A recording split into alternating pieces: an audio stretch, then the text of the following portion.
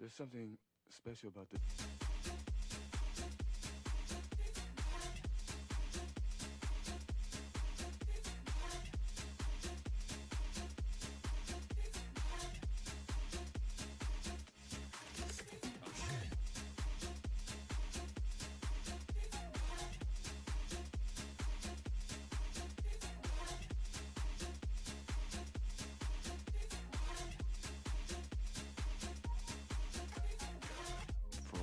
Any amount of people. Doesn't matter if you're playing in a club, if you're playing in a hall, if you're playing in the streets at a carnival. You create the scene that's happening. You can make people dance with what you do. If you have even the slightest desire to play the drums, you should consider yourself lucky. Not that it's easy, not that it's an easy thing to do. It takes a lot of work like anything. There's something special about it.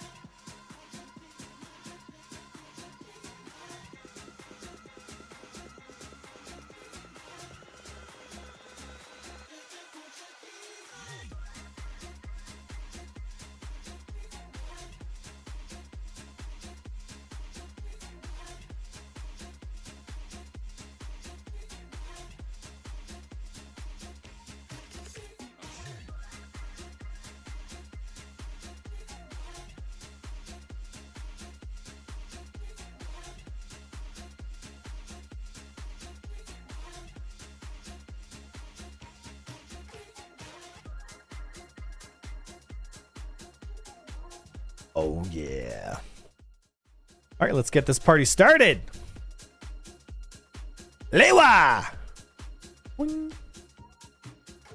We're going to go fast, boy. Fast as fuck.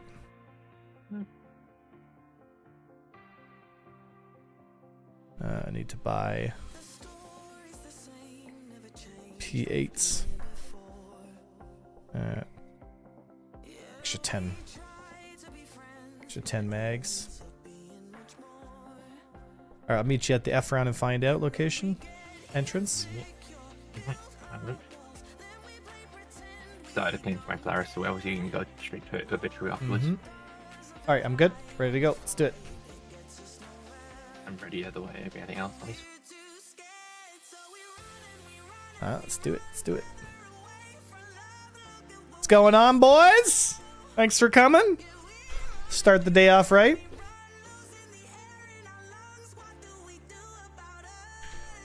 Let's do some. All right.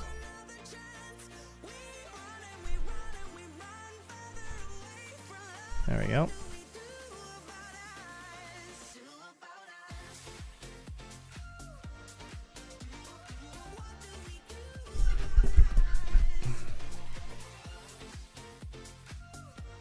Don't stay till you're coming down now. You coming down? Yep. Nice to see you. Yep. My P8. We tweak them on. Would be the same without it.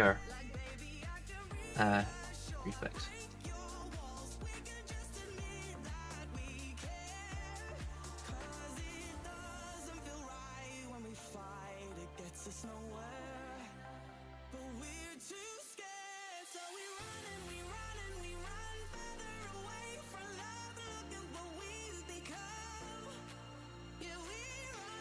Or dead NPCs. Yeah, some NPCs there. Alright. I'll cover you. Let's get the door open. You have refuses? Should have some fuses.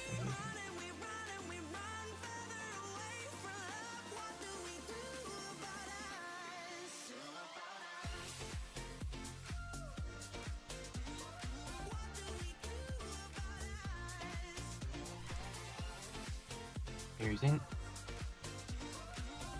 Alright, let's move.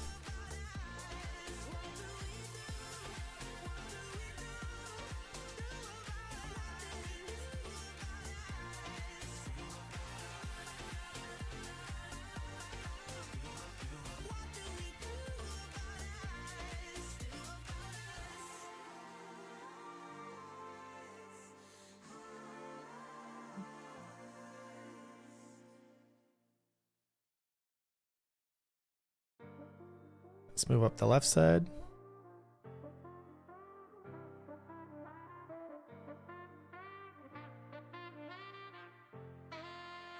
See You that? good? You good? Yeah. Had a shotgun trying to shoot down the entire range of the map.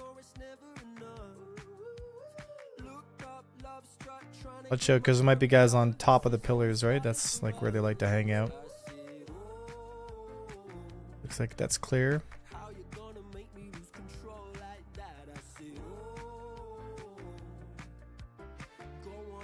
Alright, cover me.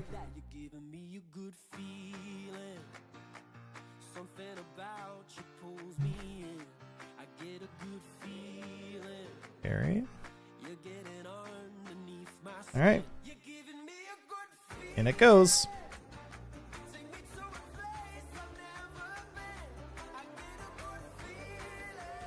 Open.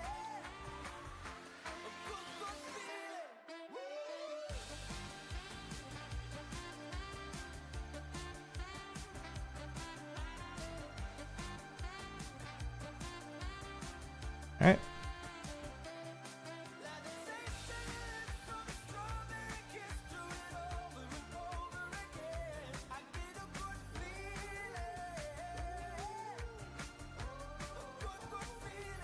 We would be honored if you would join us. That's the dead NPCs. You alright? Yeah. I didn't get hit yet. I didn't get hit. Keep moving.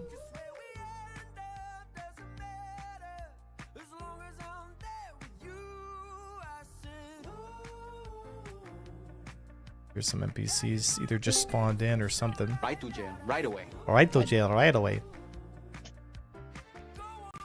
So what are we doing? Doing some Checkmate easy. checkmate CZs. Okay, then checkmate that is.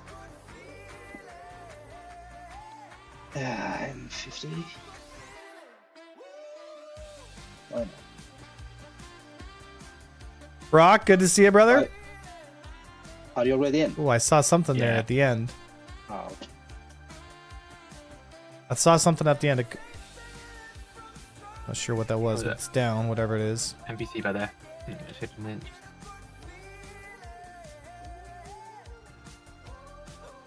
That one down. Yeah, This thing is the tack driver, though. I gotta give it.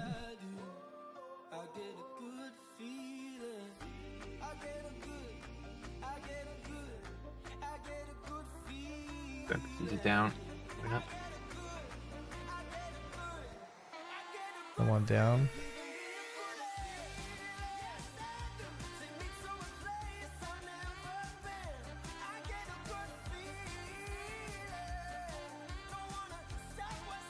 Mhm.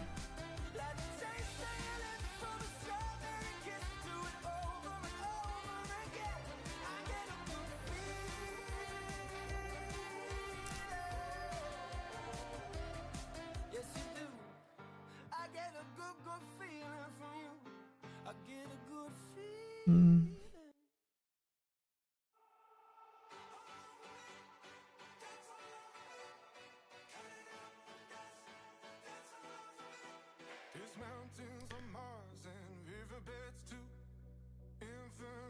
That's clear. 24 minutes. Oof. Damn, somebody must have just gone through here, man. Yeah. Yeah. Damn, dude. So we're gonna have to hold for a while. Because we need that card. Alright, let's set up defensive positions from where the NPCs, like, you know, in case players come from behind us. What are we doing? Doing some CZ zones.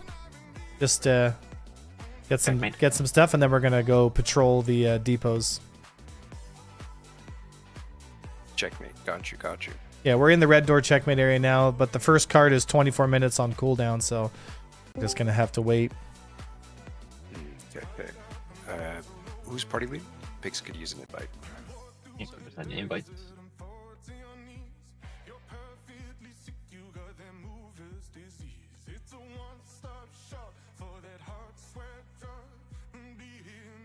Dear stream viewers, did you know the F7A is the best ship in the game? Endorsed by Avenger 1. Wait, who said that? Fake news. Fake news. Fake news. No,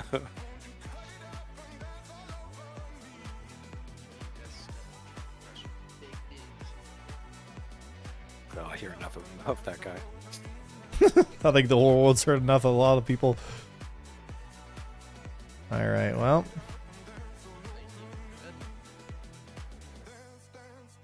Mr. Cat, good to see you. All the NPCs just spawned at about lower level. Yo, what's up, GCAT? 24 goth lines out. Roger that. Unfortunately, I won't be able to.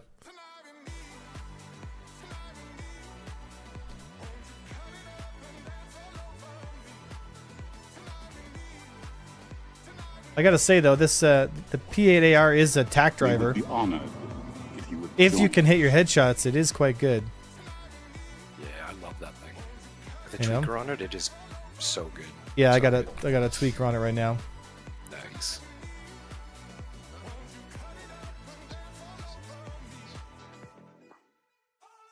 Okay. Let's swap. Man, my frame's just brutal, man.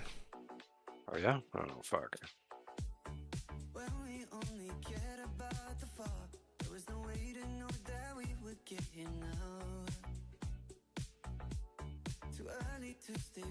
The hell? Just saw that box glitch around a bit.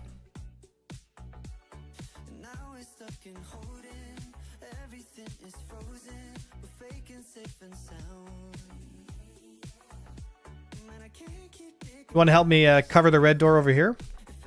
Yeah, I think. Just gotta. I feel like this is the best choke point to catch them when they're, you know. Find my way back down to the second floor. I mean, would this be the best place? I guess. No, hold on. I think we might have a little more standoff. This way. You an EU server? Blech. Right now, yeah. Blech. I know. There are a couple of really. Yeah, nasty this would be a items good, in that room. better standoff area here. We just have to worry about the NPCs. In that big open room, there are a couple places you can hide up in the tunnels and rafters that make you almost impossible to see when you run in at first.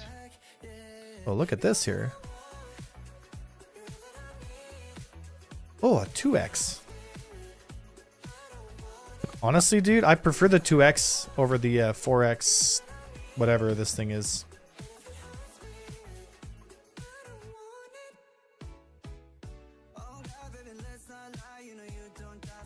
The hell? Should have been in my inventory now. What? I grabbed it. Where'd it go? Am I losing my mind? I grabbed that 2x. Could be an inventory issue. Bruh. What is ship you using for You like- patrolling? Oh, we'll probably use my. Actually, I don't want to say. I wanna try something different today, or I want to use the 85x today just to meme around with it, you know.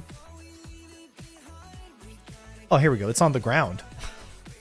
How does that make any sense? There we go. There we go. Yes, that feels much better. Can GCat get a party invite? There we go. Oh, so much better.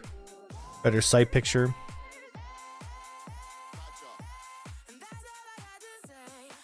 You know what I should do actually?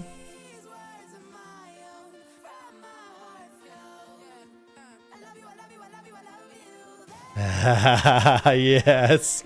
Look how many explosive barrels are in here.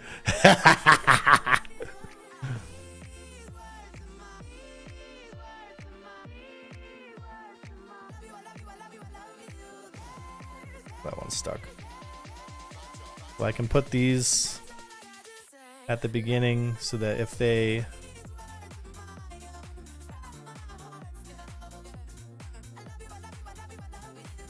Oh, the hell just shot at me. Oh.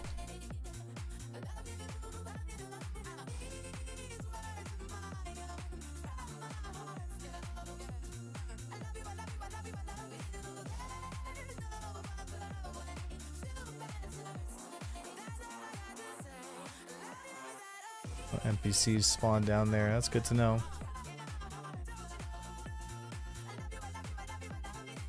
All right.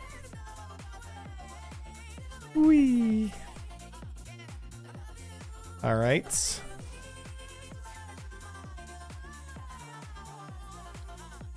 All right.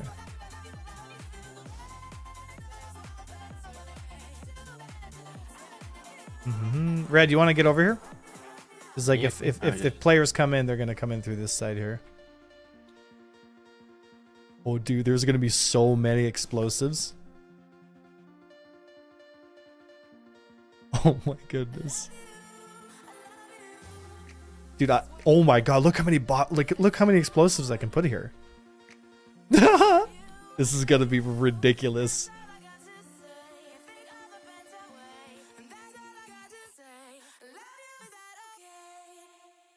Dude, there's like 7 explosive barrels right now. All right, so if I just put each one like this by the door.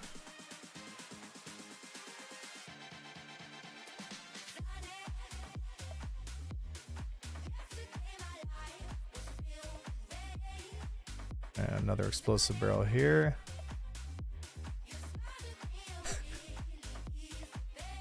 Dude, the second they open that door, it's gonna be like Helm's Deep. Bro. Alright, I think that's all the explosive barrels around here. And there's more in this room. Yeah, bring them over here, fuck it. Yeah, I'm good. Yeah, we have to wait another 15 minutes until the card comes off cooldown, so. Oh my god, dude. Oh, that's gonna be nuts.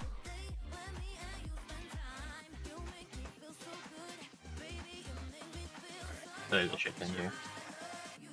Oh my goodness, this is gonna be crazy. Dude, the second that door opens, it's gonna be like, boom!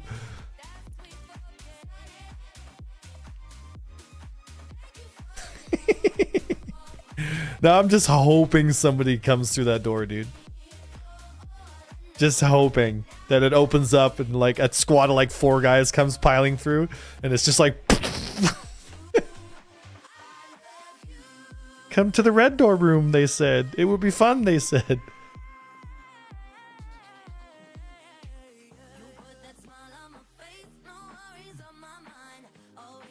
I wonder if that'll just knock them down or it'll just straight up kill them or incapacitate them. You know, with that many explosives. It said, I've tried both and can barely tell a difference beside the X having insanely low emissions. What makes the M50 better than the Razor EX? I find that Razor just doesn't feel as nice handling wise as the M50, you know? And I feel like there's just better visibility with the M50 over the Razor. You know? It's subtle differences, you know? The Razor is still effective, but I just find the M50 to be a better dogfighter. Hashtag angry bathtub. So game said nom nom big oof. Said, have you tried the reshade monochrome night vision profile? Yeah, I don't want to mess around with the, I don't know, I just would rather stay away from that. You know, I get that people, you know, use a reshade to help with night vision stuff, but I think Sig should just give us night vision, you know? Yeah, I agree. I agree. Instead of, and like, don't give us this bullshit like, oh, enhanced light, like whatever. They're just turning the contrast up because they're lazy. Like, come on. Like, what they should do is have a proper thermal IR kind of setup, you know? It's basically the same. It's a similar thing that happens when we ping, just but it's Oh! permanent. Oh, NPCs just spawned in. Ow, ow, ow, ow. Oh, fuck, they're fucking me up. Fuck, that scared the shit out of me, dude. They just spawned right beside me. Yeah. It's good to know they come out of that doorway then.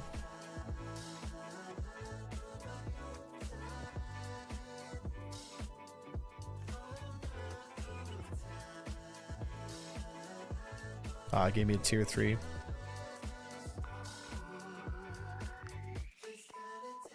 Holy shit, dude. Fuck, they gave me a tier injury though. Ah, more!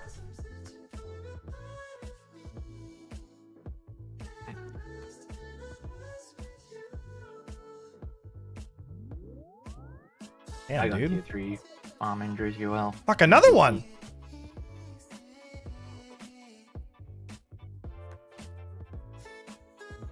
Another one!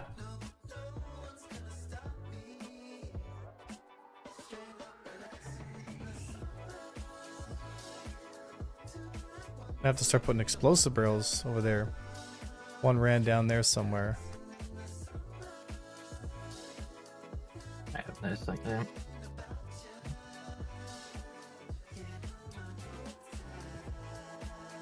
We got enough explosive barrels at that door now.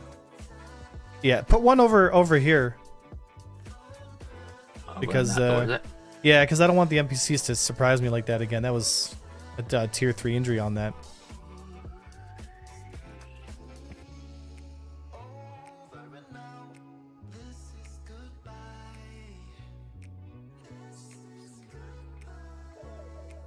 So NPC spawns adjust for old server performance, question mark. I don't know. What do you mean by adjusted for old server performance? Do you want your F500s? Through all the bodies here are running them. Yeah, they're all those F55s. Epic. I'm on my way, pigs. Sounds good.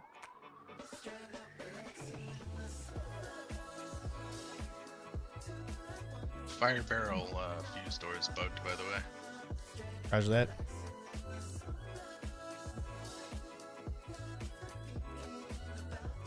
How many minutes do we have left until we have to get the card? You want to run over there and check it real quick and see how many minutes we have? Yeah. Yeah, okay.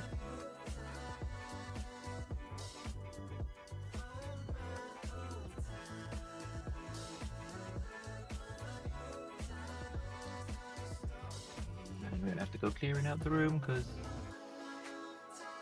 Oh, lots of NPCs over there. yeah, Be safe. that's me shooting at them. Dude, my frames feel so low right now.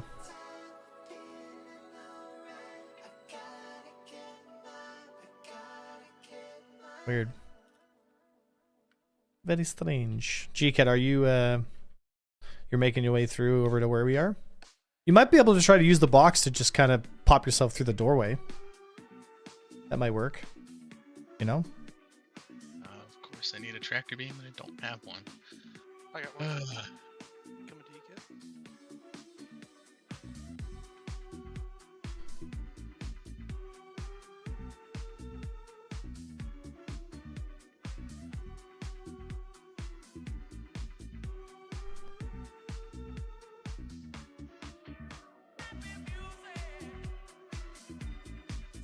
I went in through entrance 4. Oh shit. You can't go in. Yeah, fire barrel's broken. The door's bugged. So when there are queues for terminals in Magnus and you're first in line in interdiction quarters, queues at Magnus to Pyro among other pirates. When there are queues for terminals in Magnus and you're first in line in interdiction queues at Magnus to Pyro among other pirates. Are you saying you're locking something down and you're bumping into other pirates?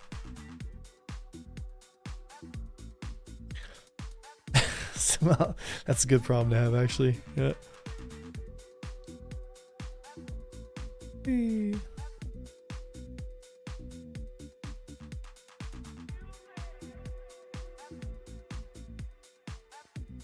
Magnus is the only place to get tin right now, and there is a massive line. Really? Maybe we should interdict and pirate people with tin. The Magnus Gateway, eh? So, wait, so they go from the Pyro jump point to Magnus? Is that correct?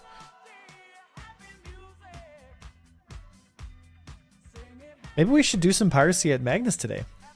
You know? What do you guys think? Rumor mill has it being Yeah. pretty lively over there. Yeah, well... So personally, I want more PvP and less PvE in contested zones, but it's whatever very... Oh, what's the timer at, by the way? Yeah, just get into it. 7 minutes. 7 15 minutes. seconds. Okay, so 7 minutes from now brings us to 24...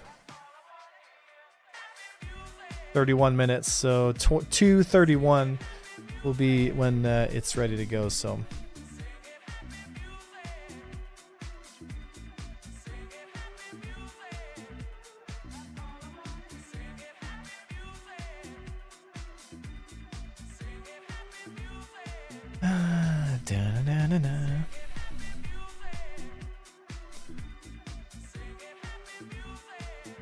so like if we steal the tin, and we can just finish the missions without actually paying for any of the stuff. So personally, I want more PvP and less PvE, yeah. We'd also need ice, because that's one of the commodities that would be... Tin and ice, right? Yeah.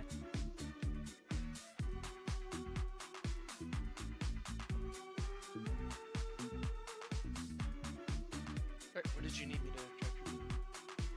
The fuse into the door.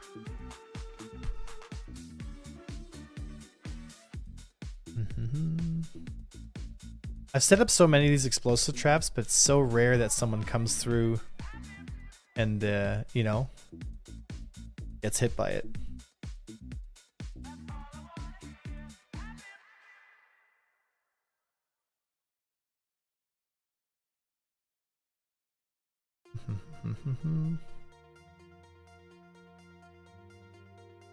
Come on, somebody come through.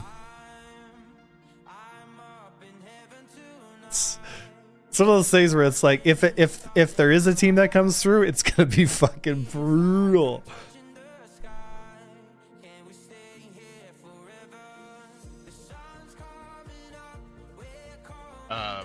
Green light goes up.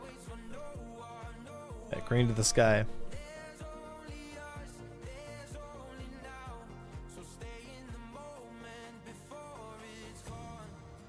This is going great.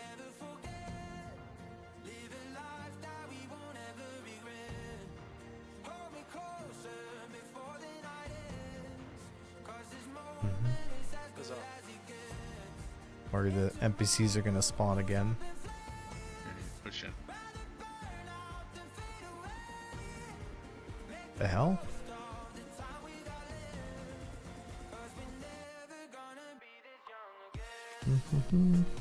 So look for a panel that you can use it to block NPC shots. Well, is there any panels around here?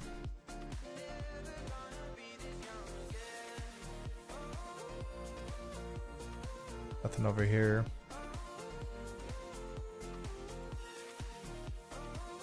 Nothing over here.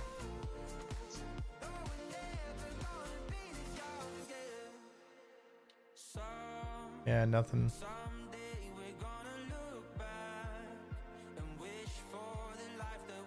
Guess we'll just have to deal with it. Said pulling out dudes that just went AFK after they started quantum travel. But you're pulling them out from Magnus to the Stanton jump gate, right?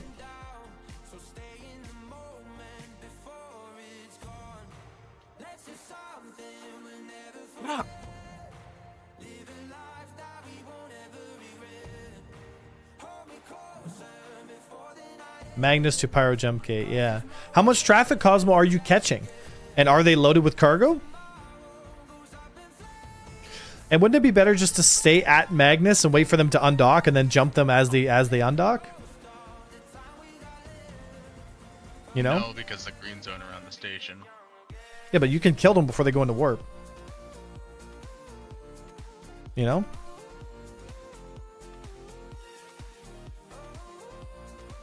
And if they have to come to the Pyro jump gate, why not just catch them on the other side of the Pyro jump gate as well? Right?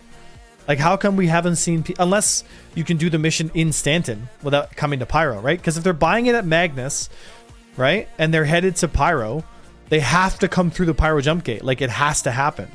So... I think they can sell at the Stanton side of the gateway. So wait, like the... like in Stanton? Yes. At the Pyro jump gate? Are you fucking think kidding so. me? Really? I think so. That's where the mission completes? I thought you have to deliver it to like Ruin Station. Someone on Reddit or in our chat said you can do it over there. So hearsay, but that's what I heard. NPCs. Oh.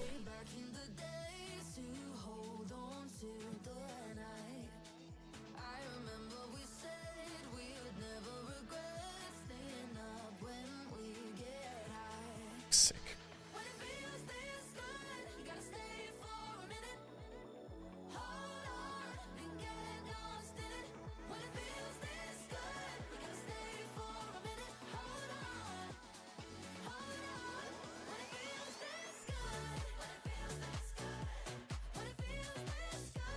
Right then.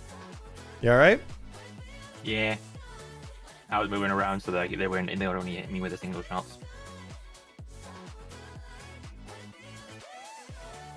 That explosive barrel helped a little bit, but yeah, there's a lot of Yeah, them. they're that all came in out. heavy armor, so they just don't. It just doesn't do. And 3 more spawned after you kill everyone. Well, it does knock them around, which does help. What's the time here? 30. Okay, we got... Let's go. Let's get our card. Got 30 seconds left. And just hit G-Cat when he comes through with the bombs. NPC, 12 o'clock here.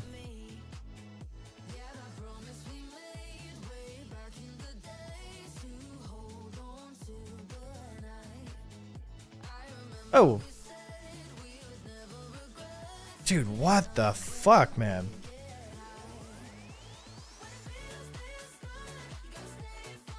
The small box is better for it. That one is bad. I don't want to use that one.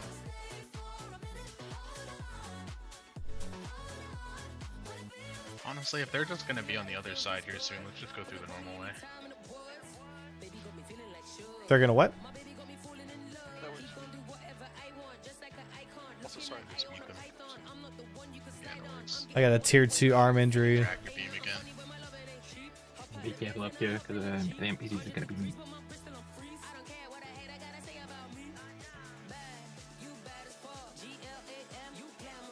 I'm almost out of ammo for my P8.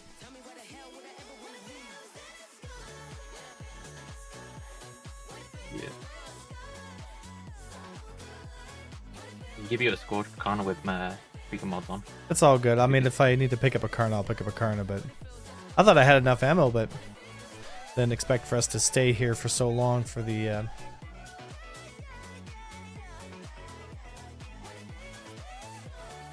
So you can manage to get... said, if you can manage to get the resources, you make 26 mil with 500k investment for the large tin ice missions. That's so nuts, man, because the quote-unquote PvP missions, you have to spend like 24 mil to make 28 mil. Like, it's so ridiculous. Like, Well, you better off just using this I as a whole don't- thief. I don't know who, and you have to do 2,500 boxes. Like, I don't understand, like, who the fuck, you know? Like, Go into the blue door. blue door, yeah. Back the other way then. We would be honored if you would join Sick. us. Is it that NPC? I got an NPC that's flying around.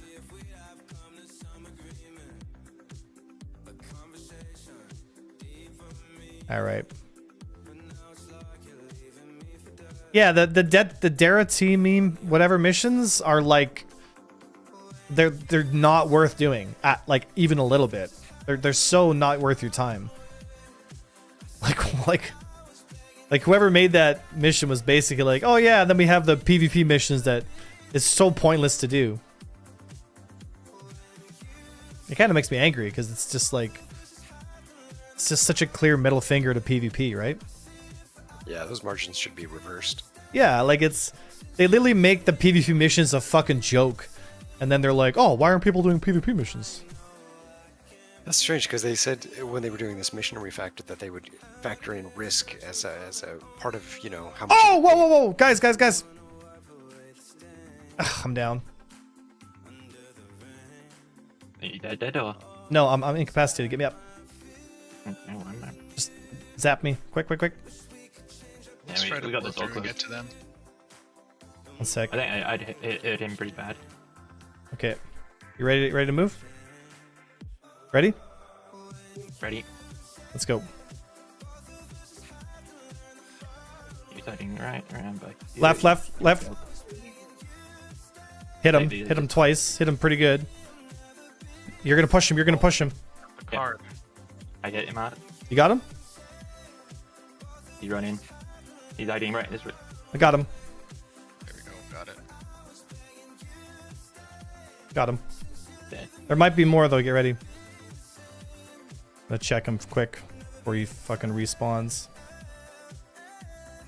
Oh fuck! His Just body eat my disappeared. key card. So stupid at the body. Yeah, like this room, all the bodies disappear. Okay, get ready. There might be more of them. Where'd my key card just go? Drop it on the floor. I don't trust these explosive barrels. The thing is, that explosive did literally no damage to me. Yeah, I know. It just threw me on the floor. I just fire sprayed them. All right, 1 sec.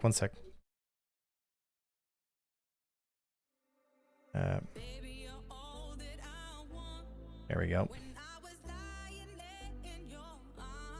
So my arm injury here doesn't come back to bite me in the ass. All right, let's move.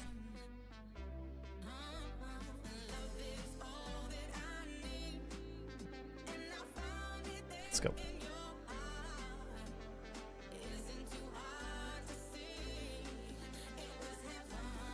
I run across and initiate another card. Check the other card. Yep. Yeah, it sucks that like when you die in this area, your body just disappears. Like that's kind of like, come on. But we still eked out the win, boys. You guys pick up the blue this time. Having inventory issues. Got it. Alright, let's move. Fabricating card 2 as well. That's good to go.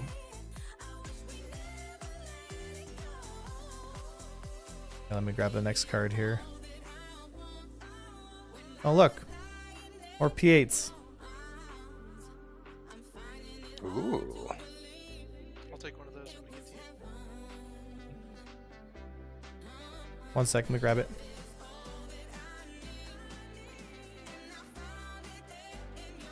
Thank you. Okay, got it.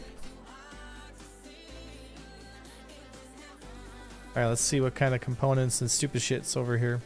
We have an absolute 0. Yeah, let's grab everything. Grab everything here. There's lots of P8s. I'm gonna grab all the P8s I can here and stack them in my backpack. There's some shields that are on the over there. Open. Shoot shield. Oink. Oink. Are you done there, guys? Oink. Are we done? Yeah, I'm asking. Oh yeah, we just finished this one. Because I'm here at check. I came at checkmate. Yeah. But I didn't want to. So who's got cards already? Because like we have all the checkmate cards now. So now we have to head to Obituary and then Ruin. Okay. I'll join you. Before you join, send Red 15 a friend request. Man. Basically, just copy my name as is in Discord, but instead of a space, put an underscore. Did you grab all the components here?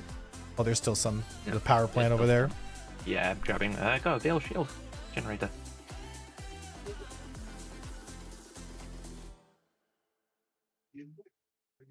All right.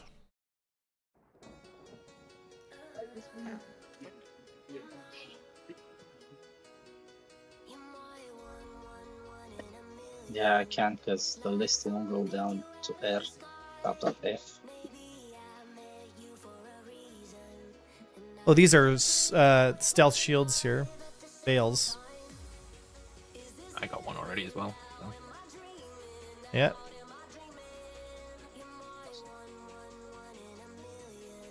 What's here? Polars. That's military stuff. Or on it, we can sell it. If possible. Bloyd. It's another military, I think.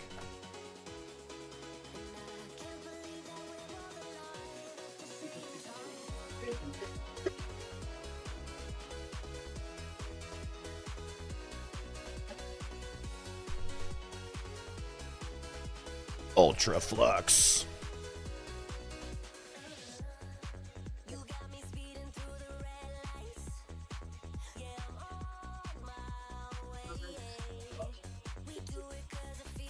Oh, I'm gonna drop the card on the ground here. Stick 'cause I can't that. put it in my hand. There you go. Yeah, all in.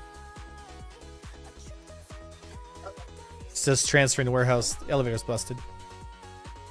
Rip. Alright, let's head out of here. Okay, go ahead and slap it in Yeah, it the is. 10 out of 10. Alright, so we got the checkmate cards, so now we just need to head to Ruin and where else? Yeah, Obituary. I guess we could do Obituary real quick. Yeah, do Obituary, then down to Ruin. Because obviously Ruin. Because does anybody have a red card? If not, we'll have to go grab one. Nope. Okay, let's go do.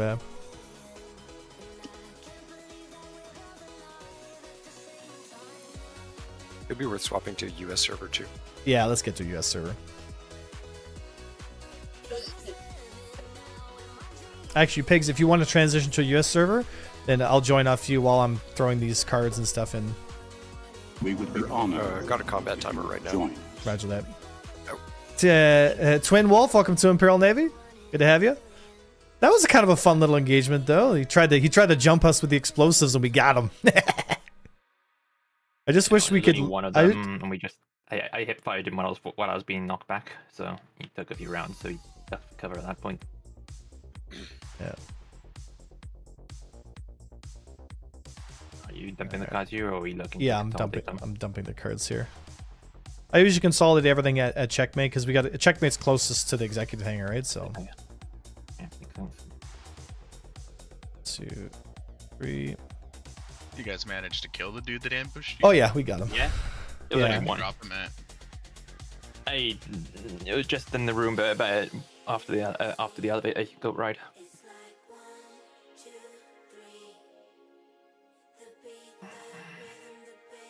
Waiting for you guys. Let me just go get my medical facility and then we'll head on over.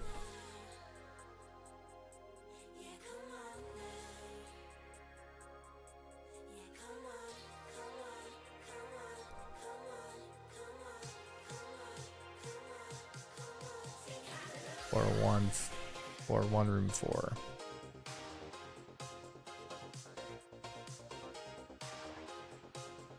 Did you take that PA? What's up?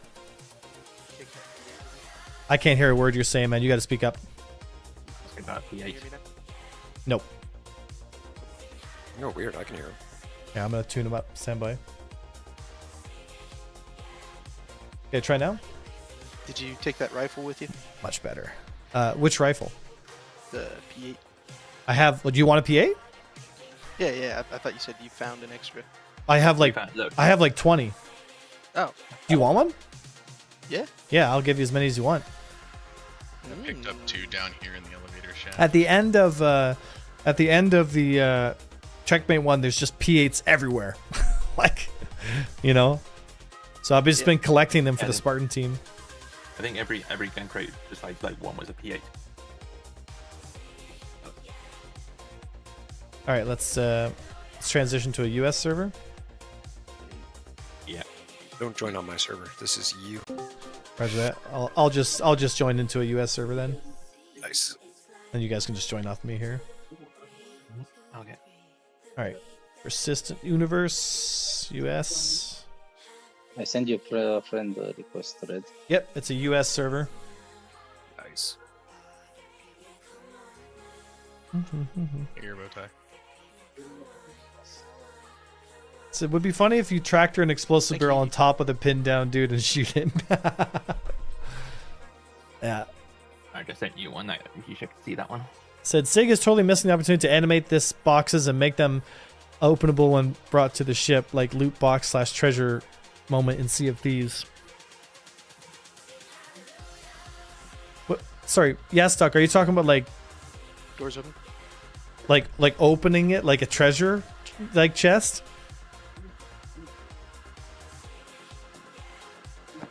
Yeah, Chuck, stick drift is when your dead zone is set too low, where the actual just like sitting of the stick is picking up like the minute movements, right?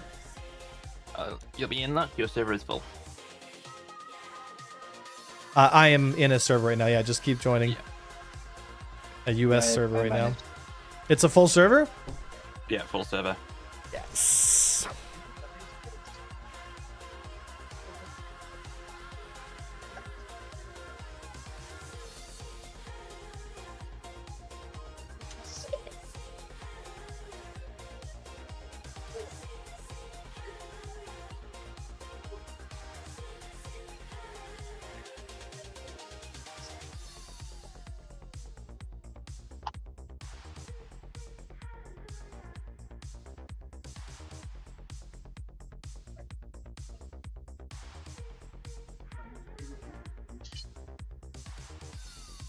We would be honored if you would join us.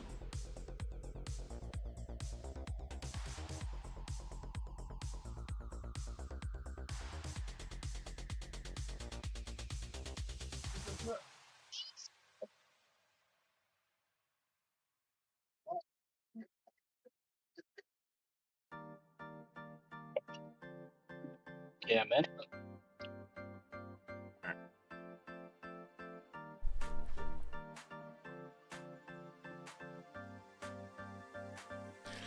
So I know, but your left stick on stream is off center, as Marco mentioned.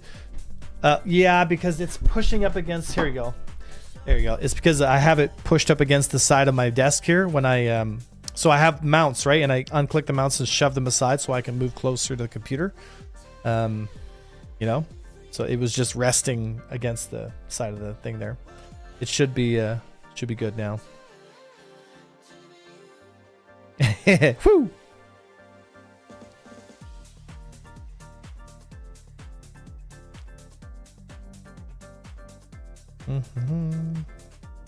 Still loading in though, taking a while.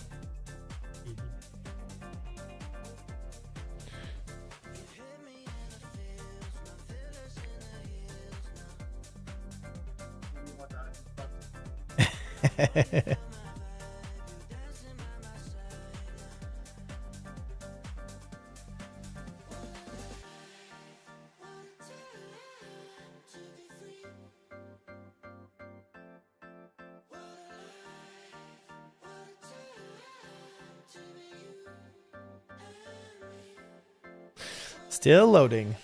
So I need to fully watch your latest video, but great to see you putting up more learning content again. 1% every day. Yes, Bones. Yep. Yeah, it's just, you know, it's just the whole, it's just slowly working away at 1%. I didn't upload I didn't upload for like a month and a half, and you know, it's just the algorithm has basically been like, oh yeah, this guy doesn't do content anymore. So like, I kind of have to, you know, get back into uploading regularly for I feel like, because I feel like the videos I've been putting out they're high quality, you know, they're well done videos, I think.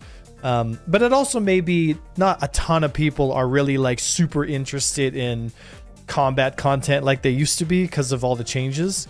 But maybe when they change the flight model soon again, that will change and it'll be a lot better, right? So, oh, I got a network error. Back to the main screen here. I'm joining a different server here. This is a different US server now. Yeah, finally to a menu. Yes, yeah, it's a different US server now. But people seem to have been responding well to the most recent video. They like that I've been putting little disclaimers in the bottom left that kind of tell you like what maneuvers are happening, you know, and what they look like and all that stuff. Yeah, I saw those. Those are sick. That's a good addition. Yeah, and that's the thing is I want to have these little like assists, because as someone, let's say, that's learning, like we take it for granted as more experienced pilots, where it's like, oh yeah, that's what you do, you know. But to a new person, I always want to put myself in the mindset of like a brand new person. It's like, what the fuck is a corkscrew, and what is this, and what is that? And I feel like if I just, it's like reinforcement. It's like as they watch my videos, they start to notice these patterns. They're like, yeah, okay, now it makes sense now. Okay, now, you know, and obviously, you know, I'm not going to make every single video like an in-depth analysis where I'm like stopping the fight and like going, this is what's happening, because it would be too repetitive, right? Yep. But if I just show the fight and then I just keep bringing those little training points up in the bottom left, it starts to reinforce people's awareness. They start to go like, oh, I start to see the pattern here. Okay, you know, and you know, and if they understand the maneuvers by watching the Foundations playlist and other videos on my channel, then they start to speak the language. You know, they start to understand a lot deeper, because flight is one of those things where it's a lot to learn, it's a lot to understand, it's a lot to unpack. There's so much nuance that happens in fights that it gets lost in like the weeds, you know. You either can't see it because it's too complicated and you're just not aware of it, because you just don't have the training or the awareness to understand what's going on. But I feel like, you know, because for a long time I thought, oh, I either make educational content or I make entertaining content. But what I want to try to do is bridge both into a single type of video where it's educational and it's entertaining, you know? Yeah, it's a nice middle ground. I like it. I like the direction.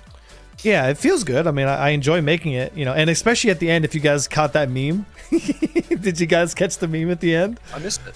Okay, at the very end, there's a meme. I'm not going to say what it is, but it had me fucking in stitches for a while. So, like, check it out. Yeah, at the very end. Because I got shut down by the PDC turrets. So I made a funny meme at the end, you know? Said, yeah, just show how it's done. Yeah, you know? Okay, so what am I doing here? Okay, so I'm in a server. Does anybody have a red card? If not, then we'll go get some red cards right now then. I don't. Okay. I don't. Okay, So, let's go get some red cards then real quick, because we'll need it for obituary, which is where we're headed next. Yeah, sounds good. Sounds good. Okay. Well, whenever you can, please. Excedo, good to see you for the Empire. I'm also excited for Andor Season 2, man, because they have the TIE Avenger. Finally, the ship that is literally what this stream is based on is finally in canon in Star Wars. You know?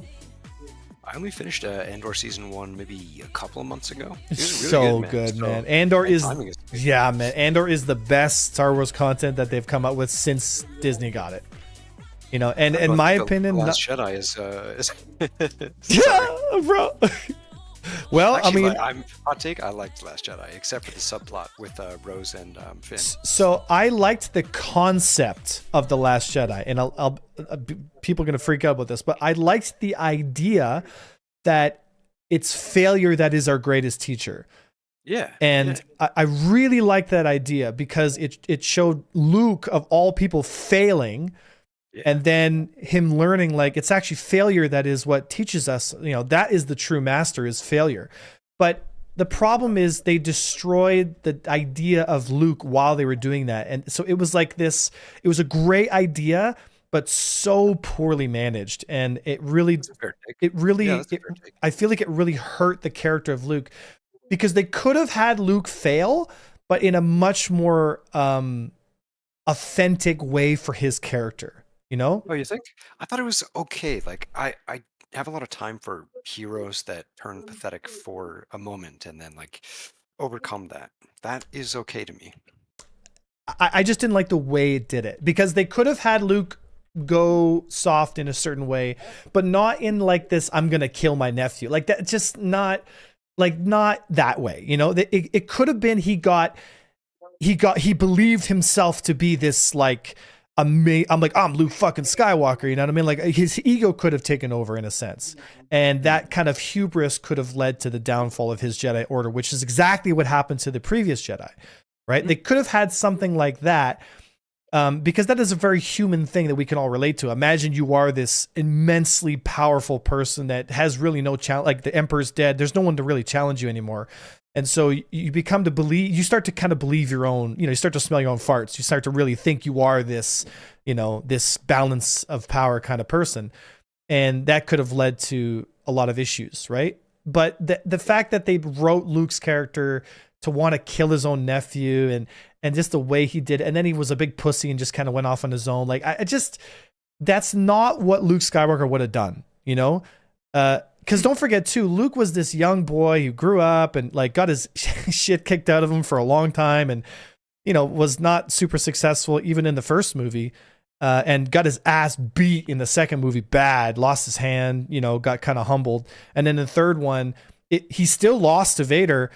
The only reason he won was because, or lost to the Emperor, I guess. The only reason he won is because he chose love over hate, and Darth Vader was like, you know what?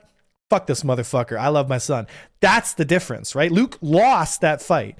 But, you know, in my opinion, the character of Luke was always this kid that wasn't super successful, but he wanted to do the right thing, you know, and he did it out of love, not hate. And I think that's the essence of Luke's character. So to have him all of a sudden, like, not be that character and do something which is like, he literally was willing to sacrifice his life to save his dad, who was basically unredeemable, to all of a sudden want to just kill his nephew in his sleep. It's like, are you fucking kidding me? Like that in my opinion is gross misunderstanding of what Star Wars really is at its core, right? But the concept of it would have been a lot better story of like, you know, his nephew trying to kill Luke yeah in his sleep would have made a better thing. So then yeah Luke would have defended himself, caused the scar, and then coming to the possibility of possibly killing,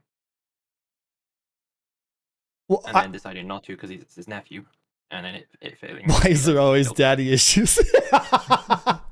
What I think they could have done with Luke is he could have pushed Ben Solo too far, in the sense that like he's like, I'm Luke Skywalker, like I'm gonna make you a great Jedi, and just pushed him too far all the time, and Ben could have basically rebelled because he's like, I'm not putting up with this anymore. And then Luke kind of feels like I was the one who pushed him to the dark side, right? And then he goes off like kind of depressed because he's like, this is my own fucking fault. I was Luke Skywalker. I could have trained anyone and I couldn't, you know? That would make more sense, you know? But the way they did it was just terrible. But I must admit, there is one scene in The Last Jedi that I feel like is really well done, and that is when Luke is getting spoken to by Yoda, and he's like, yeah, failure's our greatest teacher, right? And he's like, it doesn't matter what kind of books you read, all these sacred texts, it doesn't fucking matter.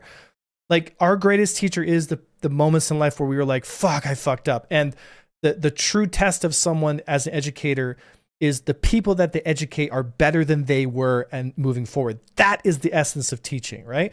So there's going to come a day where there's pilots that are a million times better than me. There pretty much is now. So as an educator, it is my job to make them learn from my mistakes so that the next generation of people can become much better, right? And I think that is the heart, you know what I mean? That was the essence of what The Last Jedi tried to do, but it just fumbled it so bad. Yeah, fair enough. You know? But anyway. Yeah, I hold a very special place in my heart for Star Wars because it really it informed a lot of my worldview when I was very young about, going out there and doing the right thing, even though it's really hard and all that stuff, right? Yeah. I think Lord it's of the Rings for me. I had a similar experience. Lord of the with Rings also, yeah. I mean, Aragorn, right? This man who is basically expected to be this thing, and he's like, I want no part of it, because it's just, and I think real leaders are people who don't want the power but are forced into it. I think those are great men, because they're not doing it because they want a position or to be the king or to be some kind of powerful person. They're doing it because they genuinely care about the people around them. I think that's what makes a great leader. And I think Aragorn's character was written really, really well because of that. Yeah. And it was just fun. It was just a fun movie, Frodo, and the concept that, even the littlest, even the littlest act of love can save the world. And that was literally embodied in a tiny person called Frodo. I just, the whole idea of Lord of the Rings, I think, was really done well. And that's why we still love Lord of the Rings. But what Amazon did with the Rings of Power, holy shit. Really wow, man. Did they fuck that up, man? Talk about missing the point of Lord of the Rings. Holy shit. Yeah. It was never a background spectacle. I don't know, the issue with basically a lot of stuff that comes out of Amazon is they're getting all these younger writers because they're cheaper, and these younger writers don't really care about basically what came before. They just want their impact. I cannot launch a ship in this server. It just continuously keeps telling me I can't. We're gonna have to find a different server, guys. Sorry, I can't spawn a ship at Checkmate right now. You can't even go to my my hangar. It doesn't show up in the list. Yeah. RSI test shows problems on all shards. Well, there you go. Right. Yeah, the servers are big dying right now. Ripperoni pizza. I have an inventory delay that's going on 10 minutes. Yikes, really? Oof. I'm going to try joining a different server here. So. Well, it's putting me on the same server. Well, I don't know, boys. What do you think? We should just keep on waiting until we can spawn a ship? How much else to do, really? Mick Tom says, I don't know why these big corporations think they can take great things and just completely butcher them. Oh, I'll tell you why. Because people keep fucking paying for it. That's why. People make millions of dollars off these shows and they butcher the shit out of them because, everyone loved the original so much that these companies, they don't give a shit. They're just like, oh, okay, we'll hire some, some people and makes look at what happened. Cheap writers. Dude, look at what happened with The Hobbit. Those movies were fucking terrible. They're terrible. Yeah, and they made billions off The Hobbit, right? And then they made the Rings, and they made the Rings of Power is like a colossal steaming pile of garbage. It's absolutely terrible, right? It's just what happens in the corporate world is when you get a bunch of suits to sit down and decide creatively what happens, at that point you have killed whatever art you have done. If you have actual true art being democratized by basically shareholders, you've lost what it means to make an art piece, in my opinion. Yeah, I want to know what happened with activists in your writing room. I mean, maybe that. I doubt that. But I want to know what happened with Peter Jackson, because the first trilogy was incredible. Oh, yeah. And The Hobbit, he was still in charge of. So why was that? Well, I definitely think there were a lot more fingers in the pie with that one, and I think, anybody, I mean, again, The Hobbit wasn't gargantuously terrible, but it wasn't good. It wasn't Lord of the Rings, Good. Yeah, it was very mediocre at best. Yeah, and people ate it up by the billions. They made so much money off those movies, it was unbelievable, right? But again, based off the coattails of something that was truly great, and those were the original Lord of the Rings movies. So I don't know, man. I mean, nobody can hit lightning twice sometimes, I mean, look at what happened to The Matrix. The Wachowski brothers made Matrix 1, 2, and 3, which were, in my opinion, some of the greatest movie writing that's ever been done. And then they made The Matrix 4, which was truly diarrhea on screen. It was some of the worst it was some of the worst writing I've ever seen in a fucking project. I was blown away with how bad The Matrix 4 was. It was I don't even have the words to describe how bad it is.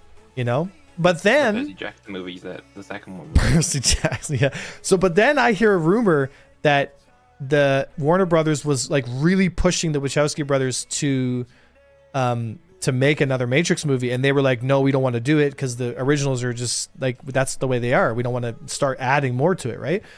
And they were going to do it without them. And so apparently they took it and intentionally scuttled the fuck out of it so that nobody would want to see another Matrix movie. That was apparently the rumor or the conspiracy going on. Because imagine you're the writer, right? And they're saying, we're going to take your baby and we're going to make 3 new movies with it. And if you don't want to do it, we'll find someone else who will. And so you basically take it and intentionally scuttle it, you know, but you can't do it publicly and say that you're going to scuttle it because then you get sued or whatever, right? But if you just make a really shitty movie, oh, sorry, I guess I just wasn't like, think about it, right? Like it's genius, really. And that's where you go and pull a George and make sure you keep the license to your set of properties. Yeah, well, who knows, right? I mean, because that's what happened. He managed to get with the first Star Wars movie. People were like apprehensive of it.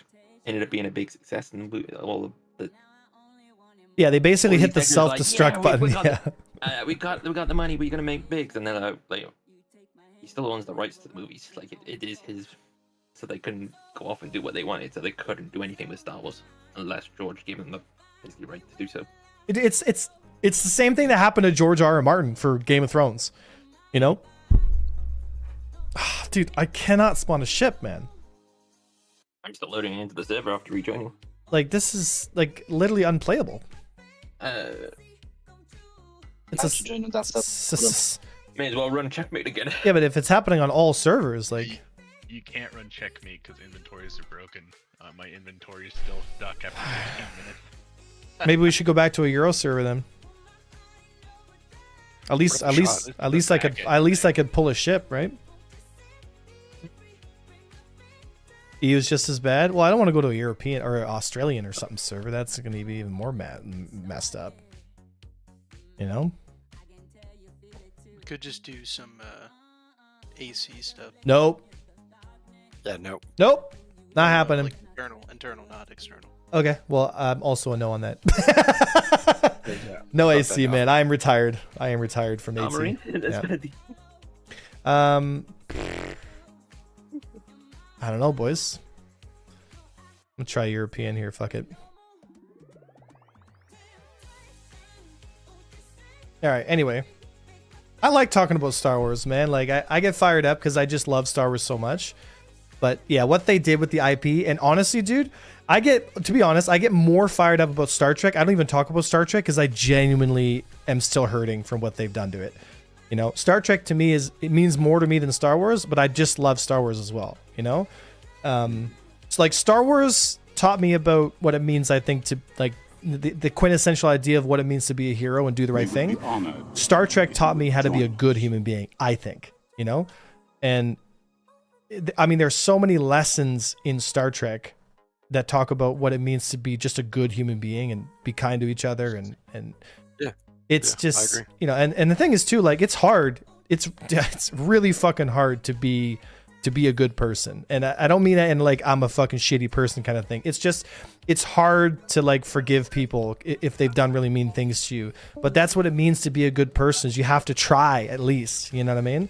And it's hard sometimes to take another standpoint and see somebody else's point of view and put yourself in their shoes. Like that kind of empathy, it takes time. It's not easy, you know, and it takes courage to be like, am I wrong? You know what I mean? And Star Trek kind of like embodies that, is like this whole idea of ego death, you know, where, you know, it's just kind of like, where's the truth in all this, you know, and how much is your own ideas of things distorting what's really going on, you know?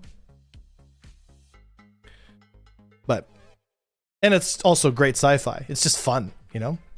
There's a lot of just fun episodes as well, you know? There's a show called The West Wing that does something very similar. The West Wing?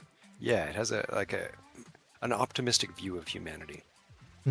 That's what I would say about Star Trek, is it has an optimistic view of what humanity is and what it can do.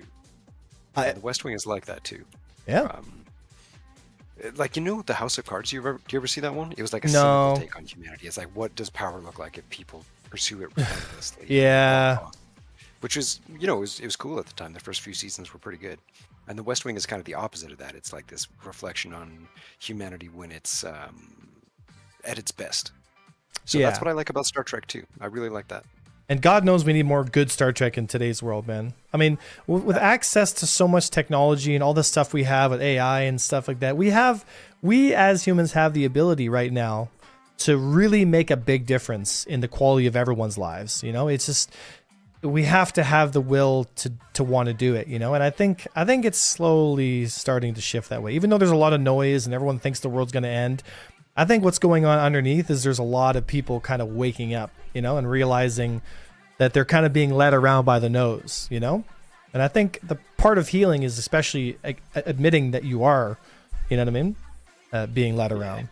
Like, awareness of a thing takes its power away. If you don't know you're addicted, like, you have to become aware that you're addicted to have any change to change it, I think you think they got it, but they come around and just... Picard was peak Star Trek, season 3, not season 1 and 2. Is that meant? Can you please give me a party We've never invite? needed the message of those stories more than this period of time, at least in my life. I know, eh? Yep. Star Trek had such depth. Yep. Are the bunker missions still bugged? No idea, brother. I can't even spawn a ship. So that should answer the question. I mean, are you guys able to spawn a ship? I'm still on a loading screen trying to load into that original US that we were trying to load into. So I'm probably going to get timed out. Dude, I can't even see what the hell's on this. There we go. Other streamers are having issues. It seems like it's everybody right now. It's just really, really brutal. I think the servers just just took a shit. Yeah, there's definitely something going on. I mean, the Hobbit book was pretty mid compared to the rest of Lord of the Rings. Dude, they could have made Lord of the Rings a 3-season long, 10-episode, hour each trilogy, and then made the Silmarillion after that. You know what I mean? They could have easily made hundreds of hours of Lord of the Rings content. They could have stretched the Lord of the Rings books out. Yeah, to imagine a 12-hour season 1, 2, and 3 is first one is the Hobbit, or sorry, not the Hobbit, the Fellowship of the Ring. Second one's Two Towers. Third one is Return of the King. Imagine they could have had Tom Bombadil in it because they didn't even have him. The fucking Army of the Dead didn't happen anywhere close to the way it did in the movies, in the books. But they needed more screen time. You needed more time with the actors, more time with the characters. In my opinion, what they should have done was they should have, instead of making the Rings of Power, they should have gone back, hired some actors, and done Lord of the Rings again, but in a 3-season arc with 12 episodes each. That's what they should have fucking done, and they should have had Jackson do it. They should have basically done Lord of the Rings again with Jackson, but given him 3 seasons, 12 episodes, hour long each, and just went ham and made the Lord of the Rings the way it was always meant to be made. With the screen time, with all the characters, with everything happening in the books the way it happened. They could have walked away with billions, and they could have had a brand that would last the next 100 years. It's just, gosh, sometimes I wonder, these companies, man, they really don't care about money. Yeah. Well. Yeah. They do now own the rights to Firefly, but have done nothing with it. Said, after Rings of Power, Wheels of Time, I think I'd rather leave these studios in the books alone. Well, again, right, it depends on who you have as a creative author. Look at what happened with The Expanse. You had the writers of the books as head writers and producers for the show, and the show for The Expanse was incredible. Is truly incredible. So there are projects out there that, if you have the right people, that, in my opinion, the crux of the issue is that if you're a big publishing company, right, you have to hire the person that is going to be the artist for the show. If you start having meetings of saying oh, we have to have this in it and that, no. That's not how this fucking works. Yeah, for example, Dune. You hired Denis Villeneuve. You give them a blank check and you say, brother, make Dune however the fuck you want to make it. We're not going to touch it creatively at all. It doesn't matter what you want to put in it. You're the producer, and you just step back and let the fireworks go off, and you let an actual artist make great art.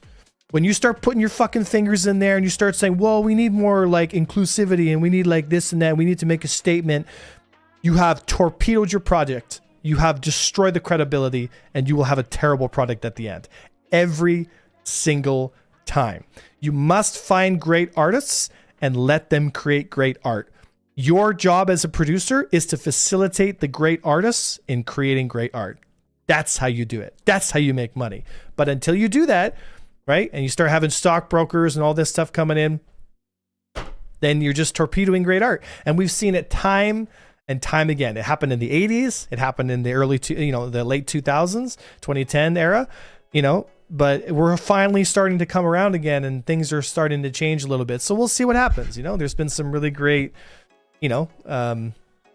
creative freedom there yet, right? But it's hard for people, like it's hard for a company like Paramount or Warner Brothers or Disney to keep their fucking greedy paws off shit, because you get all these egotistical producers that are like, yeah, we produced this, and they're trying to take credit for, like, look at what happened with Disney Star Wars. You got Kathleen Kennedy coming in there saying that she's taking credit for Baby Yoda. It was her idea and shit. It's like, lady, retire, please. You know what I mean? Like, it's just the egos in Hollywood are out of control. But one thing that's going to be interesting is the Warhammer series from Amazon. They finalized the creative licensing end of last year. McTom, yeah.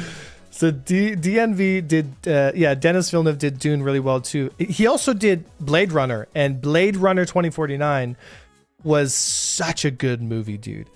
God, it was such a good movie. It was a real spiritual successor, like a real sequel. Like, it's rare that you have a sequel that is as good or better than the original. And in my opinion, like, man, they did such a good job, dude. Like, I watch Blade Runner 2049 every once in a while, because it's such a deep story, and the cinematography and the way they shot everything. Like, every time I watch it, I get something new from it, But that's what happens when you make great art. That's what happens when you have a piece of content, whether it's a book, a drawing, a painting, a sword, something that somebody has put their love and passion into, and it's a real expression of what they think and feel, without all the fucking corporate fingers getting in there and messing shit up. When like it or hate it, great art comes from a single mind, not from a conglomeration of people, wanting to make some homogenized, market-ready product. Like, fuck off. Like, go run a real estate company then, and go make cookie-cutter houses. Like, that works, But don't mess around with movies and great art. But that's inherently the risky side of a business. Like, corporations want to have all the creativity and all the benefits of great art without the downside of the risk of creating something that people don't like. Corporations don't want to spend $1 billion on a project and be like, I don't know if people are going to like this. Let's find out, because you can't have the big wins if you don't also possibly have the great losses, But it's hard. It's hard for these money managers, because if you're a big company, you have a fiduciary responsibility to create income, and so you have to it's all the wrong people in all the wrong positions, man. It's like there needs to be an expectation that when it comes to great art, there is a risk to great art. Sometimes you put out art and people fucking hate it. That's the risk of having art, but you can't have great art and great cinema and great stories without the risk of people not enjoying it as well, because inherently creating a story that everyone really relates to or could be risky deals with concepts that maybe are not PG or aren't considered kosher, I guess, you know, for today's times. The only way culture gets pushed forward is if we challenge those ideas and we do it in an artistic, meaningful way. But, you know, it's just, I find it fascinating that we as a culture, as a society of human beings on Earth, are still struggling to kind of like find the morals and the meaning behind some of these stories, you know, and that time and time and time again, the stories that don't hold true to traditional values, like, you know, fighting for what's right, you know, doing the right thing, having compassion and love and all that stuff. Stories that don't embody those things, like, they don't do well, you know? Like, there's only so many stories to write. You can write about love, you can write about tragedy, you can write about you know, like honor and integrity and all that stuff, but there's only so many types of stories you can write. We're just finding different variations of how to tell those stories, but they're the same 8 stories, you know? I don't know, it's just fascinating to me. We'll see what AI does with it though, eh guys?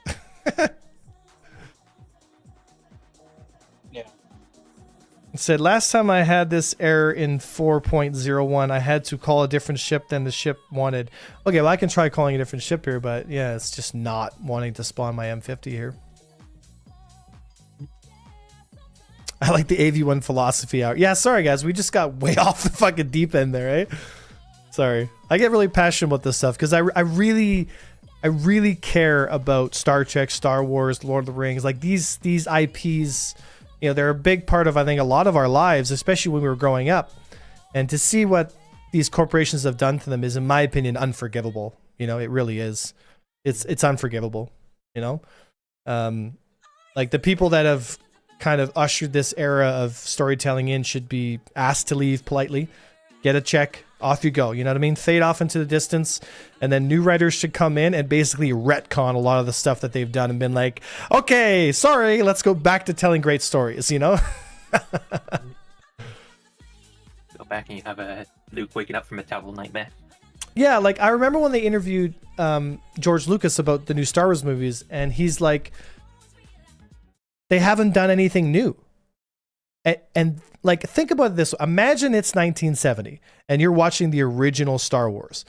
You've never seen anything like Star Wars. It's 1970. It's like watching Avatar when we were younger. It's like no one's ever seen anything like this, you know. And then watching Episode 1 when I was a kid, and I went to the theaters. I was like 8 years old. I had never seen anything like pod racers or the lightsaber fight. Like, you just never saw something like that until Star Wars Episode 1. And then the sequel trilogies came out, and nothing, and I mean nothing, that those movies did was new or had, like, everyone had seen basically that before. You know, there was nothing really, like, obviously the effects were kind of cool, but we've all seen X-Wings and doing the, you know, everyone's seen that.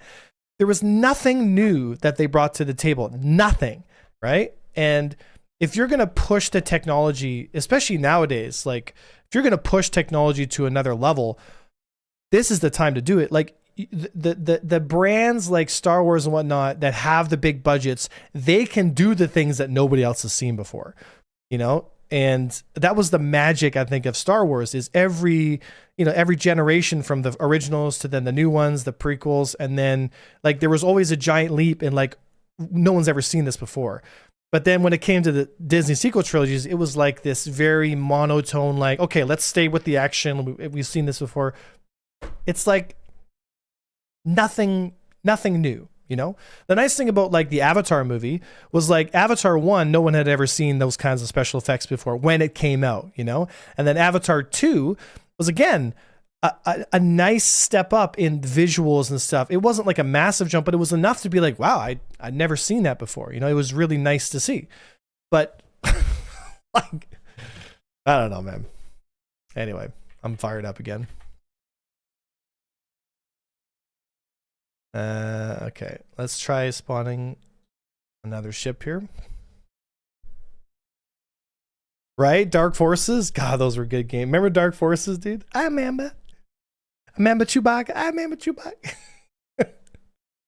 So that's why I love the first movies. Even the first Transformers was Linkin Park song. Yeah, the original Transformers, like with Shia LaBeouf, That was a fun movie. I had never seen anything like that before. You know, total. I gotta admit, Good to see it. I seen a YouTube short where someone's taken one of the scenes from the end of that movie and transferred basically the Optimus Prime from the movie with a rendered version of a Optimus Prime from a anime, but brought to the same quality visuals. I'll tell you what, it looks fucking badass. Yeah. All right, let's go back into checkmate then, guys, because like literally I can't spawn nothing, so we might as well keep ourselves busy and have some fun shooting some people. I can't even join you. I've been sat in the I sat in the lobby. It now just says joining uninvisible. I think. Just I'm keep. gonna hop off and play some Monster Hunter actually, because this game is busted right now. Yeah, it's like I can't even spawn a ship. Yeah, she fucked today. Yeah, she's All right, well let's just go into the contested zone then. Might as well do something in the meantime. Okay. Then Shia went off the deep end. Yeah, well, yeah. Said no one, not even Sun 2s, understood the importance of high ground until second trilogy. Said Shrek 5 art style when they are trying to redesign the characters.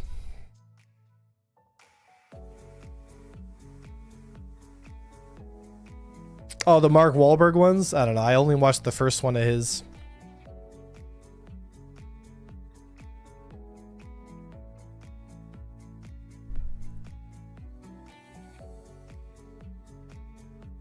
Are you guys joining me in the checkmate zone or what? I can't even join you. Yeah, but I need a party invite. I'm already here in checkmate. I'll have to throw you a party. If you can walk up to A1, you maybe get invited that way. Because right now, literally, I think I can't even get you added as a friend because that side of the server, I think the entire backend is basically crashed out. Wow. Because I can't. It lasted 2 days. The update. Yeah, I know. Man, this. Yeah, I think it's pretty much as unplayable as it's ever been at this point. I mean, yeah. I mean, you're stuck to the ground.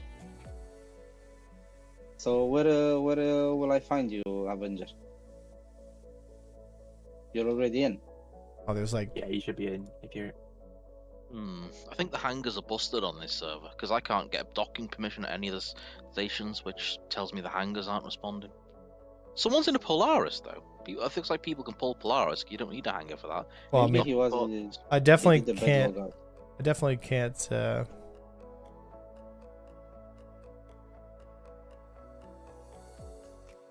It's just this server because I could pull a ship on the last server and bedlog to this one. I haven't been able to pull a. I mean, I've got a cutty Right, black coming after outside, me. but you can't use the hangars to get inside and out the stations.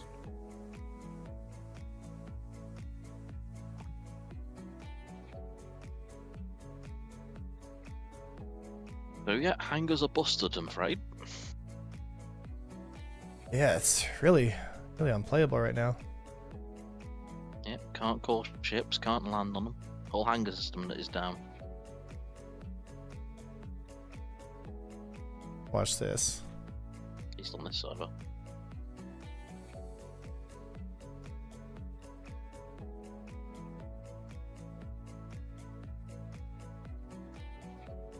Mm-hmm.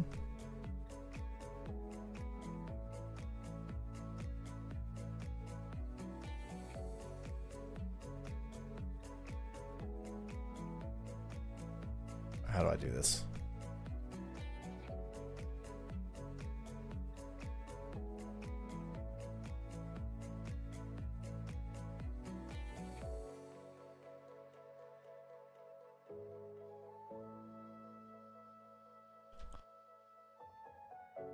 First try. Like, this is what I'm talking about. Like, how is this a thing? Well, I got through the red door, boys. That means I can't go back. If I don't have a red card.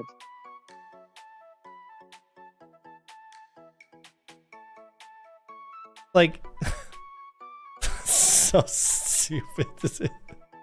That makes cards obsolete. You don't say, eh?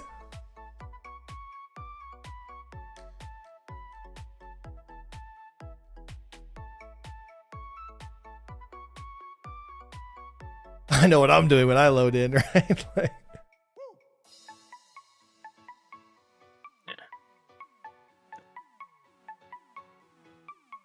what the fuck did I just see, right?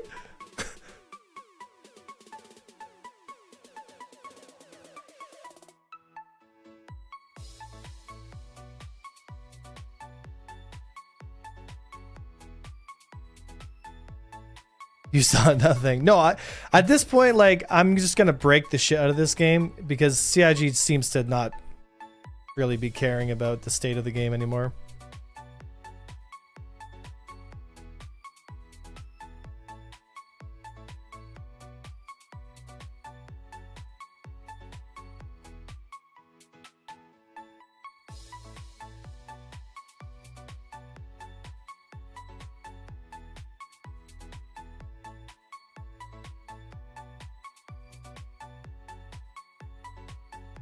All right. Oh. Got one of those new snazzy scorched helmets.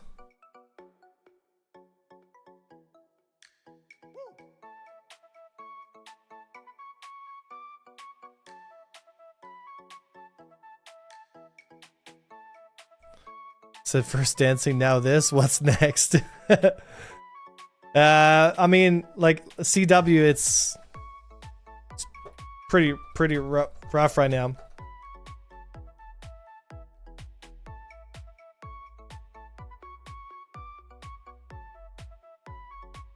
Oh, there's a chest injury. Fuck. Whatever. Ooh. Oh yeah, I forgot. Those are the ones that I put down there.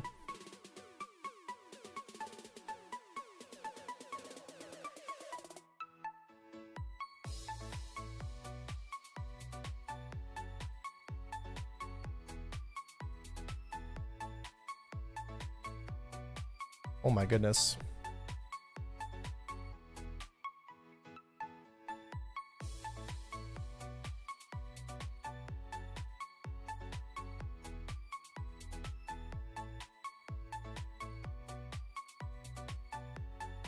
Tack driver, baby. Let's go.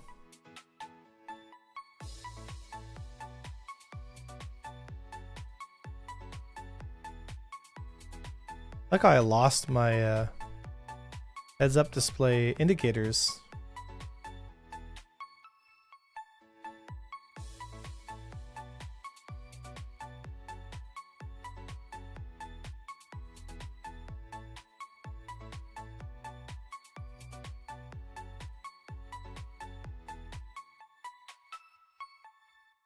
Ran out of bullets at this point.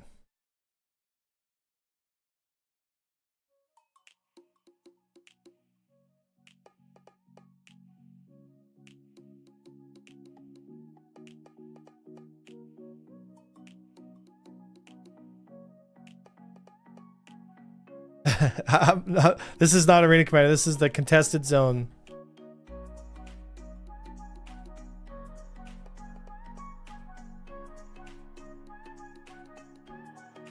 Getting low on ammo here.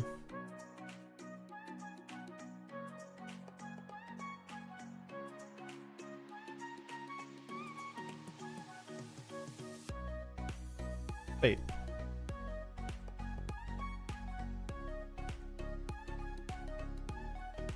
What the hell? It doesn't think I have a helmet on? Oh no. What is going on right now?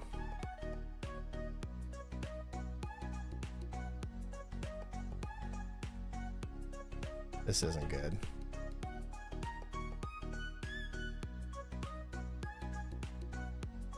Gonna jump off because nothing's working. Yeah. Oh, what? No. Servers are down right now, being down for like 10 minutes. I mean, I'm sorta on though. Well, let's see. The NPCs are still...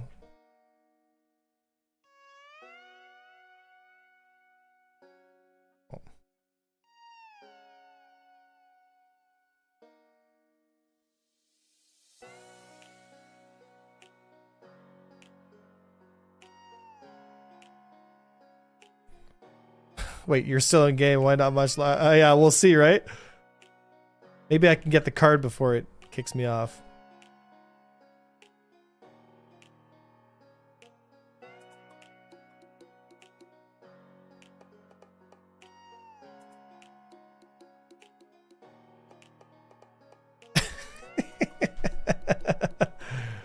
So the servers are going down pretty quickly. Well, if I can get a card before it goes down.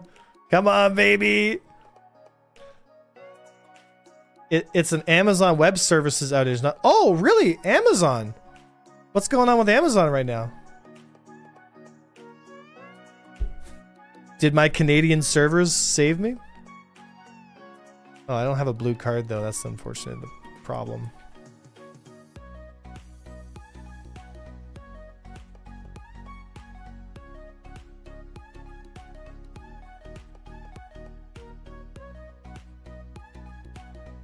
Guess I can just keep on farming these cards then while I'm here, because this is always the...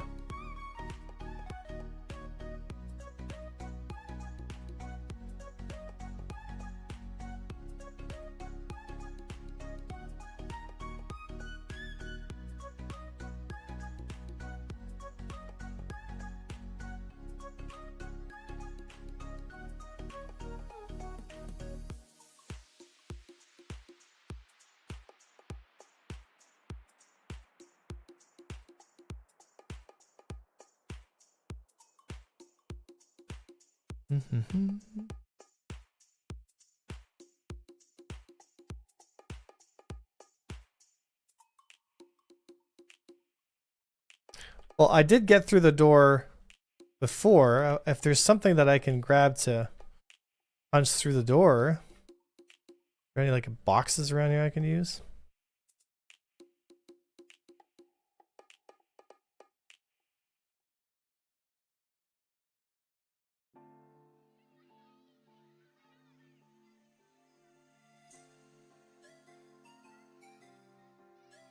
See if there's any boxes I can use to like push myself through.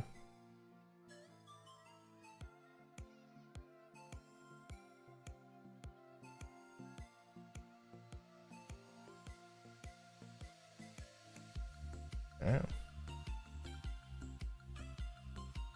Oh, frame drop. Oh.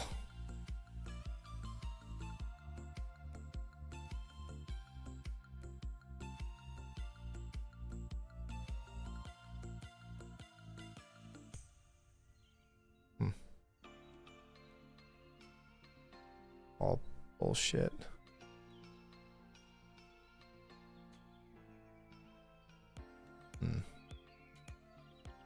It's here.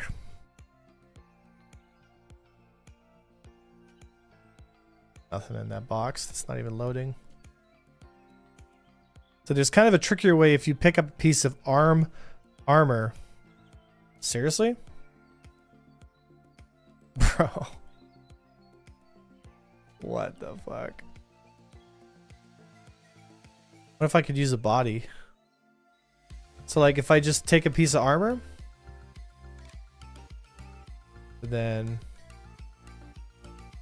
if I do this,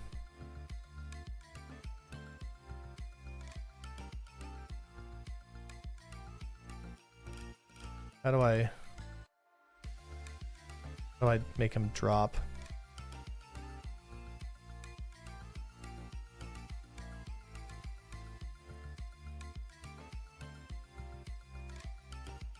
Please tell me this isn't gonna work.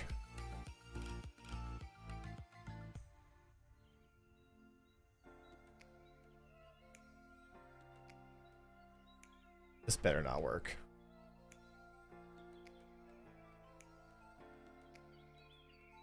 Yeah. Hold it and drop it.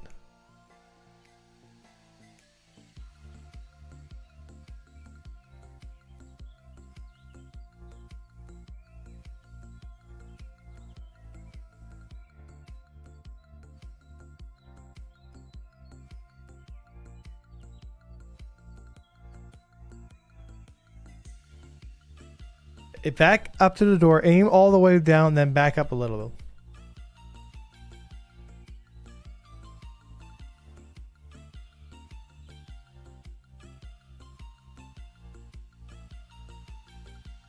Oh, I see what you're saying.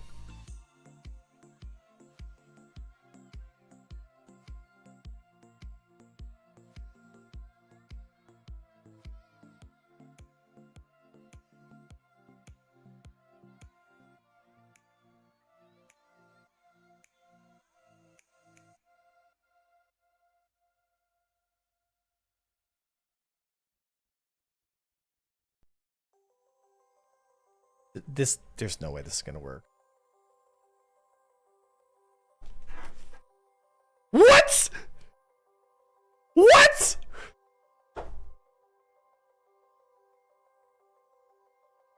Bruh. Oh my god. You gotta be kidding me, man. Are you fucking kidding me? Did you see that? Tell me you guys saw that. Oh my god, dude. Like, how can you take this game even remotely seriously? Like, what?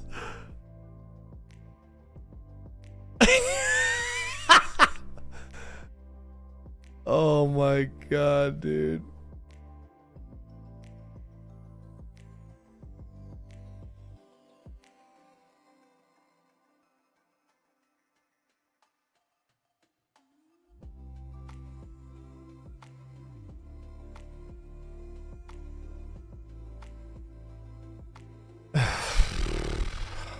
Can't make this shit up, guys. You can't make this shit up.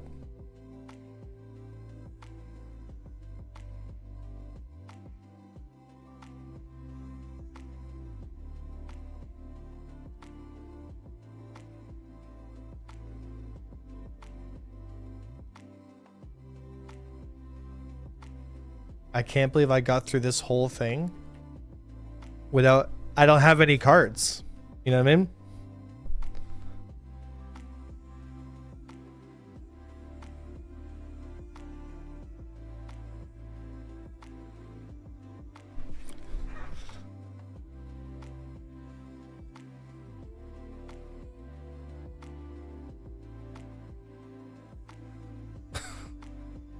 Oh my gosh. I guess while the servers are totally screwed, guys, I guess we can just farm these cards, like, you know? That's so crazy, man. That's so crazy. That's so crazy, man. Oh,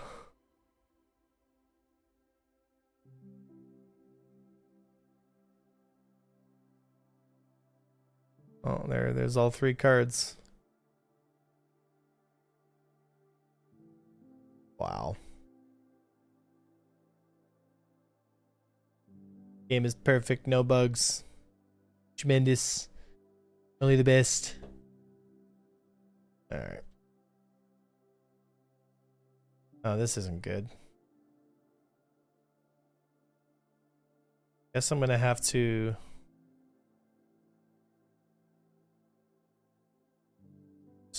Can I use the elevator to throw these down the elevator?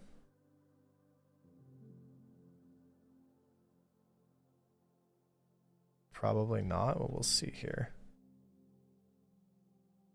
Yeah, it just says transferring to warehouse. So that's glitched. And my inventory won't load. Like I can't put my P8 in my backpack because it won't load. So unfortunately, but you know what I can do? I can pull all the P8 ARs. Drop the Karna.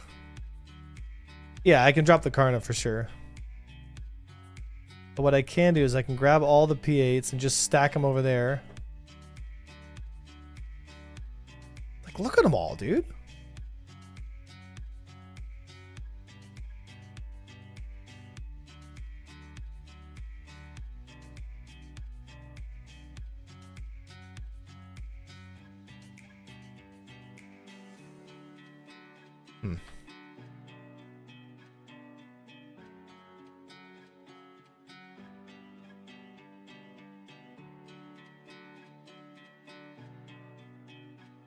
I can just run them over here until eventually my inventory loads again. Here we go. Can I store it? Well, this might work. Aha!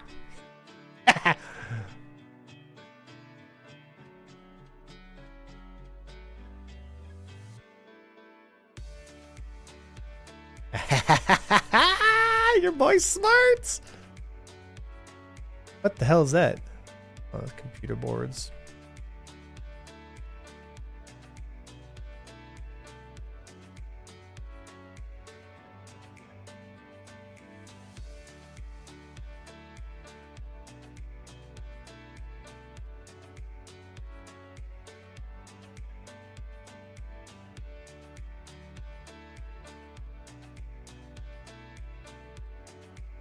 So what a great bugless game.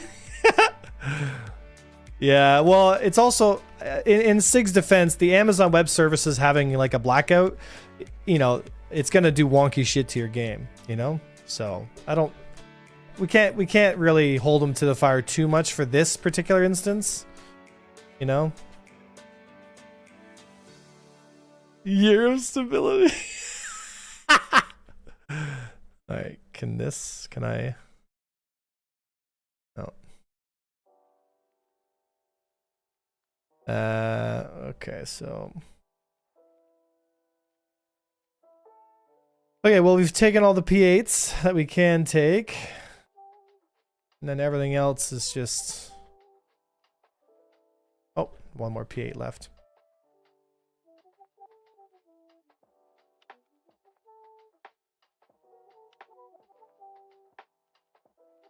Oh, Amazon. But I thought someone said Amazon was having an issue.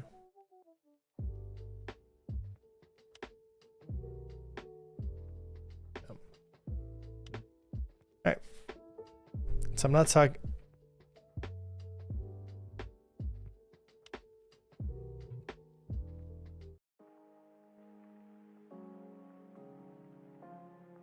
All right. Well. Said no issues showing on AWS. Said AWS server page shows nothing, but if you check eyes down, it's showing an outage. Well, there you go, right?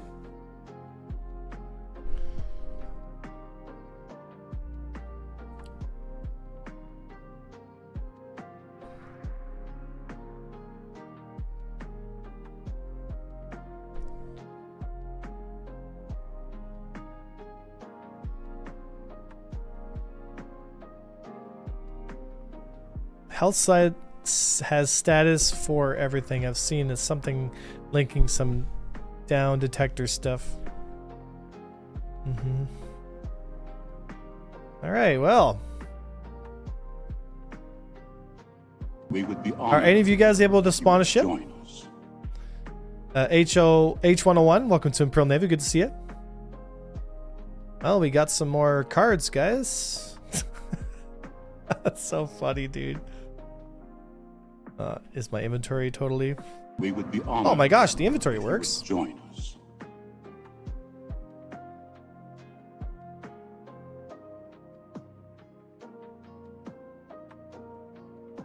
I honestly have so many P8s now, it's crazy. Can I just move everything? Oh my gosh. Well, guys. I mean, that kind of works. Anyway, which multi-crew ship would you like to see more viable? Polaris. I mean, of all ships to be viable, like, it's not, you know, and it's exactly where I told you guys it would be when it came out, right? I was like, this is going to be the biggest meme, because the multi-crew right now is like helpless. Now let's go to the medical facility then. Make the arrow great again. Yeah, the poor arrow, man. The poor arrow.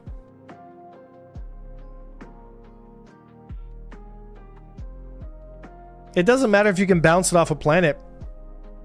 The Polaris is helpless against fighters. Like, that's kind of a problem.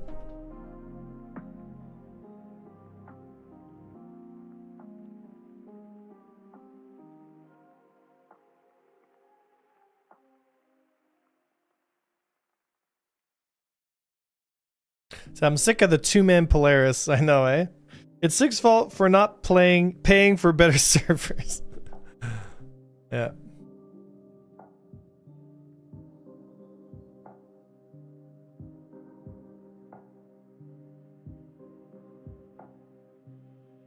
That's why you have F7s in the hangar. Why I have F7s in the hangar? Oh, for the Polaris. Yeah, but let me put it to you this way. The Polaris right now brings nothing to the tactical battlefield other than a liability. There's nothing the Polaris brings that really makes it worth bringing. You know, there's nothing that it can really do. I mean, it's sort of fun to bring right now, but there is no need to bring the Polaris. There is no benefit.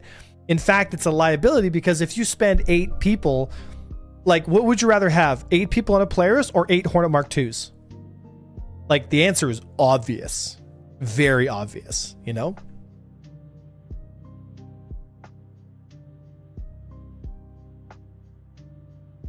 You know? Like, you could even go as far to say, would you rather have 8 people on a Polaris or 2 Mark II Hornets? And I'm going to say I'd rather have the 2 Mark II Hornets because they're going to do a lot more damage and be a lot more effective than a fully manned Polaris. That's just the sad reality. You know? 2 Mark IIs could easily kill a Polaris. 2 Mark II Hornets could easily kill a Polaris. Right? Yeah, we do it all the time. We do it all the time in AVS. Like, the Polaris is helpless, right? It cannot produce, it cannot put its, like, it can't project its damage. It can't, it can't project its threat zone. It's limited to the weapons on it, and I can just outrange you with the Hornet at 1,200, 1,500 meters, and you know, as long as I don't close to within 1,000 meters, there is absolutely nothing that players can do except die a slow, agonizing death. That's just the sad reality. Yeah. And like I said, we do it all the time in AVS. All the time. It's really quite funny. You know, and not to mention, if you have the interdiction up on a Polaris, like, that Polaris is basically just stuck there indefinitely. So a lot of times what happens is in AVS, we send mantises, like interdictors, out there into the galaxy or into the system, and they'll catch Polarises, and then we'll be like, hey guys, I got a Polaris tackled at the executive hangar. And then we'll all get together and be like, oh, we got a tackle. Okay, let's bring an Eclipse. Let's bring what we need. We kind of saunter over there after 10 minutes. Oh yeah, he's here. Okay, and then we just kill it. Right? Like, it's like, you know, I don't know. Like, we kill so many Polarises and they're so helpless that it's actually boring to kill Polarises that have like 1 or 2 people on it, because it's not even that much of a fight. So we like avoid them sometimes just based off boredom, not based off of like, oh, it's too hard to kill. Like, it's just like, ugh, I don't have to deal with a fucking Polaris for 20 minutes. Like, we just avoid it. You know, that should pretty much tell you the state of multi-crew. You know, and that is a shame, because you want multi-crew to be something that people want to get into, that makes it really fun for people to do. But right now it's a liability, right? Like, you know,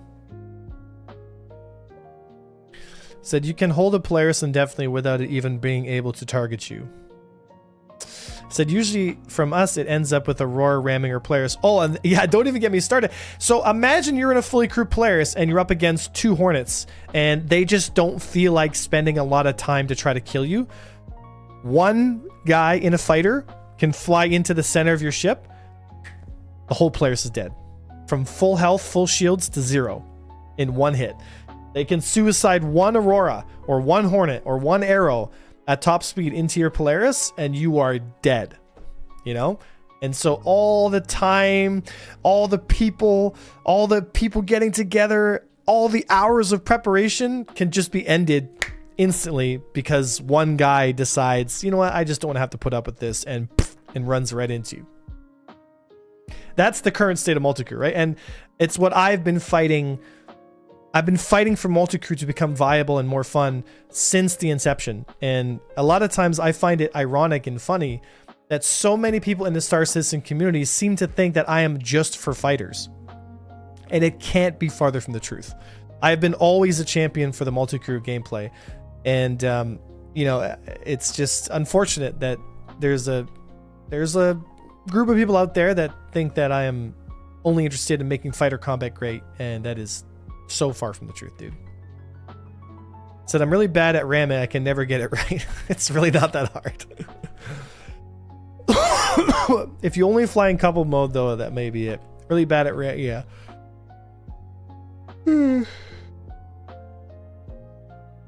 Right there, real Simo. Usually for us, it ends up with Aurora ramming up players.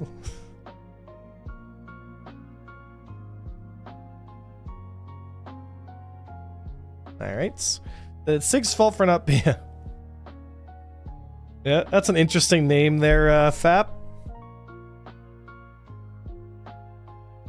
Well, apparently I didn't have my helmet on, but I have my helmet.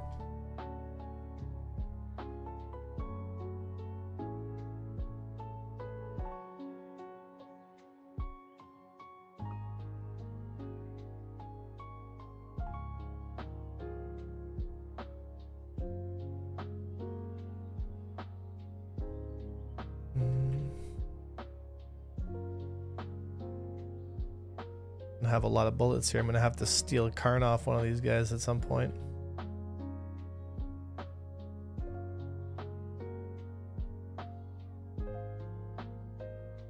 Yeah, the entire service is completely broke. I can't even join a server. Yeah. Well, got to make hay when the sun's shining, eh, guys? And according to the status, it's basically because of migrated elevator error rates have caused basically this entire issue. What? A migrated what? So from an hour ago, or just under an hour ago, they say team is currently working to migrate elevator error rates from the identity service. This is resulting in players not being able to establish new connections to the game. So it's an elevator bug? It's an elevator bug that's caused all this drama? That's literally what they've got as their issue right now that's causing all the problems. They haven't noticed that nothing else has been notified. That's so funny that it's the elevator issue. Yeah, elevator error rates have gone up through the roof, and so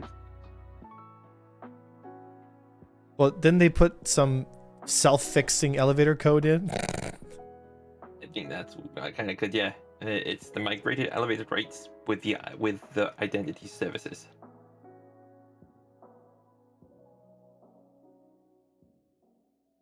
Just listening to Studio Ghibli while I'm fucking shooting the piss out of people.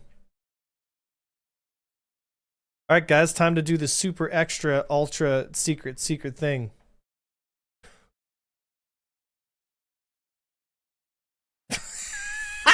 First try, bro. Oh my goodness.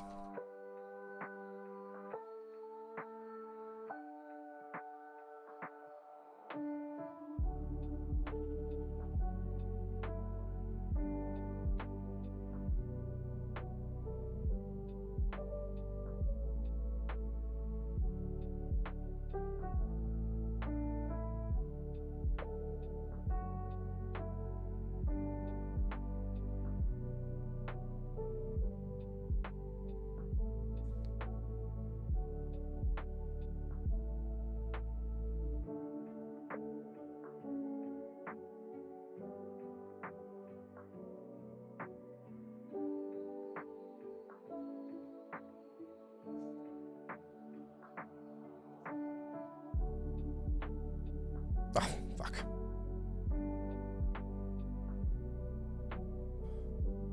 There we go.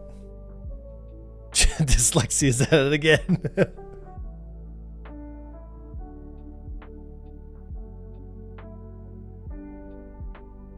Where the oh, there he is.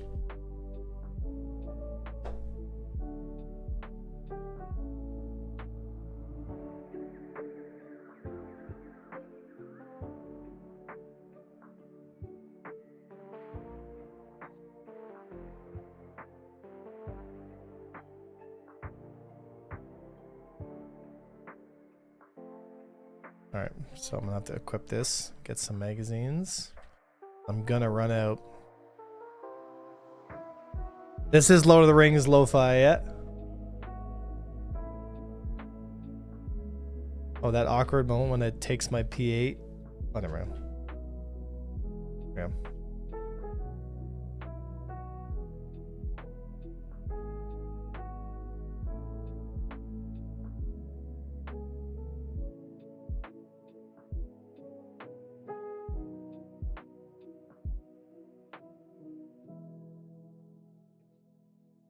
Mm-hmm.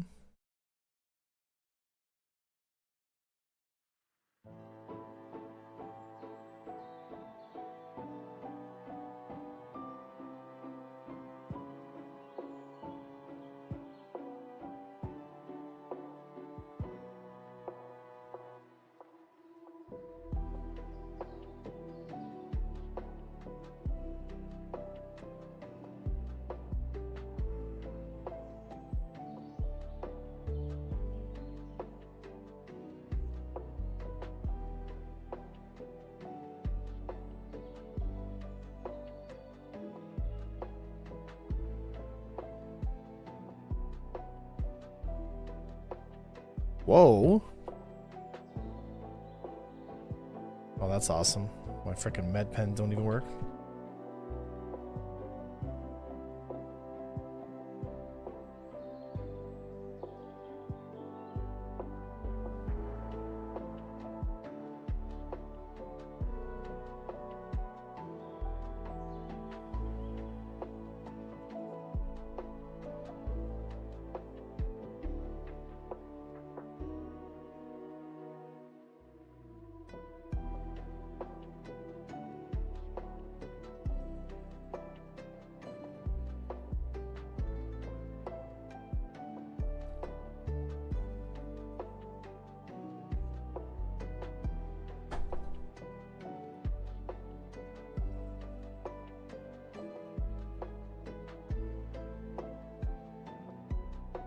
Bro.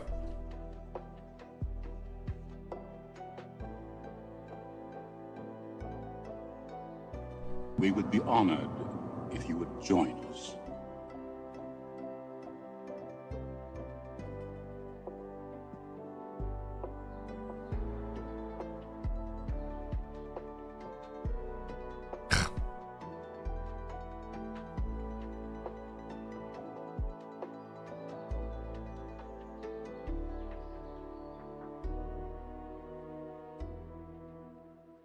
Ah, damn, it's too many, dude.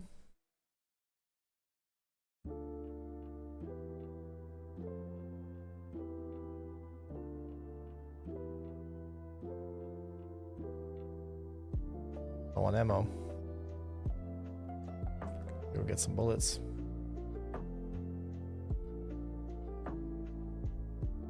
It's all F-55s.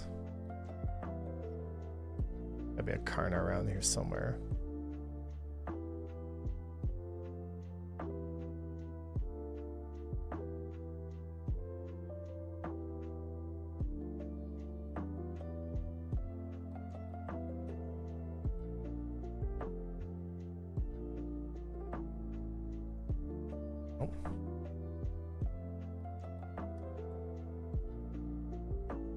So I hope Sig fixes this error as soon as possible. I want to throw my boxes at myself in the control zones. Zelda goes hard, yeah.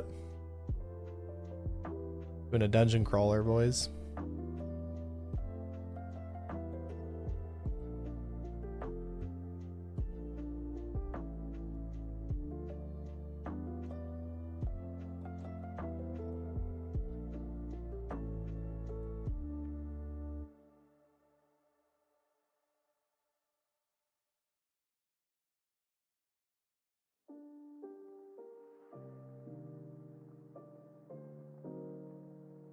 Mm-hmm.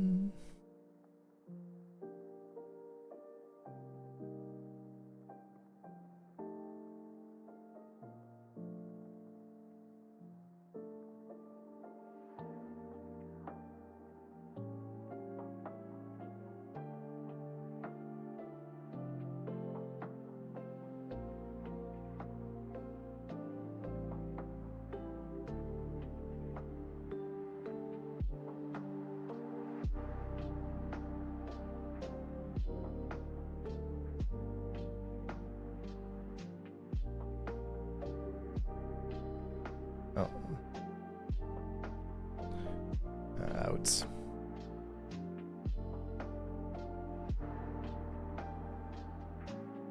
Well, the problem is I can't reload. Might just die to bugs here. Because none of the inventory seems to load.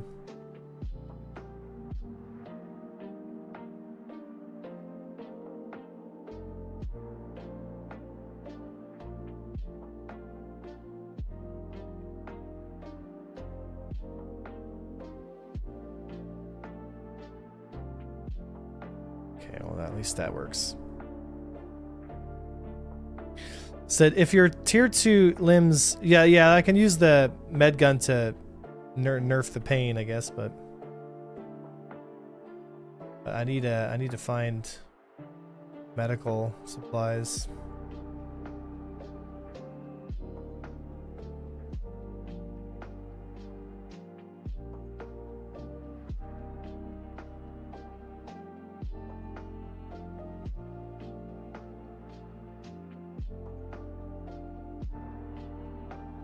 Yeah, there's my tier 1 injury.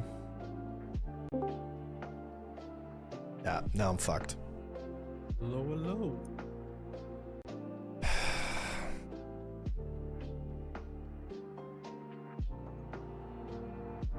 Yeah, I'm in a lot of trouble now because I can't, I need a...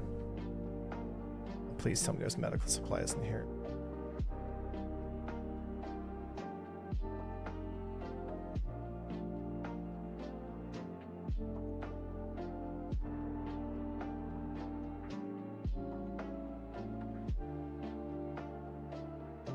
I can't hold my rifle up now because I have a tier 1 limb injury.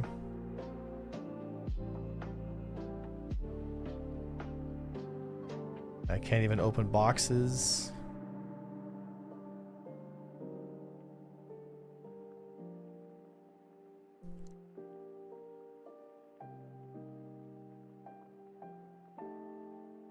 Oh.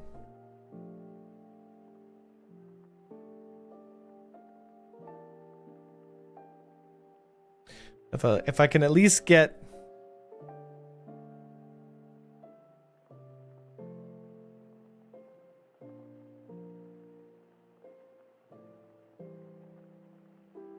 I need to grab a grenade out then, because that's my only line of defense right now. I need to find a medical...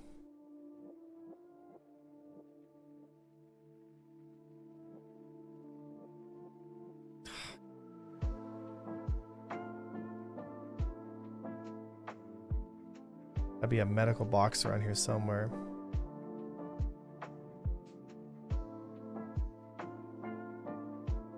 Oh, great. That's pretty fucking pathetic throw. Is there anything I can do?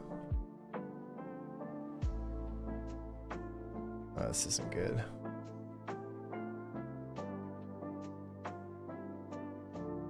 Are you stuck with something in your hand? No, I'm stuck with a tier 1 injury, so I can't, need to find a medical box or I'm fucking screwed here. Come on, please tell me that's a medical box. No. Yeah, they can limp through that like, eh.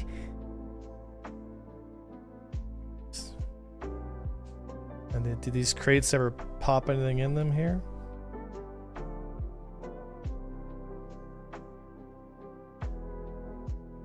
Yeah, the problem is none of these crates load either. It's like the servers are down, right?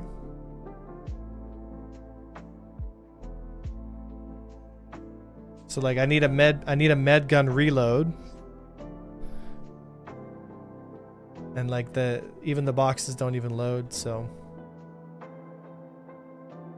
I think I'm pretty fucked here. Oh, hold on, medical box. Come on. Load.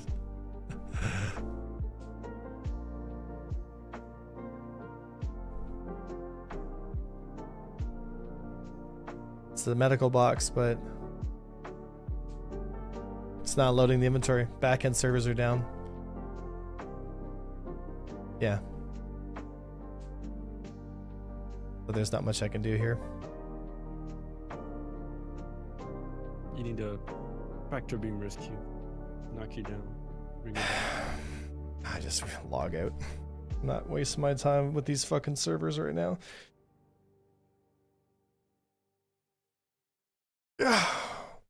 Like I can't even open boxes. I can't even, you know. Maybe we should go play some DayZ because like the servers are. Yeah. Do you guys want to join me for some DayZ since Star Citizen right now is basically unplayable? Like I want to play SC, but like I could try a US server. Maybe that'll help. But you may not be able to join a server. Position 233 in... Oh my goodness. Yeah.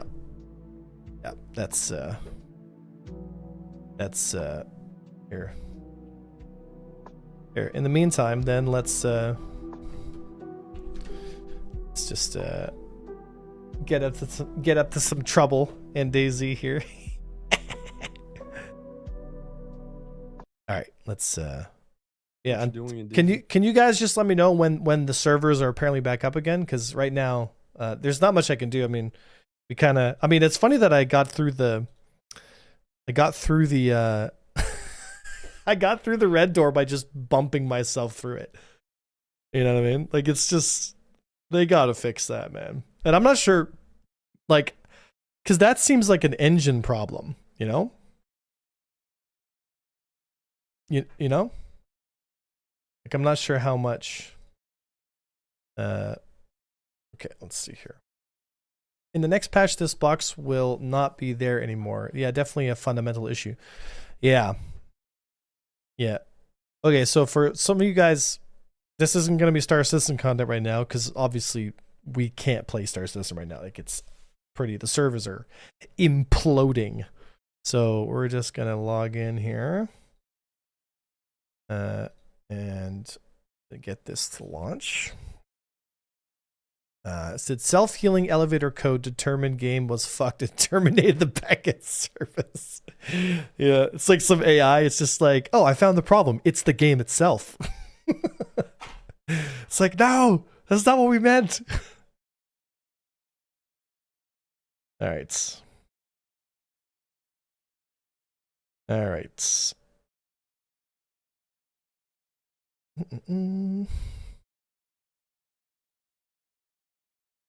All right, so position 25 in queue. Well, it's probably going to take us less time to do this then. Okay, so let me go here. There we go. And now it should. I'm going to go to game audio here. Nope. And this you should see there. Now let's see. All right, let's see how long it takes for us to get in. So it was not an elevator issue. It was an elevated error rate that was detected. Okay, well, what does that mean exactly? You know? All right.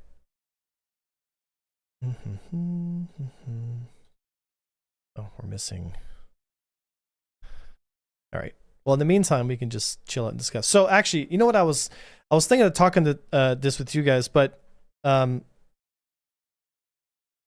want to start a podcast, and we were talking about this a couple days ago about like what we can do for the podcast and stuff. And what I wanted to do was I wanted to sit down with other organizations within Star Citizen that, you know, are either interested in PvP, whether it's security or piracy or anti-piracy or bounty hunting or whatever, and kind of get some exposure on some of these other player groups that I think sometimes kind of get forgotten, or, you know, like they have a good presence, they got some good pilots, a lot of stuff going on, but they just don't have the exposure because maybe, you know, they don't have anybody in their team that is a streamer or produces content, so not a lot of people know about them, and I kind of want to change that, you know. Plus, I want to have some good discussions on other members of the community that are against PvP and people that are pro PvP, and have some kind of middle ground where we can kind of agree this is probably in the best for the game, right? Because I think sometimes what happens is you have two sides of the aisle. You have one side that is PvP all the time. If you're not good at it, sucks to be you, right? And that is not that is not going to win people over. That is not going to get more people involved in PvP. That is not healthy for the game. The other side of the spectrum is PvP is a bad thing. We should get stuff given to us in ways where we don't have to engage in any PvP at all. And we can choose basically like to play the game in only a co-op fashion. That is also not healthy for the game, because you can't create a massive online multiplayer environment and then take away the sandbox elements of a living, breathing world. Yeah, the PvE server stuff, right? And because the thing is, if you do create PvE servers, you essentially split the player base into a million different pieces, and you're never going to get a consolidation of culture in the product, right? You have to have risk associated to the things that you are doing. And if you don't have that polarity between the people who are willing to take it from you and the people that are willing to stand up and defend you, then what you end up having is only the people that are interested in taking stuff are going to play with themselves. And that's fun to a certain degree, but it's going to get boring because there's just not a lot of us, you know? And the PvE people are going to get bored because the game itself is really all you have to push up against. And so you have this this phenomenon where if you overhunt the wolves, then you have too many elk in the park and they're just shitting and destroying everything and nobody's happy, right? But if you have too many wolves, well, now they're getting into people's garbages and they're all over the place and maybe there's some incidents. It's the same thing. It's an ecosystem, you know?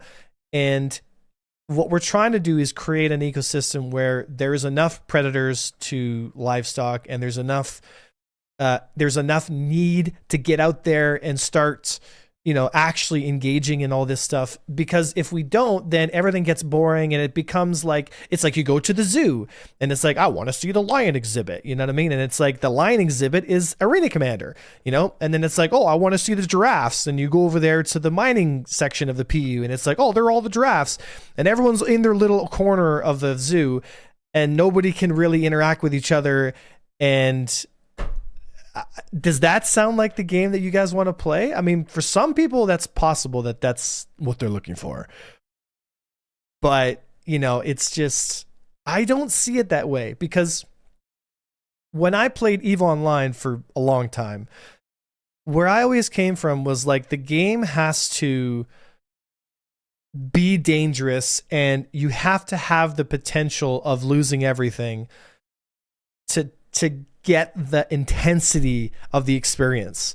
You know, you cannot have one without the other, you know? And I think that's hard for a lot of people because, you know, the amazing victory also, like, you can't have the incredible victory without possibly the incredible loss. So, you know, you can't just have the incredible victory without the loss, because by definition, it doesn't work like that, because it's the space between the wins and losses. That's where the game takes place, you know? Now, DayZ is like a very extreme version of this idea, where the win is you get to survive. The loss is you lose everything. And so a lot of people, that's too much, right? And I totally get that. It's very intense. That's why I like the experience.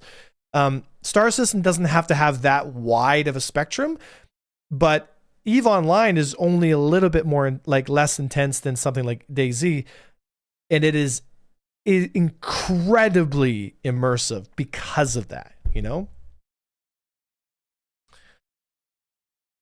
Right. So fair play if I get killed by a PvPer, but if I lose cargo to bugs or glitches, I get fucking pissed. That I 100% agree with. And they have told us that this year is all about creating the, how how do I say it this way? Creating the playability year, the year of playability, they say, you know, and whether or not they actually can do that is it's honestly up to them, you know. So we'll have to see, right? Yeah, that right. I mean, whatever. Yeah, coyotes and sheeps, lions and gazelle, whatever. It's, you know, predators and prey, right? And a lot of times people don't want to believe themselves to be the prey, but if you're in a C2 full of stuff, hate to say it, but you are prey. You know?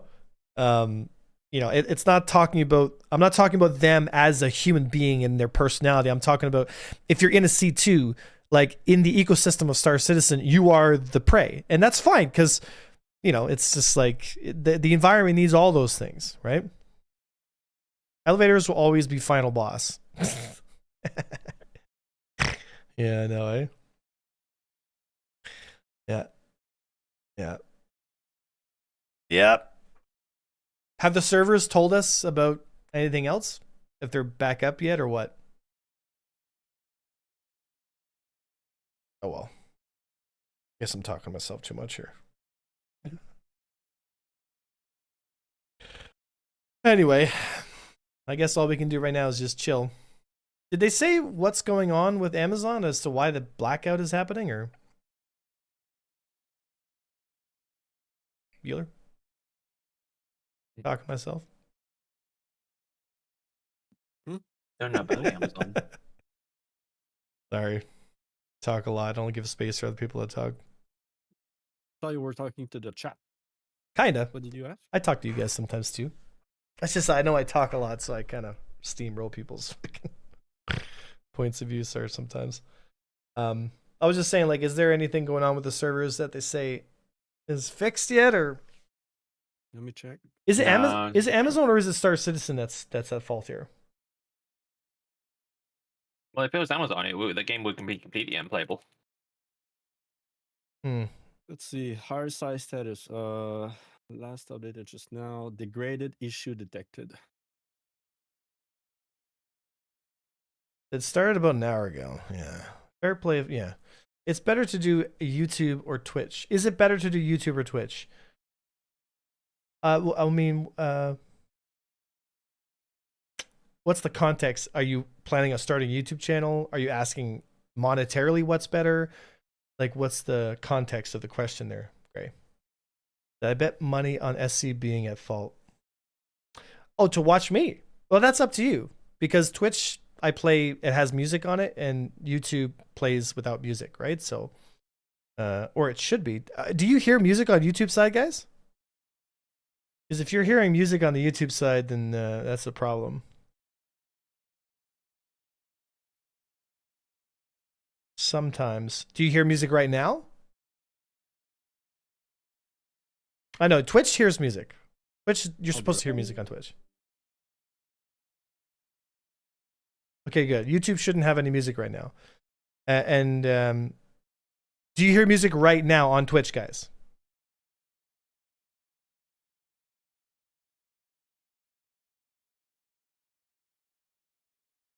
What? What? Hold on.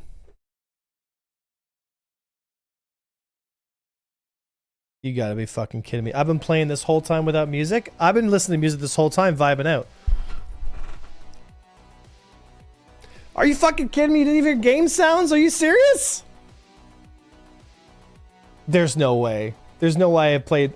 No way. No way. You're fucking with me. You're fucking with me. Yeah, somebody was listening to lo-fi before. Oh, right now you shouldn't be hearing the game sounds, guys, because we're in a loading menu. All right, but did you hear the Karna shooting and all that stuff? I'm the worst professional streamer in the fucking world. I gotta get my audio cue, all that stuff set up here, because ever since I switched to multi-streaming on YouTube and Twitch, there's some things that get fucked up, and I gotta like check it every time I go live. I have to like resync everything manually. Like I can't just hit live and then it just works. I have to always like queue everything up properly. Like it's fucking disaster, man. But you know.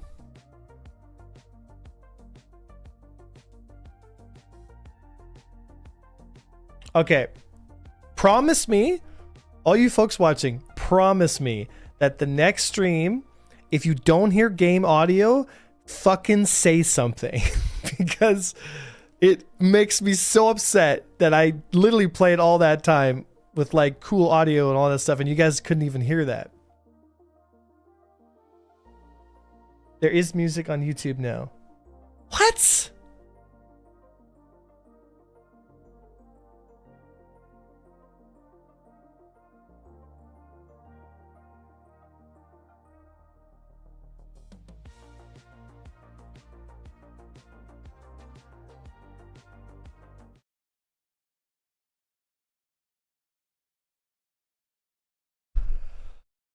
I can't. I gotta start figuring out what's going on with the music, man, because the audios don't split anymore. Ever since I started multi-streaming and I try to split the audios, it doesn't, like when I send it to my stream, like, so I use Atrium, right? So when I send it to Atrium and it splits it into YouTube and Twitch, it doesn't fucking split it. You know what I mean? So I need to find a way to, I need to fix this. I'm gonna have to do this after stream and get this all figured out. Because this pissed me off. A1 needs to fix the flight model on his audio. Yeah. Oh my goodness. Oh my god, we're only 17 in queue. Fuck, this is taking forever, man. This is a really popular server, so it makes sense that it's this busy, but yeah, sometimes it takes up to like 30 minutes to get into a server. We've been here for like 10 something, so looking like it's going to be a 30-minute wait time to get in. But I guess in the meantime, we can just talk about Star Citizen. Is there anything we can watch in the meantime? Like, is there any new Star Citizen content we can watch while we're waiting for this? I haven't checked in on Mike's content yet.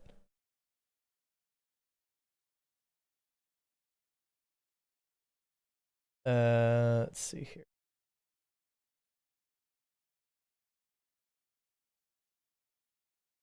No, not my.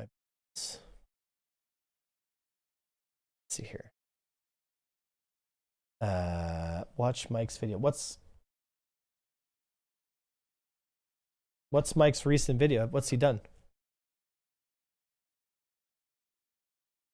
It's just his week in review, right?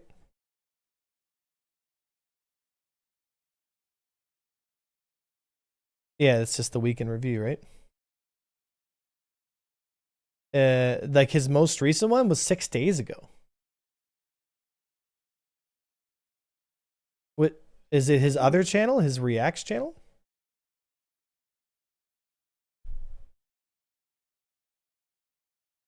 Oh, the Reacts one. This one? Yes, I know it came out yesterday at some time. Is this one you guys talking about? But I have not seen it at all. And this is, for me, the most anticipated thing of the week, just simply because is it good? How will this work in the new landscape of whatever Star Citizen's development is now? So yeah, here we go. As we emphasized in the letter from the chairman and throughout our messaging this year, our top priority for 2025 is improving playability. A key part of this effort is refining how we manage feature development, with features now being developed in a separate branch and only, big one, migrating over when they are ready. Believe that shit when I see it. You know they're going to migrate over and be bugged as fuck, but okay. In a recent episode of Inside Star Citizen. That's so fucking true, man. I thought the second I read that, when you said that, I was like, yeah, bullshit. And then Mike's like, yeah, okay. We shared our commitment to delivering more content patches more frequently because these updates are highly narrative driven. Highly narrative driven, by the way.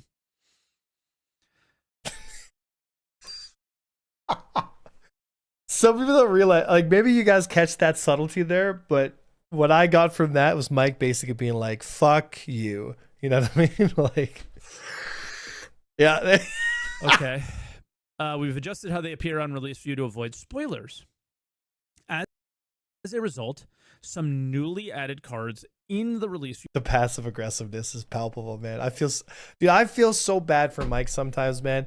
I love him to death, man. He's been so kind to me. He's been so good to me for so long, and like to be full-time streaming this fucking game, like I can't imagine a more stressful occupation, man. You are marked as redacted and will only be revealed once the content is officially announced or discussed. I figured he would like games like EVE Online because EVE is exactly the kind of game I think Mike is built for. Discovered. Will that be the same thing on PTU? Or just in live, maybe. As a reminder, the 1.0 column represents features and content planned for Star Citizen 1.0. However, this doesn't mean that you have to wait until the full release to experience. Say what, Burvey? Them. Okay. There's still more additions to come, blah, blah, blah, blah, blah. So let's look at this. Deliverables released with 4.0 and 4.0.1 were marked as released. Meanwhile, a new event. Well, Mike seems like the kind of guy that loves the big picture type stuff, and he likes the risk reward. I think he likes games that take a lot of depth, that don't require a lot of like Twitch skill like me, where I'm like doing a line of speed and like, fighting on the sticks like crazy. I think Mike is a much more relaxed type gamer, and EVE provides that. It's, it doesn't require you to be like really on, right? It requires you to be present, but it doesn't require you to be like, like how Star Citizen is. And I think the pacing of the style of game that EVE has, and the politics and the drama and the fleets and all that stuff, I've always been like, yeah, Mike would like a game like that, and it seems like he does. And supplier die has been added for 4.0.2. No, bub, I didn't say that. And marked as committed. Okay. A new 4.1 column, so now it's not 4.0.3, it's 4.1 that is coming next, I guess, has been added to release view, highlighting some of the major deliverables that will release in the 4.1 patch cycle. Oh, here we fucking go.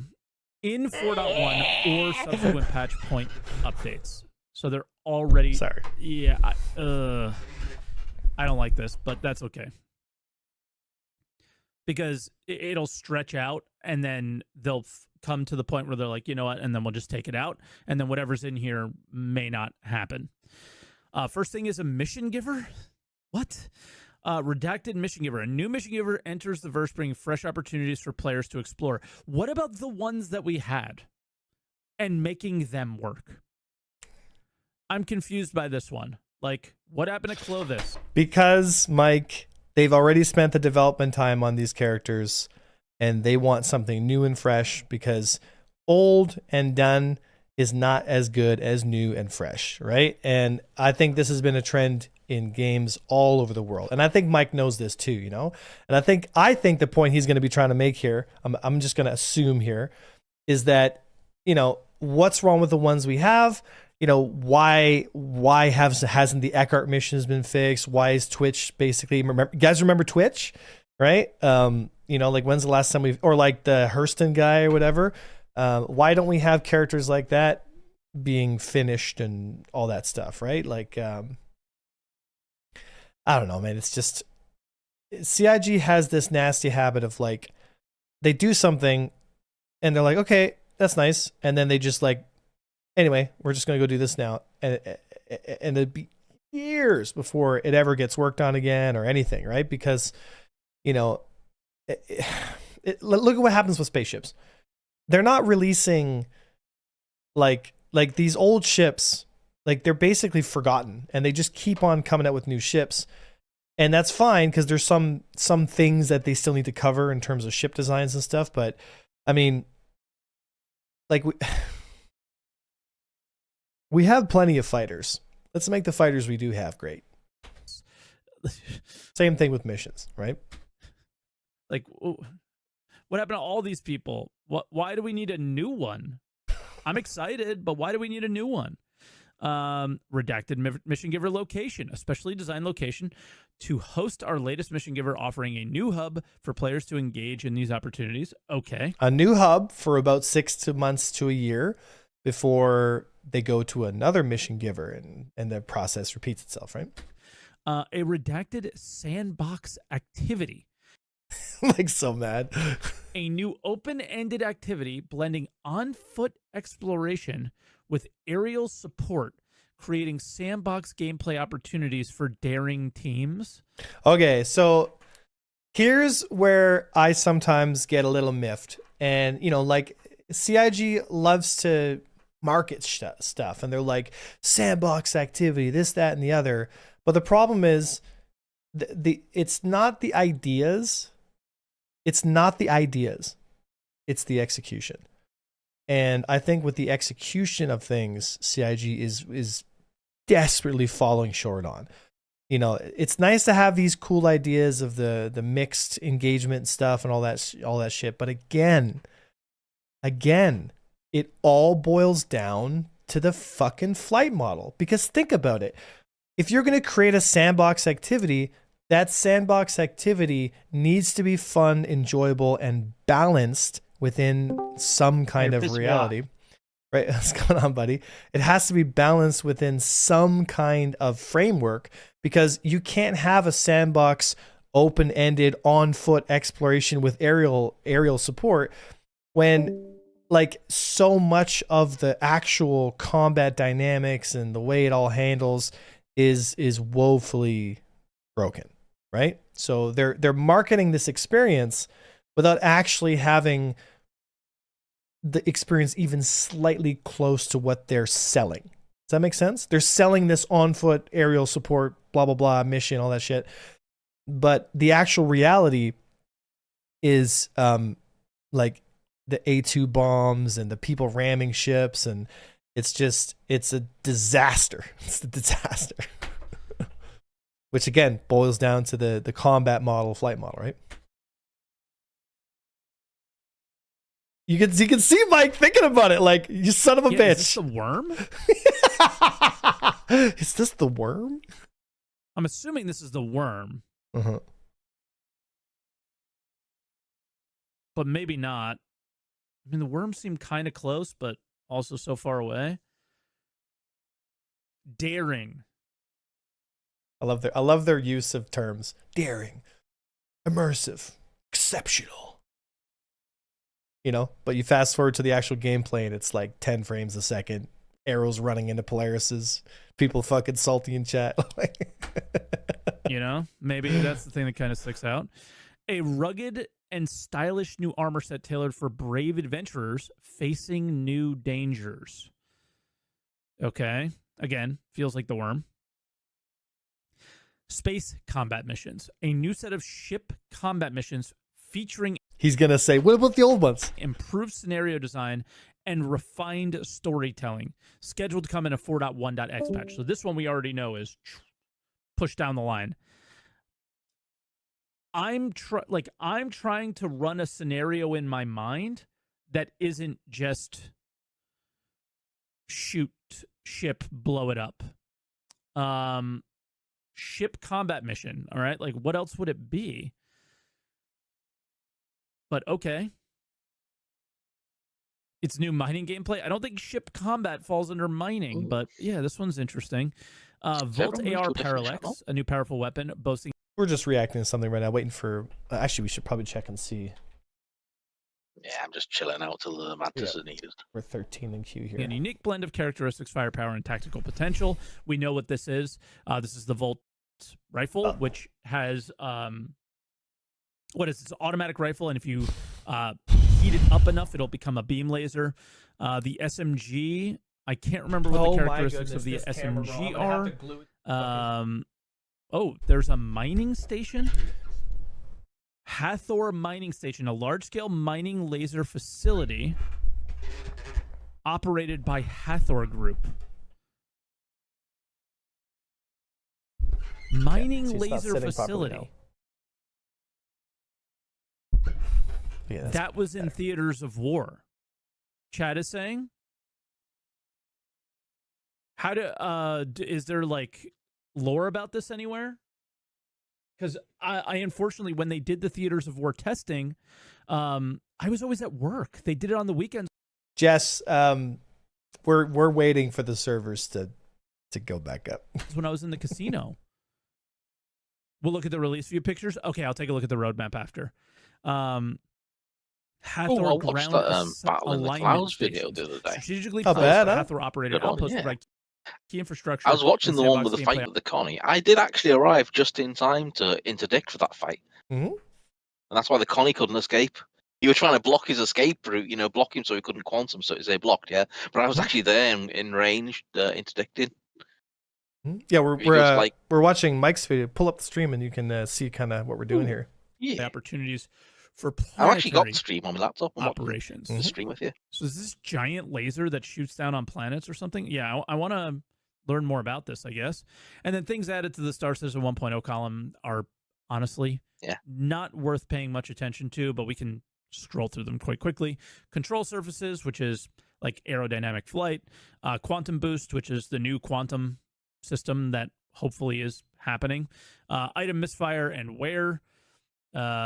Something they showed at 2023 SitCon. Fire hazard, they've been showing it forever. Charge and drain, not really shown, but only talked about. Life support, same thing, shown a little bit at 2023 and beyond in ISCs. Engineering gameplay, same stuff, we'll see. The solar flare, we've seen it come and go. One of the greatest clips of all time from Trachi Sanchez in VR getting. Why does he sound like a station ATC? Solar flared, right? Vehicle radar and scanning rework. Tons of stuff in. I actually do upload TikTok clips because it's one click to me. Like I do upload some stuff on TikTok, but I typically don't really mess with TikTok. It's just not my cup of tea. Monthly reports about it, but nothing in terms of the actual game. Pictures in mod chat for me. Are they from the roadmap, Frosty? Because I'm going to look at the roadmap section. If they're separate pictures, I'll just. Oh, they're from the roadmap. Then we'll just look at the roadmap. And if I need the extra, but thank you. FPS radar and scanning. A lot of the stuff I didn't read, so this is all new to me as well. Is FPS versions of that. So implemented first-person radar and scanning gameplay, improving situational awareness and bringing new tactical gameplay. It's literally wall hacking from what we saw at CitizenCon 2023, and nobody liked that. I think there was tons of feedback around not liking that from most of the community. I don't want to speak for everyone here, but I think of the two. Here's the problem.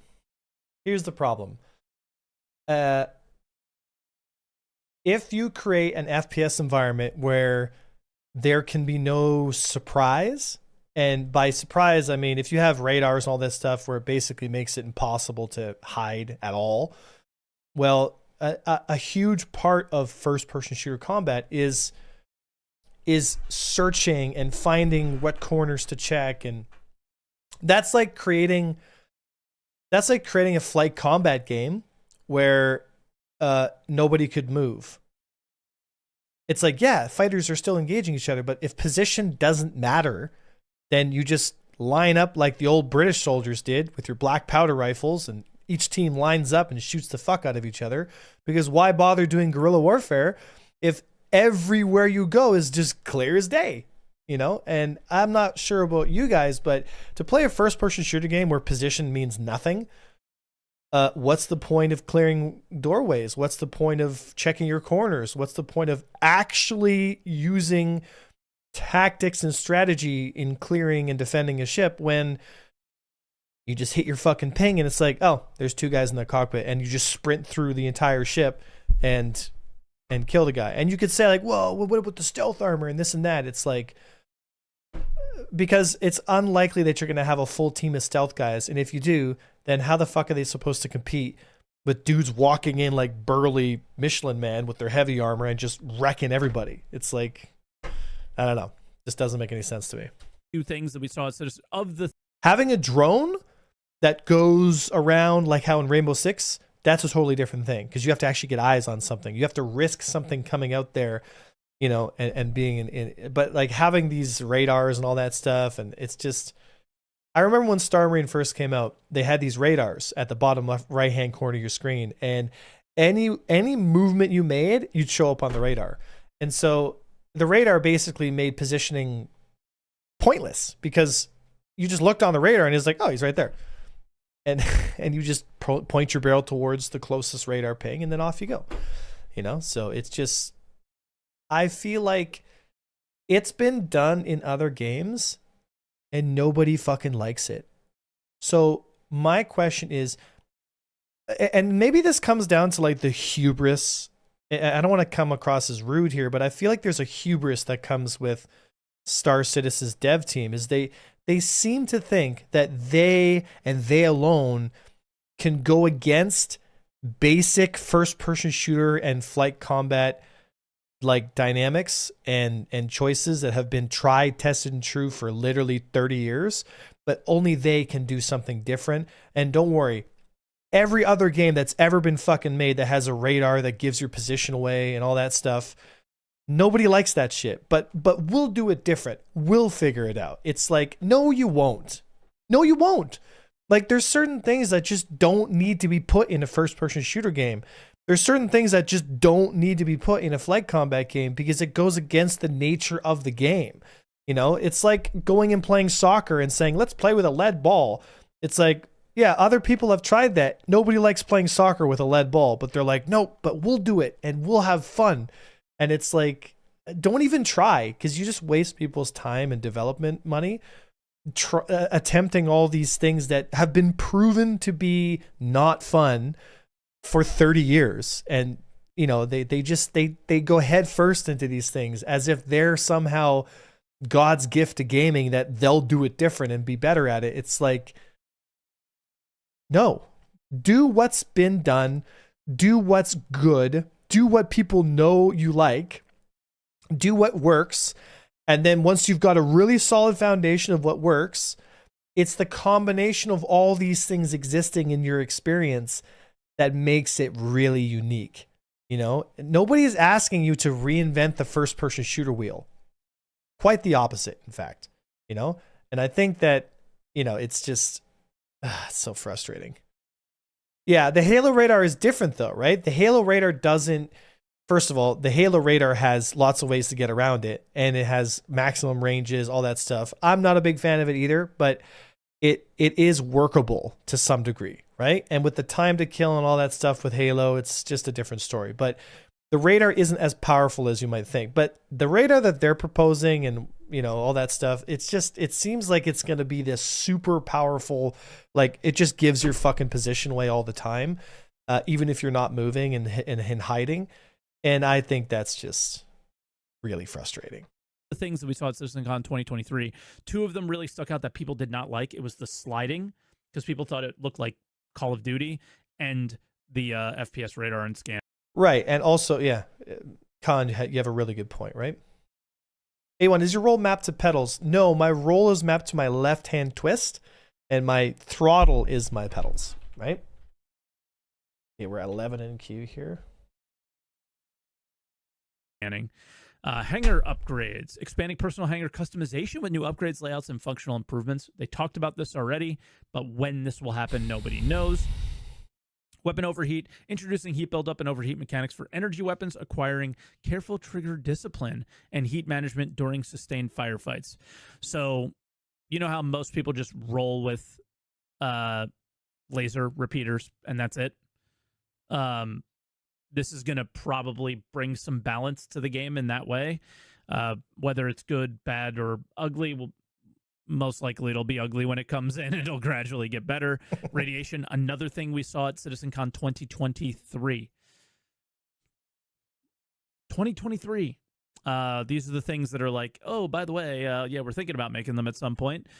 New missions, location, repair. We actually saw this in the 4.0.1 PTUs and stuff, and they just never worked. So they temporarily removed this card to the 1.0 column, but like all features and content there, it will be assigned to a point patch once it's ready, so it's coming. And then progress tracker, they've added The redacted mission giver, supplier die, sandbox activity, base building. Oh, they added base building to the core gameplay pillar, I guess. Charge engineering, crafting, engineering, and all that stuff. So let's take a peek at Reborn. Don't even get me started on that, man. Talk about a plague within Star Citizen. And CIG's response to a lot of this cheating stuff has been radio silence, man, which I'm not happy with that kind of standpoint that SIG has. But maybe if we get to Star Citizen 1.0, then they can be a lot harder.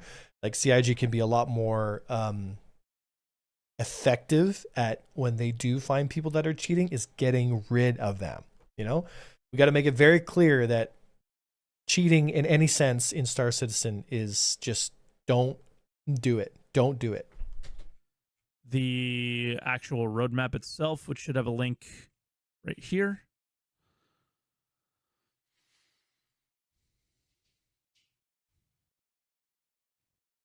And now we have all the new stuff in 4.1.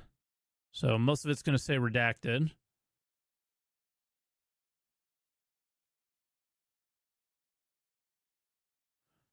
Hathor Ground Alignment Station. So that's the one at the bottom, and the laser aligns with that, I guess. And then there's the mining station, which looks like Security Post Korea. Yeah, okay. Looks like SPK. And then I'll take a look at what was posted in the mod chat. Oh, these are the colorized versions of them. So that's literally SPK. And then there you go. Okay. Interesting. Do we know any lore behind this at all? Just curious as a miner. I'm Drager. What is how does this work? Basically, it's obvious. That's the ground location to fight over, and the space location is the station. The assets from Theaters of War.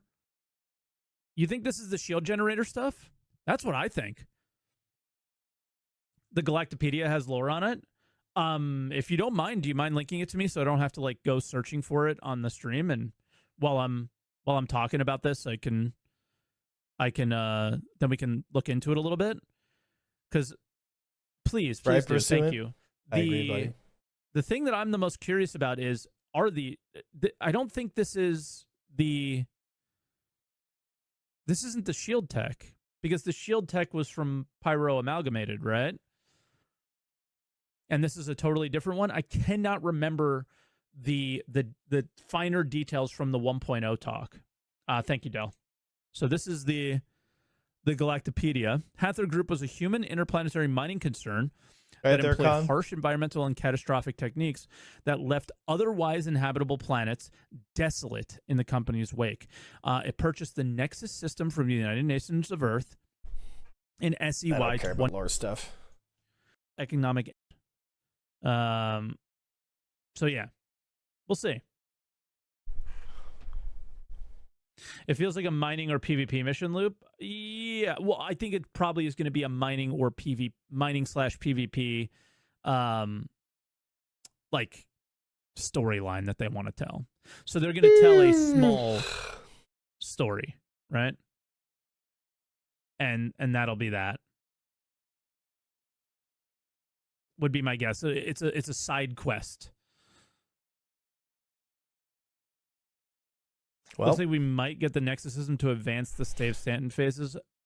Pull more. Oh my God! Who's the guy in Grimhex, right? Prove that out and then fix the old. Maybe is their goal. I have no idea, but it's still exciting. It's not unexciting, that's for sure. And then definitely. All right. Well, I guess we'll just chill here until we get in there. It's gonna be one of those days, guys. It's gonna be one of those days. Did they fix the servers yet, or are you able to log in, guys, or what? Bueller? Is there even anybody in my channel anymore? Are we all asleep? It's the state of Star Citizen right now. Oh, just me. Peace, love, and decoy. Yeah. Are you able to log in? Let me check. It's still saying degraded performances. Okay, that means log in. Is anybody in chat right now able to log in, or are you guys all stuck at the login screen basically trying to, 200 in queue? Yeah. I remember, man. I remember when we started supporting Star Citizen, and getting into the hangar was like a big thing. Remember the helmet flip? You could grab the helmet and flip it around. I remember seeing the first 300 eyes, like the old blocky voxel models. Which is funny because the 300 eyes were very small compared to what they are now. They were about half the size. But for some reason, Star Citizen, everything just grew and grew and grew and got bigger and bigger and bigger. And now it's like, it's kind of crazy actually how big some of the ships got,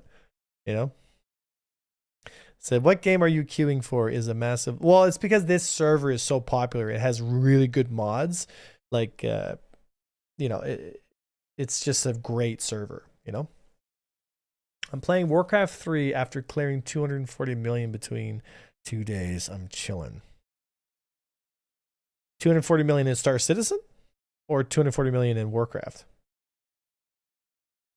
So that was, but... ATC, Arena Commander is somewhat working. Yeah, but I don't want to play AC. I've kind of, a lot of people have been joking around, but I've kind of retired from combat.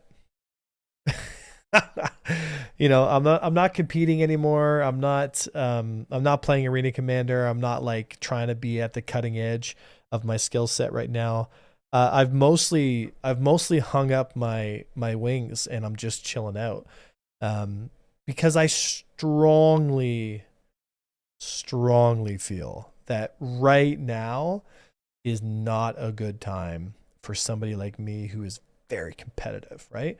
The flight model and just the nature of how the game is right now, it's not in a state that really allows for the competitive integrity of the game to really be at a place that's worthy of spending that much time getting good at. I mean, we are at a crossroads now with Star Citizen in the sense that the nature of combat and so much you can stop that right now, Pursuit. The nature of combat, it's like why I'm still flying. I'm still shooting things down. I'm fine, guys. I'm still a combat instructor. I'm still doing what I'm doing, right? But I'm not going the extra 0.001%. I'm not spending 6 hours a day in Arena Commander, really dialing in my skills. I'm not spending, hundreds of hours training to get worked up to go into tournaments. I'm not personally interested. I've proven to myself and to a lot of folks that I can compete when it's time to compete. I can stand up, I can put the time in, I can compete on the world stage in front of many people at Citizen Cons, on events, on tournaments. I've won some, I've lost some, I've placed high top threes in some. The point is, I don't have anything to prove. It doesn't matter to me if I'm the number one pilot right now. That's not my concern. My concern is the state of Star Citizen's combat, because I personally want there to be a future where hundreds of thousands of people are playing Star Citizen on a regular basis, are invested and interested in combat and learning how to play and really getting into the weeds at flight and all that stuff. And that there is a thriving, busy, excited community of people who are really interested in Star Citizen's combat. I'm not interested in being at the top of the hill if there's only 50 people at the bottom of the hill being like, yay, great. Because right now, nobody's really happy with Star Citizen's flight and its combat. So much to the point where there's just no crowd anymore. Most of the people have either given up, walked away, kind of put it on the back burner, so it's why spend thousands of hours trying to be the best at a very broken, highly exploitable, version of Star Citizen's combat right now. You know, I think for me as an educator and as a streamer and all that stuff, my best use of time is to educate as many people as possible, to inspire many people as possible to want to get into it, and to help CIG create an environment in which combat can thrive. Simply winning tournaments and like being the best when nobody gives a fuck, to me, is not the best use of my time. Does that make sense, guys? Am I making any sense here, or am I just talking like an old man now?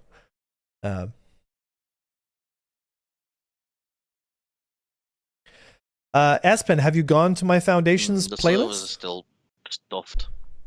Espen, an error when I try to join. Espen, have you gone to my YouTube channel and gone to playlists and gone to my fundamentals? Yeah, because I'm slowly adding to that playlist here, and I agree. I do, but again, I get sometimes torn with the syllabus because, you know, for me it's nice. Like, we are so close to a fundamental shift in flight combat again, because Master Modes was so poorly done that when that comes out, I think it's going to be very exciting for me, because I hope that change, that fundamental change that they're doing is going to open up the game to a lot of people. And I think if I can honestly and straightforwardly be able to give people the information that they're looking for, I think is really important. I think that's me serving the Star Citizen community the best way I can. Me shooting down a bunch of bobs or competing in tournaments is not serving the SC community in the capacity that I think is as effective as if I were to be more of an educator and more of a figure that's trying to help the SC community engage in this content properly and help keep the game as, I guess you could say, exploit free as possible, because then the vast majority of people are going to be able to experience the joy and the dopamine of really spending time in their fighter and getting to know it, because that's what really kept me and keeps me coming back to Star Citizen, is the joy of just engaging with the fighters, with the ships, because to me it's like it's a dance, it's a conversation between man and machine, in the same way that someone plays a guitar or drives a car, or, you know, there is a connection between you and this digital ship that is hard to explain. You know what I mean? It's a mind-body connection, and even though yes, it's a computer simulated environment, does it make it any less real? You know, like when I hold the joysticks and have the pedals, my whole body is engaged. You know, my ability to look around in a VR environment, the physical connection between me and the control surfaces of the ship is no different than driving a car, you know, and being able to, in my mind, dictate what's happening, and then for my body to like accurately get what's in my head onto the ship properly, I think is really important.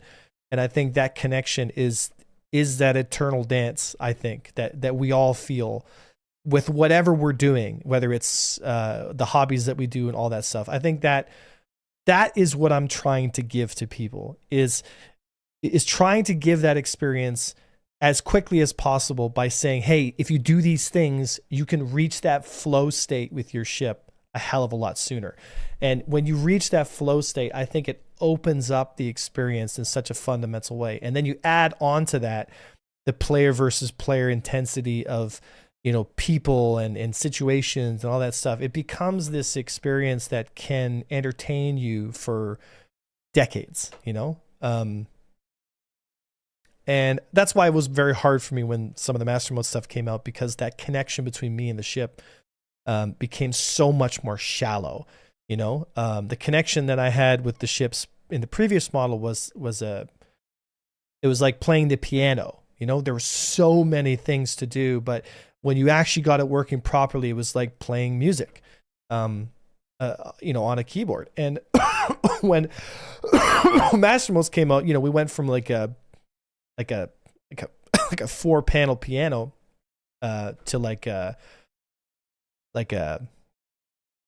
3-button Guitar Hero Kazooie, and not to say that you can't have a lot of fun with a Guitar Hero. It's just not the same animal, Am I making any sense here, guys, or am I just fucking off in cyberspace? Espen says, I'm a helicopter flight instructor, retired, and can just see the potential in you. Absolutely agree with what you said. You got nothing to prove. Let's tap into that teaching potential if you want. Said steep learning curve, but very vast depth when you crest the first hill. Yep. I think the Star Stream community needs someone like you to learn from. Thank you, brother. I appreciate that. It said, Conic says, okay, so 1% every day is now at least a 0.5% every day. Yeah. Can we nail down that as a minimum, please? He said, you can always retire videos as they become obsolete. Also, you never know what will transfer over to the next model, so you can re-up or reuse. So I retired my old Core Skills playlist. I used to have about 30 videos in my old Core Skills playlist, and I retired them all. And I have a whole new series, the Foundation series, which was for Master Mode specifically. And I'm slowly adding to that playlist because I feel like so much has been changed, but also stays the same. But it's good to update it, right? Exploits give me dopamine. So we are yet to another not Star Citizen year. Well, I mean, we'll see, right? We'll see what happens, but yeah, I mean, it's interesting, guys. It's interesting because when I started streaming 5 years ago, is it 5 years ago now? I started streaming Star Citizen 5 years ago, but I started streaming about 6 and a bit years ago. I originally started, as some of you guys may know, in Star Wars Squadrons. I actually played at a very high level in Star Wars Squadrons for a year and a bit. When it first came out, I competed in all the big tournaments. I won a few, competed in the big tournament at the end of the first year, the $20,000 tournament. I played for 3 different teams. I won as part of all 3 of those different teams. I won part of Death Watch. I won as the Randalorians, and I won as Aces. And it was a year of probably some of the best gaming experience I've ever had. Especially because I'm a huge Star Wars fan, huge Star Wars fan. But unfortunately with Star Wars Squadrons is it kind of fell to the wayside because the devs basically weren't given an opportunity to keep working on it. EA Games pulled them off. There were some fundamental things about the flight model that never seemed to get fixed. And that really put a nail, I guess you could say, in the coffin of Star Wars Squadrons, because for the first year, a lot of people didn't really know how to really exploit the flight model. But as time went on, people started to figure it out, and then eventually it became what it is now, which is a shame, right? But no, you're good, Espen. It's all good, brother. But it taught me so much about competition. It taught me about, what good teams feel like. Because I was part of 3 different squadrons, and the first squadron was like extremely. I guess you could say like it was. It's either it's like the first squadron I joined, where I actually ended up winning, was you're either here to win or you're not here at all, and it was very toxic. The environment was super hostile. If you made any mistakes, you were immediately criticized and reprimanded. And so success and winning was the only option, and part of that I understand, but that kind of environment is super corrosive to the mental health, I think, of the competitors. And after the very first tournament we won, I left the squadron the next day. I was like, I'm done. Like this, I'm going to a different team. And I ended up joining, so that was Death Watch, and then I ended up joining Aces, and Aces was a little more relaxed in terms of its atmosphere, but everyone was like there to win. not really interested in getting to know each other, not really friends. We were all competent pilots and good competitors, but we weren't really, nobody really cared about each other. We were just kind of like professionals, And, after a while, some of the guys weren't pulling their weight and there was some egos involved and it was just a bit awkward. And, we had won a tournament and got second place. Sorry, we had competed and won second place. And a lot of guys were kind of like, really not really too happy about it. And, eventually I was like, I felt like the team wasn't the kind of place that I wanted to continue to play with. And there was another team that was kind of coming up from the ranks and they were looking good, and I ended up joining them just to talk to them and hang out. And they were super cool guys, like super relaxed. Like I couldn't believe that the level of pilots that they had were so relaxed. They were so nonchalant. They were just chill, but they played at a super high level. And for the first time I had realized, wow, you don't need to be super toxic and have massive expectations to have a super high performance team. In fact, it's quite the opposite, and I loved flying with these guys. They were so relaxed, but yet we were all like super like, okay, this is what needs to get done. And we were just like, and if guy made a mistake, it's like, so okay, I got you, buddy. I'll fill in the gap.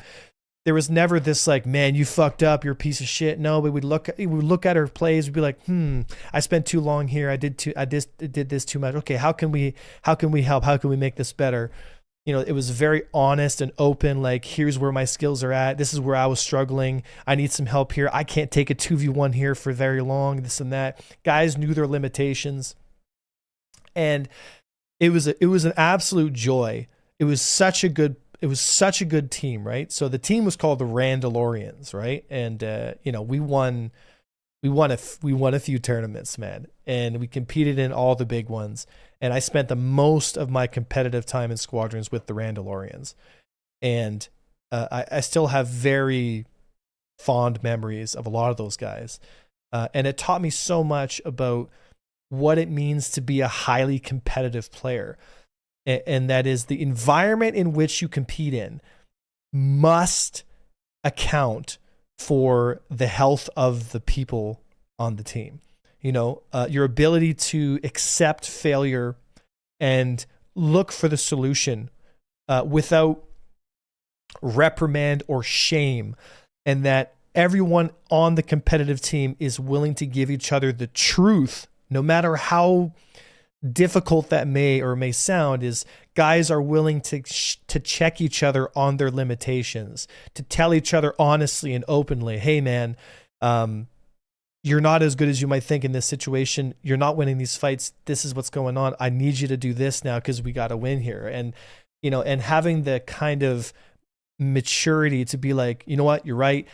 As much as I think I'm great at this or whatever, I understand that my role in the team is better served doing this or doing it this way. And having those kind of open, free of ego and like shaming going on, I found is what created a sustainable high performance team. And we did. We were very good at what we did, and I learned so much about competition because I had always assumed that being hyper competitive meant that you had to be extremely, you have to set the bar super, super high. But, it's a night and day difference between having a high performance, low ego, high trust team and having a high performance, high ego, low trust team, because both can get really high results, but one is toxic and degrading and eventually will wear you down until eventually you can't compete. And one will slowly build you into a better pilot. And that's the difference, I think, is, it's much faster to just join a team and just get shamed until you have like massive performance. And some people exist well in that environment for a certain period of time, but eventually if the results aren't there, those people will burn out and fall off the wayside. And that is the fundamental, like, I guess you could say, structure in which those teams kind of develop themselves, is high performance, high burnout. Whereas the other team I played for was high performance, but the skill was built over time. But if given enough time, that trust is built.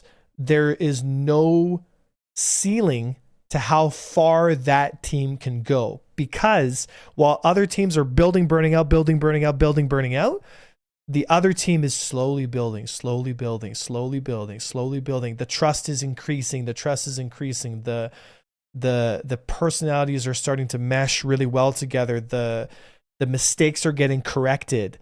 And over time, that creates a very solid team that really trusts each other. And I think to make it to that top 1% level, those are the kind of teams that are successful, especially in the long run. Because I always look at it as, what does the team look like 10 years from now, 15 years from now, 20 years from now? We've been in Star Citizen for 10 years. It's going to go on for another 20 years at least, you know?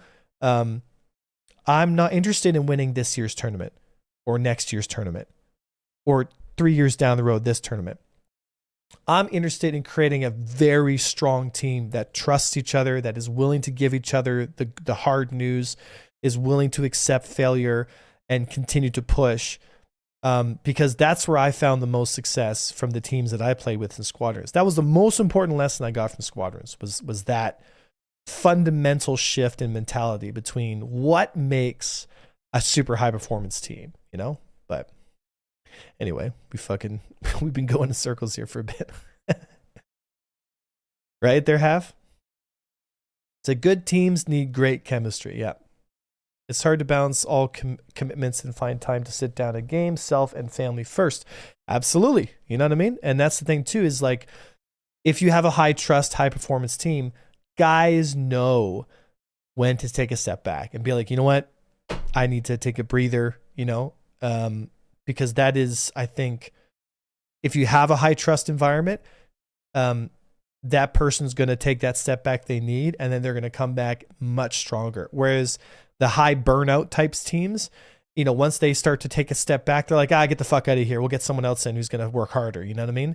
And you're going to lose guys, you know? And so, you know, it's just, I just don't think that kind of mentality is sustainable.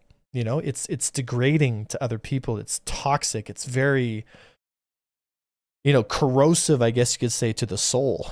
You know, I don't think those teams last 20, 30 years with the same individuals. They just have really high turnover rates, you know? So the single most important principle at my job was, we win as a team, we lose as a team. It's all about support. Otherwise it's unsustainable. Yeah. Yeah. And that's the thing, is like, if you have somebody who's not like pulling their weight per se, you know, there's usually, like, we have an ethos in AVS, and I always tell the guys this, is there are no bad teams, just bad leaders, you know? So if something is not going well, it's because there is something going on in the leadership where, you know, something's being missed, some standards aren't being upheld. And that's a very hard thing, because let's say you're that leader, right? You have to be willing to admit, yeah, it's kind of my, do you know what I mean? It's kind of my fault. And that's hard for a lot of people who are very ego invested in leadership positions, because they tie their self-worth to, like, I am this, you know what I mean? And it can be very damaging to the integrity of the team if that leader is not able to take that step back. Does that make sense? Or am I missing the mark on that one? Yeah. So people that thrive from being shamed for mistakes scare me. They're probably masochists, right? Yeah. 100% leadership is crucial. Yeah. I mean, I learned a lot about leadership when I was in the military for 10 years. You know, I learned from some incredible staff sergeants and, you know, men in the military that shaped my view of what makes a great leader. And I've also learned from some exceptionally bad ones, you know, and those also teach you important lessons as well. You know, but I was very gifted, I guess you could say, very lucky that I had a lot of time in the military with great leaders, like really great leaders, you know? Right, Brad. Good book, by the way. Yeah, read both those books. But yeah, man, it's amazing to me that so many lessons that I've learned through the military and like through Star Wars Squadrons and all that stuff throughout my life, you know, whether you're playing in an online environment or you're playing or you know, or you're part of a company or a military unit, the fundamentals of leadership don't change, you know? Being honest, being truthful, being open, accepting responsibility is going to make a better team in an online environment or in real life, you know? And I don't know about you guys, but I am extremely proud of the team we have here in Avenger Squadron, like super proud, you know, really great bunch of guys, super solid, super honest, just, you know, like, and I say this, you know, like not to toot my own horn and stuff, but it's like, I wouldn't even be a fraction, not even a fucking fraction of where I am now, not even just mentally, but career-wise in so many things in my life, if it wasn't for the support of the guys in the squadron. Like, you know, and maybe it's the same way in a lot of other groups as well, but for me, like, I really lean on the team. I really lean on their advice and their points of view. And, you know, we've created this atmosphere of trust, I think, within the team that has really become like a pillar in my life to be like, damn, you know what I mean? Like I need the guidance from the boys, you know? You know, I can't see my life without my team. Does that make sense? You know what I mean? Like I wouldn't want to see what my life would be like without my team. I guess is the best way to put it, you know, whether it comes to tournaments or events or anything in general, you know, it's just, they've been such a positive influence in my life. It's something that I really hope, like along with the teaching people how to fly and be better at the game, I really hope people that play Star Citizen have the opportunity to experience a group of like-minded individuals who really do support each other, you know, whether it's an online environment or real life or whatever. But, you know, to play Star Citizen by yourself and deprive yourself of the experience of having a really high performance team who does hold you accountable in a positive way, I think is a shame, because I think a lot of people could learn and also just enhance their enjoyment for the game 100-fold if they were willing to open themselves up to those experiences. I guess the best way I could put it. I agree, Con. Yeah, I agree for sure. 100%, man. You couldn't have said it better. It's 100% true. You know?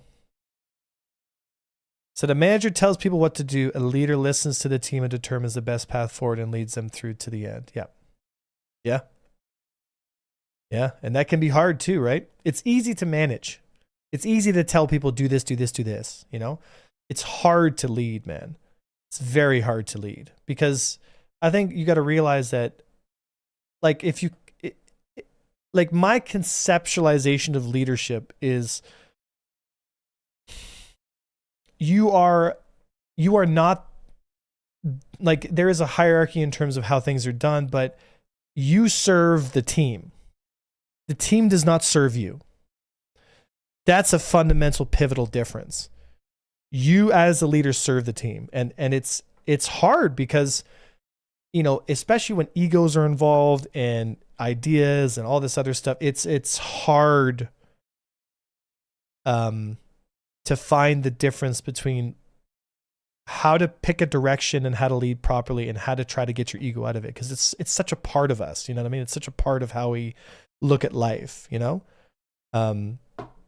And not everything is so clear cut. It's gray zone. So many things are gray zone in terms of what decisions to make and how to make them and who to make them about. And, you know, I never realized, you know, when I started streaming, like how much effort, but also how much reward it would be, like actually building a squadron and surrounding myself with those kinds of people like I'm talking about. And honestly, how hard it has been to learn from those mistakes and to grow. The growth side of things has been the hardest because, especially if you're a leader, you have to be willing to admit those critical mistakes. And like I said, you serve the team, right? It's a hard lesson to learn. Yeah, it's a hard one. So played solo since I started. Feels bad, man. Well, I mean, you got lots of teams out there, so you're welcome to, you're welcome to jump into our Discord as well. You're welcome to jump into all these other ones, right? But give yourself a favor and get out there and find a team that you like, man. It's important. It's really important. So I play Star System mostly for the social experience. With the people by myself, I barely can bring myself to play. Yeah. It's always been about other people. I mean, think about it. It's always been about us. That's all it is, man. Whether it's an online game or it's something you're doing in real life, I think life is all about making each other realize that, hey, man, I'm over here. You know what I mean? Like, there's something about it. Like, imagine being on a planet with everything you could possibly want. All the toys, all the fucking cars, everything, but you're by yourself. Would you rather be on a planet alone with everything you ever wanted, or on an island with almost nothing, but with all your best friends and family around you? I think most people would choose the island, right? So it's not really about the game or the thing that you're doing. What it's about is the other people. It's about bringing that together and having that shared experience of whatever the fuck it is, But I'm on the fence on whether to go ahead and buy/play now or hold off for a little while longer. What do you think? Well, it depends how many bugs you're willing to put up with. I think if you have a good group of guys that play Star Citizen, then get in tonight. If you don't have a bunch of guys to play with and stuff, like, you may want to wait for a little bit, but I think that's a question that only you can answer, my friend. But I can tell you this, if you do purchase a package and get in and play around a little bit, you can always put it aside and come back later when it's ready. Right? You're not losing or wasting money. You might be getting in too early for your convenience, but then again, you might experience it and be like, man, I'm glad I did this. You know what I mean?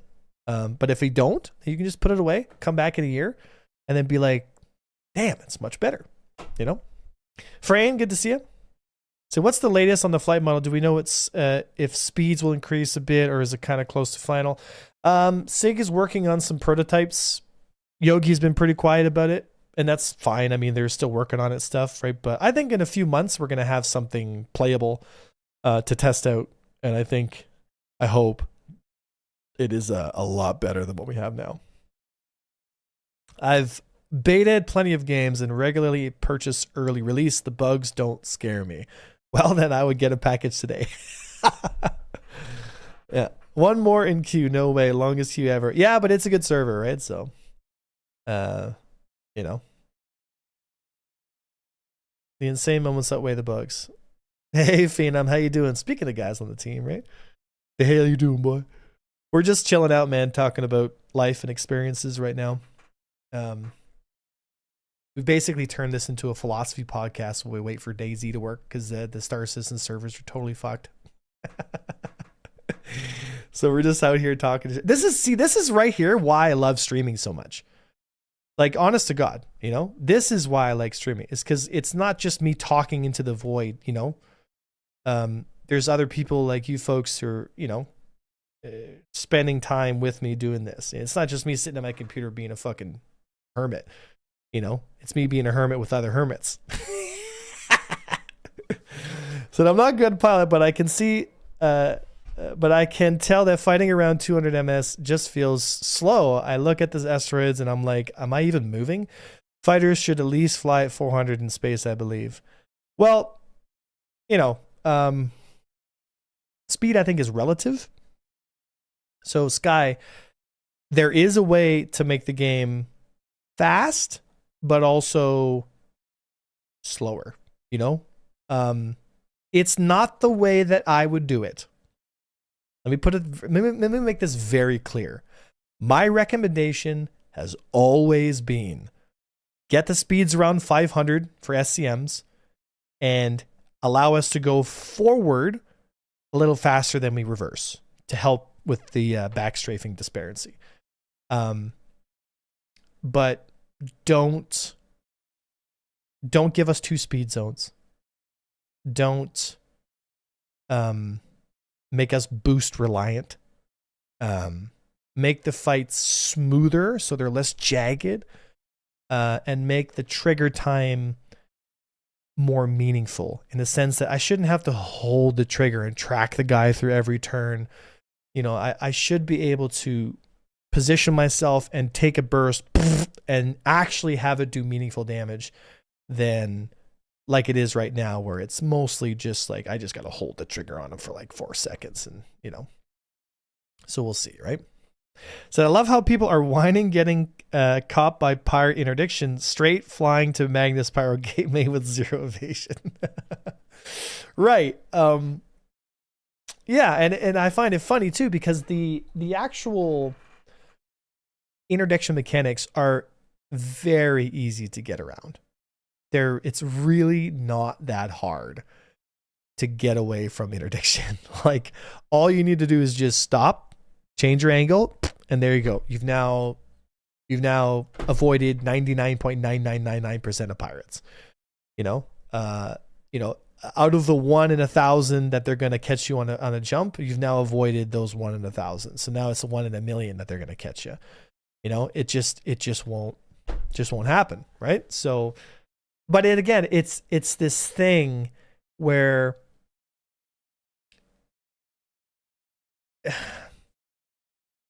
if the ecosystem doesn't allow us to maintain the crime and punishment system ourselves, if we rely on the NPCs to do it, then you're going to be woefully disappointed. But in order for us to be able, as players, to catch these pirates and do all that stuff, and to call for help and to all that stuff, the mechanics need to work, and the combat needs to work, and the bounty hunter system needs to work. You know, these things need to function so that players can come to the rescue. And even if you do get caught, you know, other individuals that are existing in this ecosystem will come out there and engage with you, right? So Soul says, I didn't realize they were fucked. I was in AC practicing and quit, saw the degraded performance notifier in the launcher. Yeah, it's like we can't even get on the PU right now. It's totally borked. And so I saw today also 10 pirates smoking all haulers around Magnus. Yep. Well, there you go, right? Because that's where the choke point is for the product. And so that's where all the activity is going to go, because once they get out of the Magnus area, the universe is too big and interdiction is too hard to cover all those potential spots they could be. So you got to catch them at the source. Otherwise, you're just never going to catch them, you know? Which fighter meta do you think was the most ridiculous? The Mark II Hornet, when Master Modes first came out and the side strafe was busted at 20 Gs. So the ship would fly faster on its side than it would forward, and everything was just totally fucked. The game was the worst state that it's ever been in. That was definitely the worst. definitely the worst. I guess the second place runner up to that would be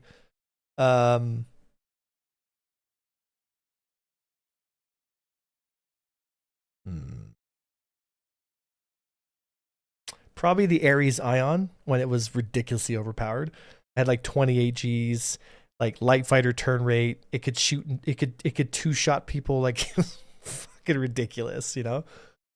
That would probably be a close second. Yeah, the ion.exe video that I made. Back when I started playing Star Citizen, there was a gimbaled size 2 railgun meta that ignored shields and 2-tapped everyone. Yep, and there's always that. Dude, we've been at number 1 in queue for like 10 minutes. Bruh. Let me in. I tried to get caught last night and jumped into my Fury and had my own fun.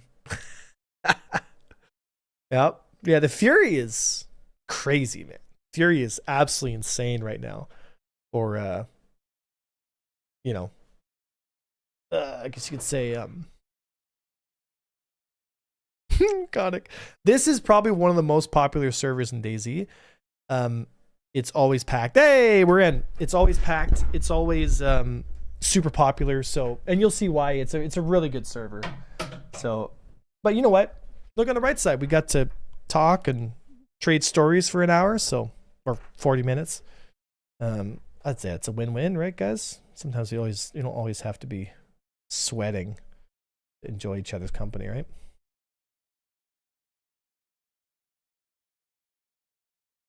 All right. Let's see here. All right. Yes, I remember where I was before I logged off. It's cold, but yeah. Got carb out. I'll do that. I do need to find some warmer clothes here. You guys can hear the sound effects on the game, right? You guys can hear the game?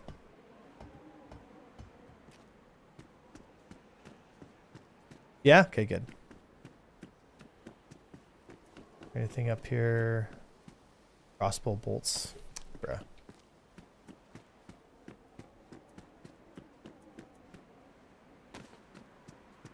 Alright, bud. Well, rooftops spawn weapons if at all. So I need to find what I have for. I have a shitty shirt on right now. It's talking. Global chat. So we need to get warm first. Otherwise we won't survive. And we need to get water, which we can get at the school. This is a person I can hear. Hello. Hello? What's up, man? I'm friendly, man. Please don't attack me. I just spawned in. All good, I'm friendly too. Want to start a fire and get warm, or are we gonna go our separate ways here? I don't really need a fire. Are you cold or what? Well, I mean, I wouldn't mind warming up. I'm getting a little chilly. Bro, did you hear the shots like 2 minutes ago in this Yeah, direction here? over this way. Like to the east, like to our right. I think like it was more to the left a little bit. Yeah, this is the good stuff. Towards Friendly outskirts, maybe. activities on Yo, DayZ. Those Good old those DayZ. shots, they sounded like big guns, man. Yeah, it sounded like CZs, like the 7.62 by 39 rounds. Those are pretty common around this area, to be honest. CZ? Yep. So there's the how often do you play DayZ? I know my way around, but I don't know what you mean by CZ. The rifle, you the mean bolt, gun? bolt action. Yeah, the CZ rifle. Oh no, I heard like automatic and Oh, semi-automatic. I didn't hear big that. guns. I heard larger caliber, like single shot bolt action. But you heard automatic? Bueller, hello? Bueller? Oh, there he is. I Walked heard out of an range there. AK or something, so I Well, don't know. I was just if we had guns, I'd go investigate, but yeah. it seems like a I was bhave trying idea. to find guns. Well, guns spawn. Well, how often do you play DayZ then? You should know that guns spawn on the rooftops, right? I know. I have 2,000 hours. I know where Oh, stuff okay. is and all that. Okay, then I won't insult your but- intelligence here. Then let's find some guns and get out of here. Yeah, if you want, man. Do you have any guns at all, like pistols? Nope. I got crossbow bolts and that's about it. Ah, okay. So we could try to get some, if we need something like a shotgun or anything would be nice.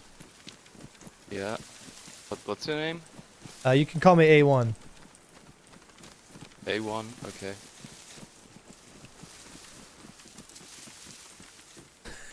My stream chat is calling you not trustworthy. Oh, that's funny. What did you say? I said my stream chat is calling you not trustworthy. They're a bit scared of you. But Oh, you're streaming? What could go wrong with some random German guy we find in a post-apocalyptic city? Germans are loyal.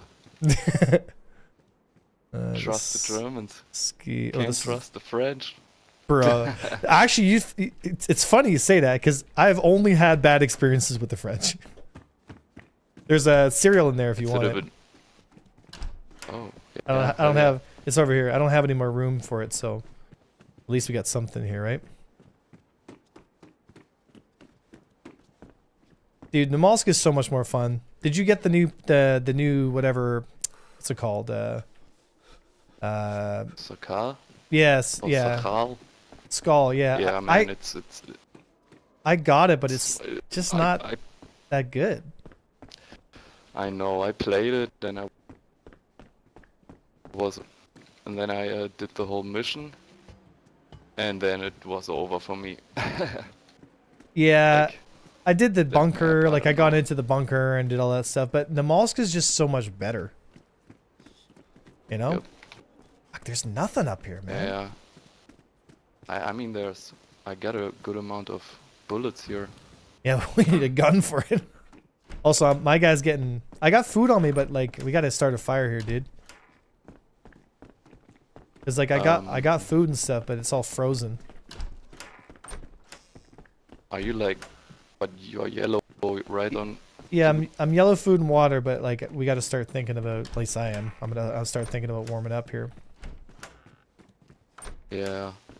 Before it gets dark and we give our position away, right? Oh. Do you have a knife or matches? The one thing... Yeah, I have a knife. Oh, yeah, the one thing I didn't quite know how it works now is the food defrost stuff, because earlier, before the update, or a couple of updates ago I think, you had to build a fire. Yeah. And then you just defrost. And now, if you are warm and you have it in your inventory, it will over time, but it also makes you colder too, right? So there's like a thing that happens where, like, if you have too much cold stuff in your jacket and shit, like, you'll just get too cold too quickly. Ooh, water bottle. Oh, nice. But I mean, can you still, like, defrost the food on the fireplace? Yes, absolutely. Because, yeah? Yes, absolutely. I did this for a while, and man, it took so long, and I thought, okay, it's not even working. But yeah, over time, then in my inventory, it was okay to eat. Mm-hmm. Trying to figure out a way to stack. There you go. Still this. Do you have a water bottle on you? Nope. Okay, do you want mine? So at least, because I have two, right? So take this one. At least you have water now.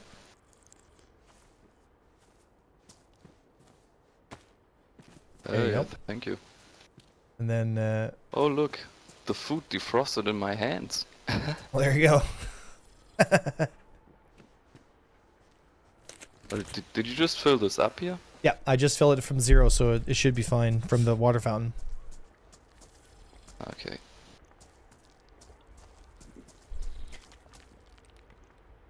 What do I call you? My name is Tim. Tim? That's an easy one to remember. Yeah. A Tim. Tim for a German name. Interesting. Why? That's not short for something? Well, it's short for Timothy. I think it's a British name. Oh, you sound German. Yeah, I know I am, but Timothy is a British name, and the short version is Tim, and I guess that's common here in Germany. Interesting. They took the fire. We could start a fire here, actually. Can you hold on a little bit longer? Let's try to find a gun first. I don't want to. All right, let's find a gun. Defrost all that food and then die because we can't. Yeah, it's locked. Defend ourselves. All right, let's get a gun then. The hell is this? Oh, it's just a... Alright, let's check the rooftops then as quick as we can. Yo. This game is so fun, dude. I mean, we can share those cereals though. Oh, that sounds like some fighting. Yeah, that that sounds pretty hostile. Yeah, grab a bite. Oh yeah, that's a lot of shooting. You want half of those cereals or not? I'm yellow food, so if you want to give it to me, then I will gladly eat it. Yeah. I can't put it in my inventory. All right, then Like, drop get it out of here, and my hands. I'll munch on it. Yeah, I checked the apartment across.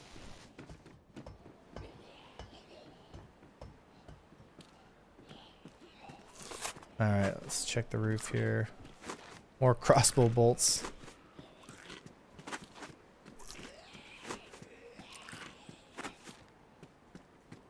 Nothing, man. Absolutely fucking nothing.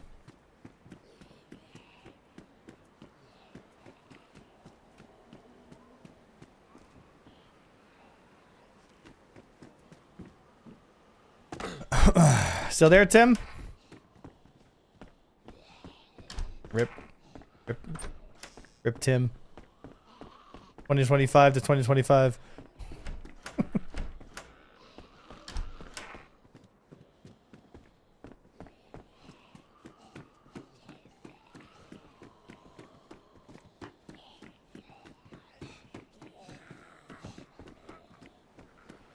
Alright, it's gotta be this one.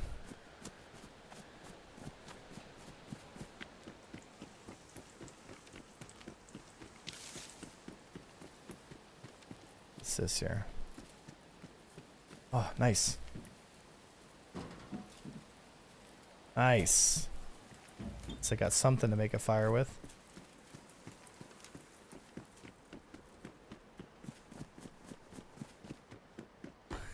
Tim we trust. Bro. I'm sure we'll bump into him again here. He said he was going to check the other side, but I'm not sure what he meant by the other side. Could have been this side, could have been his side. More crossbow bolts, like, but no crossbow.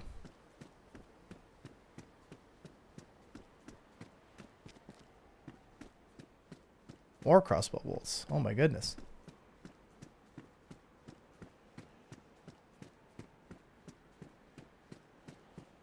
Nothing. Nothing.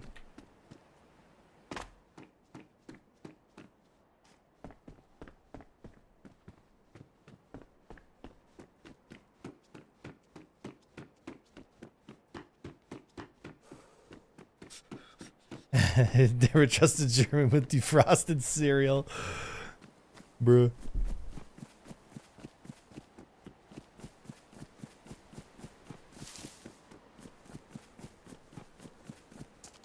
I can check one of those buildings.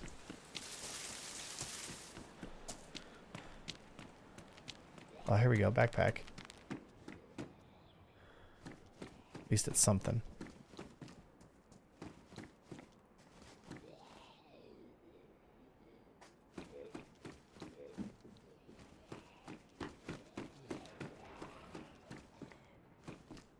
Oh, let's see. Oh, what am I doing? Yeah, I already have a backpack.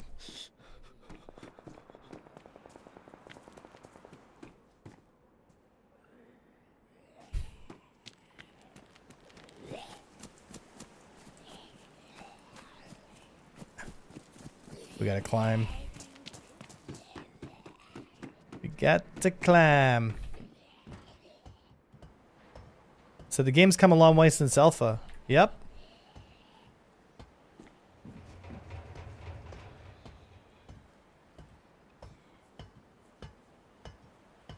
Up we go. A lot of times we can find weapons and gear up top of these buildings here. I should tell them to call you steak sauce. Yeah. You should have seen yesterday, guys. I had such an adventure yesterday, man. Killed so many people, man. Like, I had full sets of nods, NVGs, everything. FN fouls. Like, I wiped entire teams. I've been shot like multiple times. Like, I survived. Like, it's just something out of a movie. You know, I was like, fuck, man, I wish I was recording yesterday. Aha! Okay. At least we got a 22 now. What's this? Mosin bayonet. Okay, so at least we have a 22. Okay, we got something now. At least there's that. Go.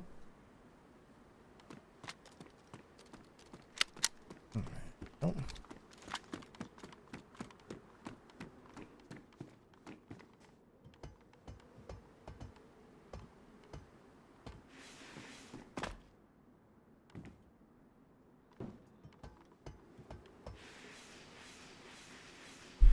So that game has come a long way since, yeah, for sure.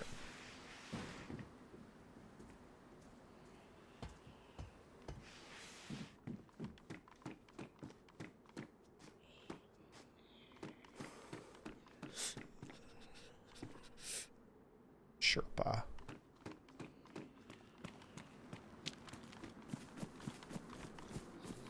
Alright, I'll go this way. Dude, I remember playing the original DayZ mods. Like, gosh, this is so long ago now, man. And those games, like, those mods, man, were so fun. They were so fun, man. Alright, so if I remember correctly, there should be... Yeah, I know where I need to go.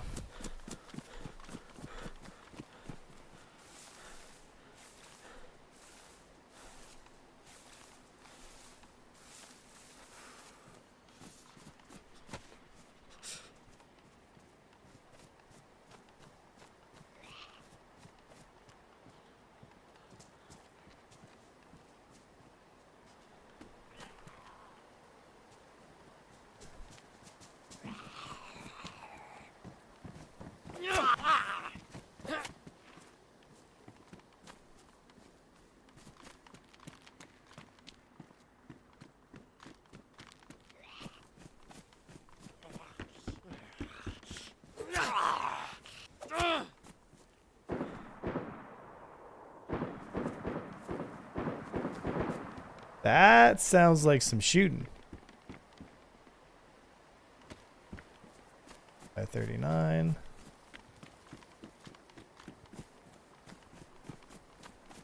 Alright, well. Should definitely check. Oh, dude, PSO1 scope. Shit. They were unbelievably cursed, but that was the charm. Yeah, I remember those old... Fuck, man, those are good experiences. Alright, this should,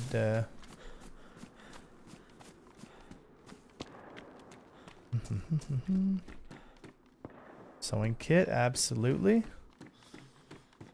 Hiking boots, absolutely.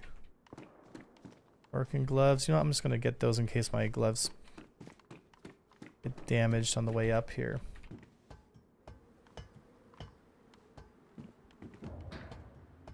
Come on, baby, up we go. Dun, dun, dun, dun, dun, dun. So there used to be some cool YouTubers making fun content, I think. Stories and PvP interactions like handcuffing players, now having...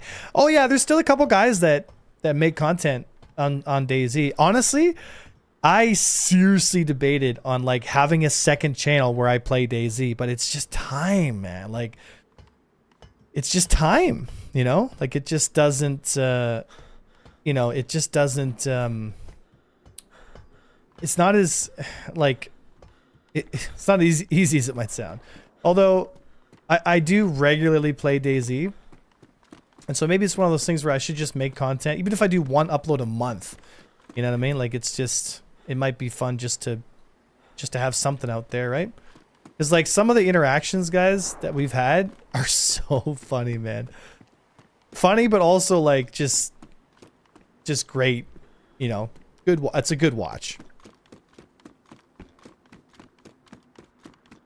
Definitely a good watch. Come on, nothing. Kids' backpacks, bro. Bullshit. All right, well, That sounds like some fucking shooting, boys.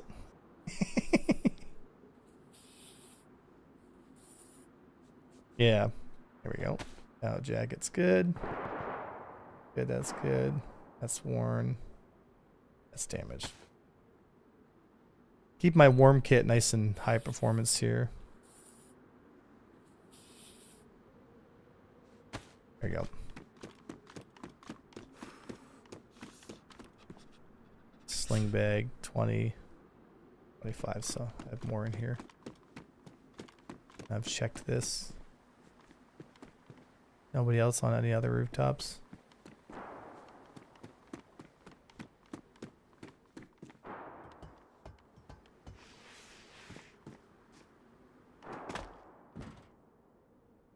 Oh, this is damaged. Going down. So I get it. This and SC are both very time-consuming games, but I mean, like I said, it just could depend on how I'm doing it, right? It also depends on like what I'm doing, like in my real life, you know, and how much time I have for that and all this other shit. So, but like, see how we're playing it now? It could be kind of something like this where we do every once in a while. Kind of doing that already, but large.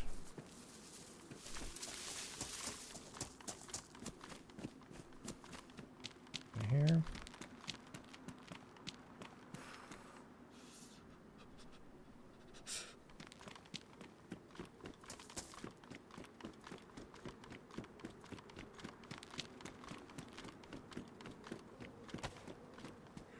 All right, Mr. Zombie, come on, bitch.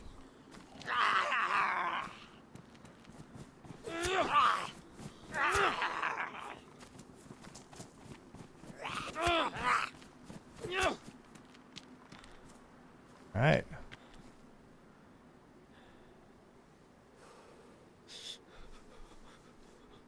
Don't mind if I do.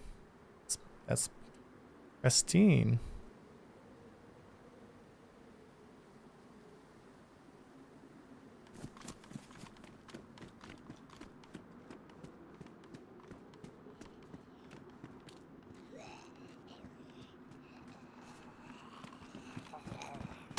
Ah, fuck you.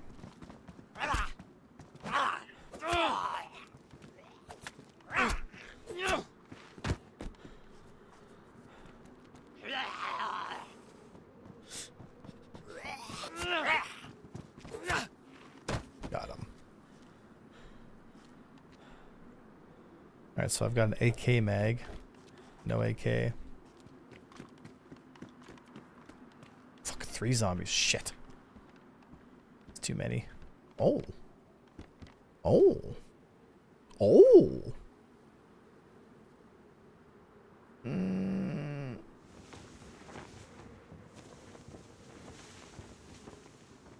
Do I want a tactical helmet right now? No.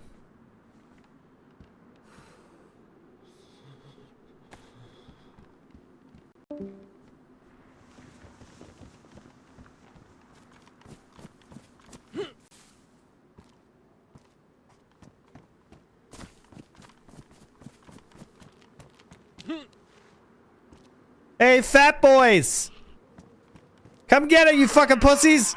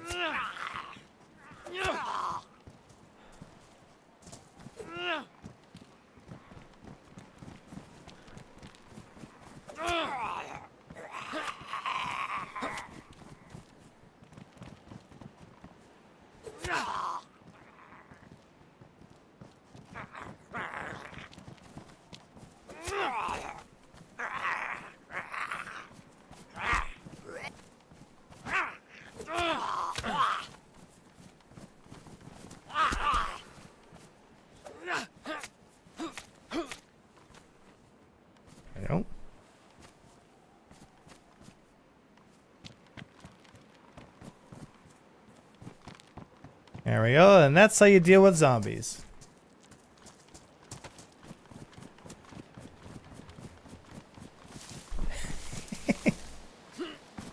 This game cracks me up, man. This game is just like good old-fashioned fun, you know? Just survive and bump into random people and have adventures. I mean, that's all you can really ask for.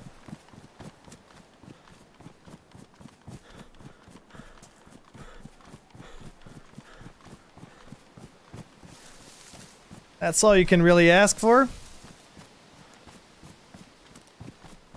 What do we got here?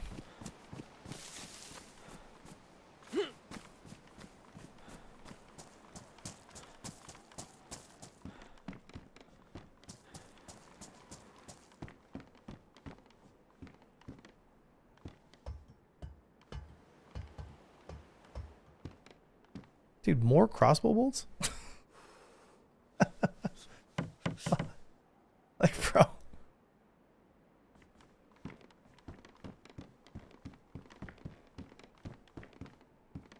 All right.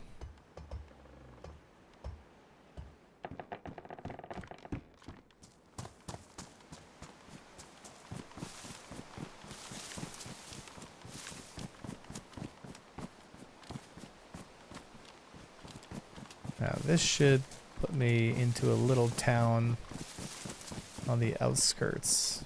Oh, there's the... Look for that.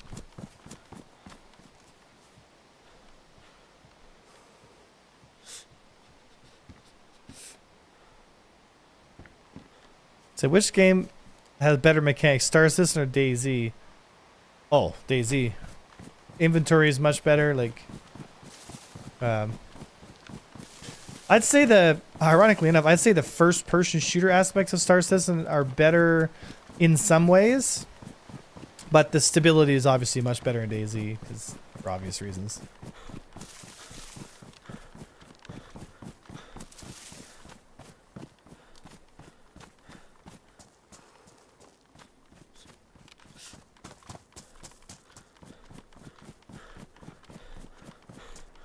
Let's see here.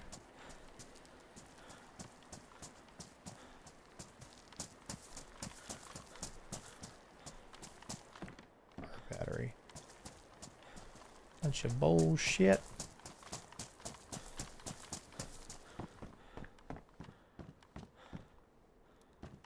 Here. There must have just been a guy here.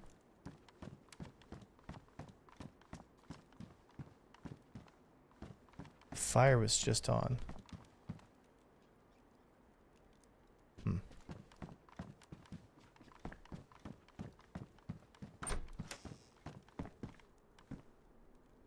Oh, thank you, Lord.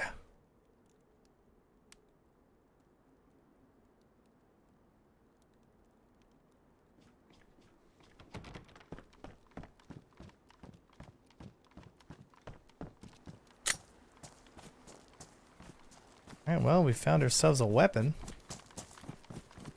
At least we got that going for us, guys. Alrighty.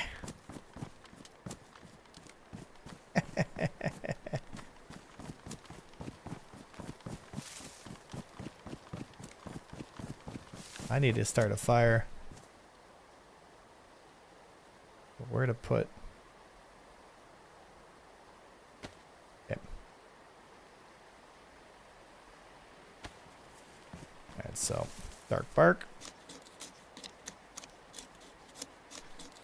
Better ladder mechanics? Oh, DayZ by a mile.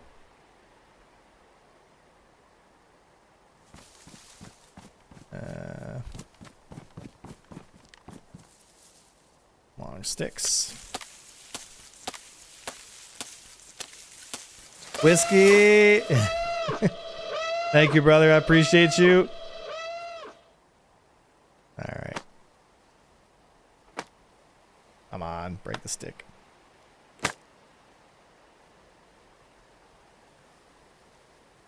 Break this stick.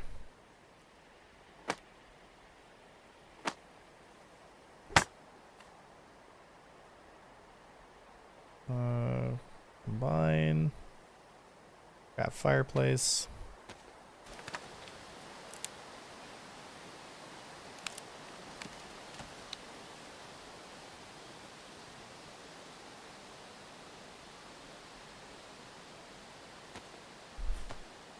Breaking stick mechanics in SUN, right?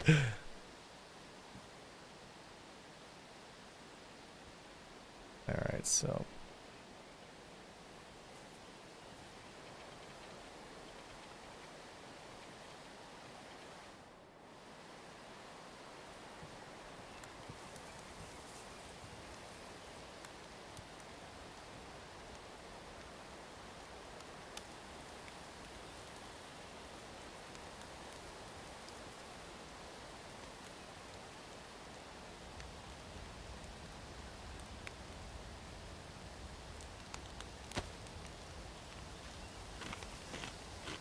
Dethaw this shit.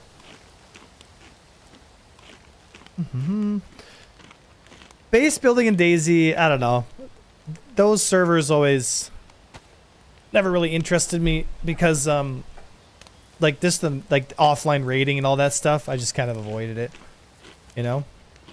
But this server, I think this kind of server that, like, especially Namalsk, like the way Namalsk functions and the way it works. Like, have you played Namalsk, Sin?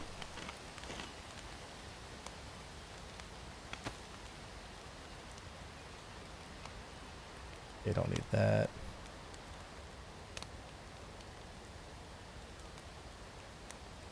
Don't need that.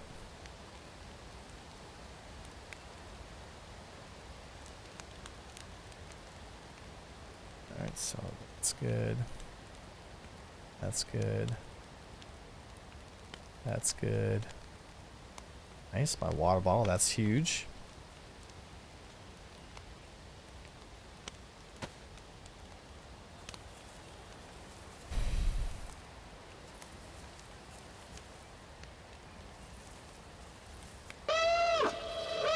Whiskey, thank you for giving a gift sub to Father with heels.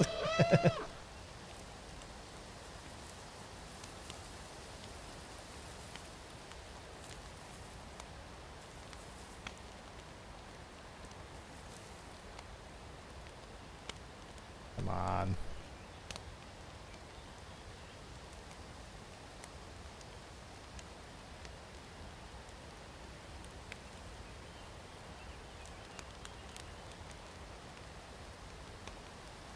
Being this close to the city can be dangerous.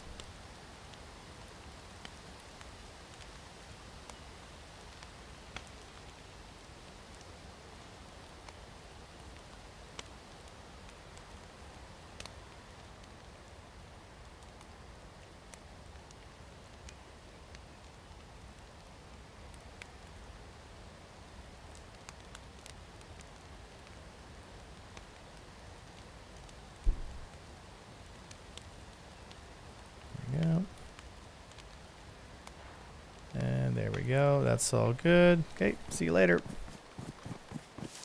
No need for me to stick around. Head to the next location here.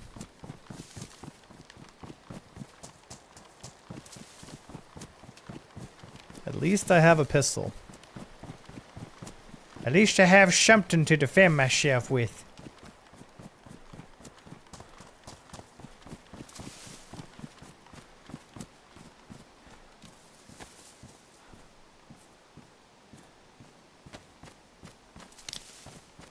Drink this before it freezes again.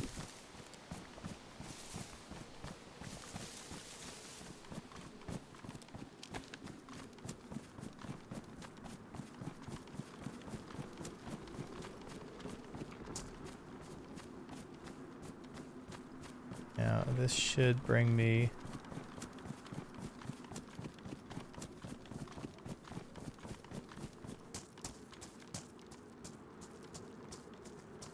gotta be careful here.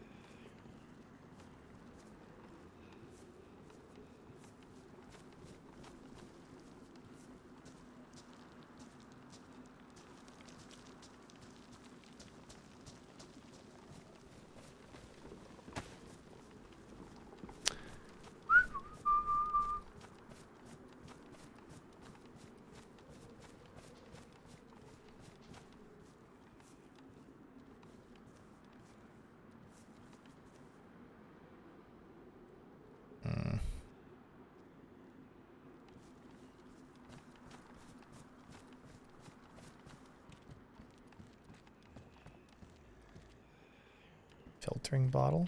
What? The user is containers for strong water, and it means to pure and as means to purify when the user doing it removes the most any contaminant. Oh, that's huge.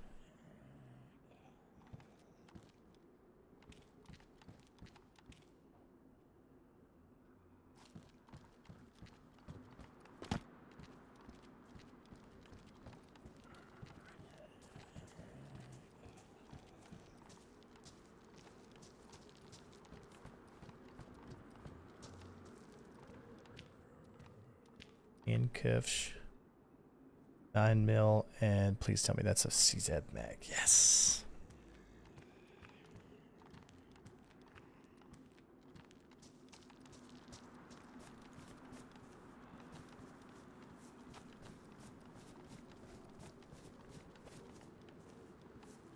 Gotta be real slow here so they don't tip off these zombies here.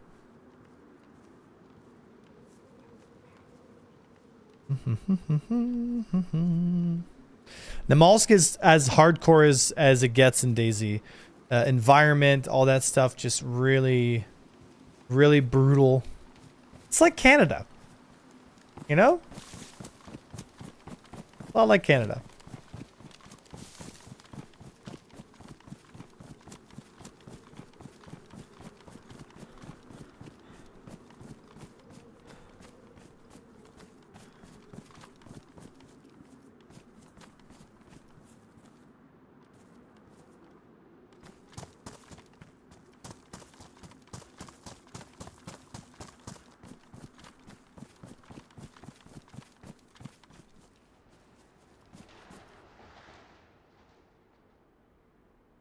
These are damaged, not badly damaged.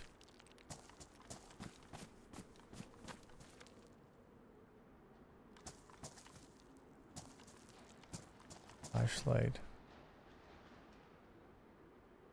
There we go.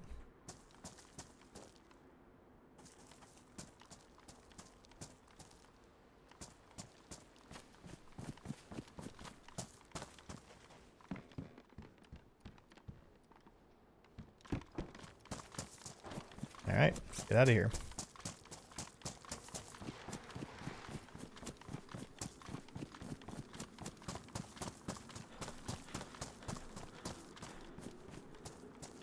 Now, if I remember correctly, should be a town over this way.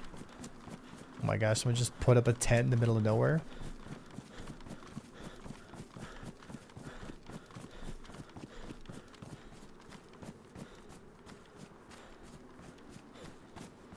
So survival games should bring in rock slings, classic weapon, good range, but rock slings.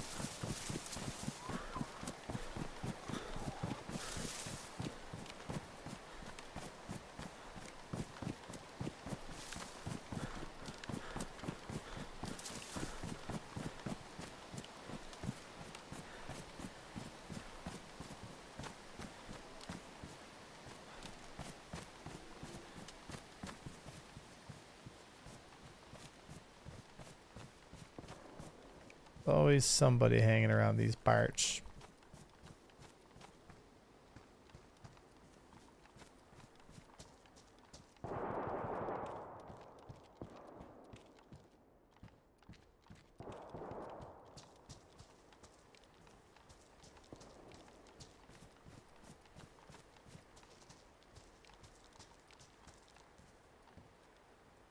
Oh, that's huge. Gonna stack this.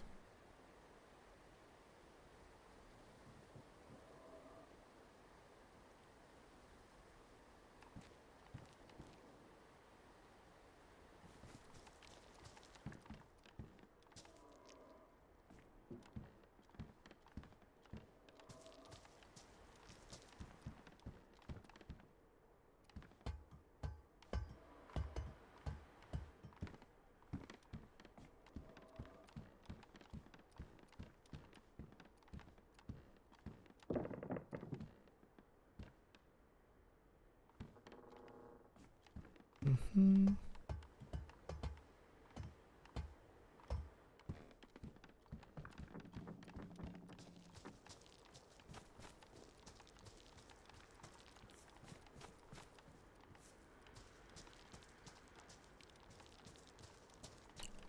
hot.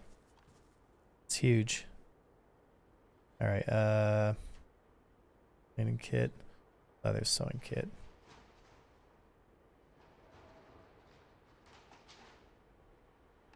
That's huge.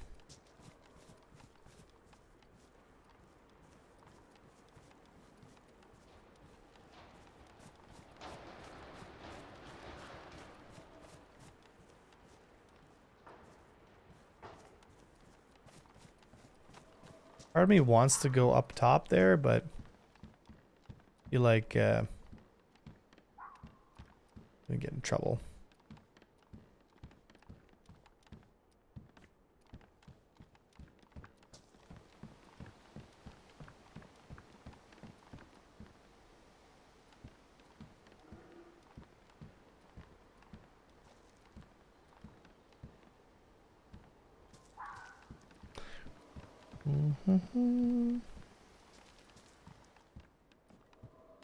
Nothing else here.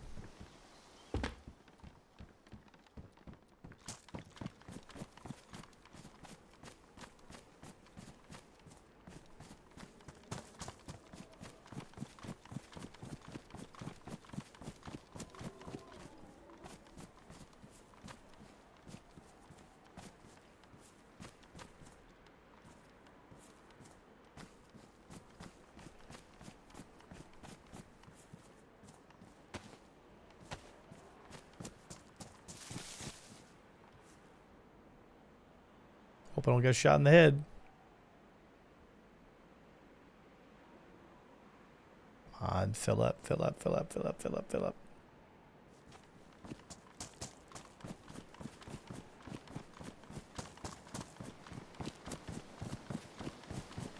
And I'm off.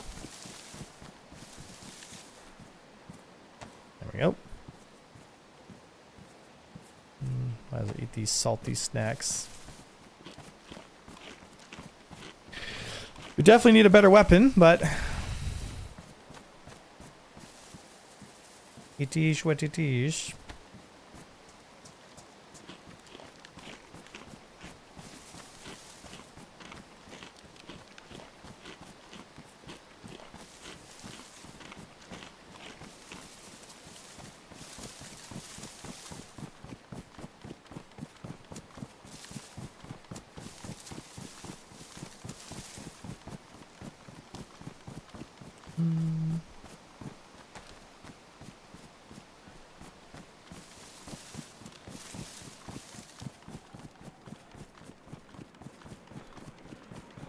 So I'm heading south right now.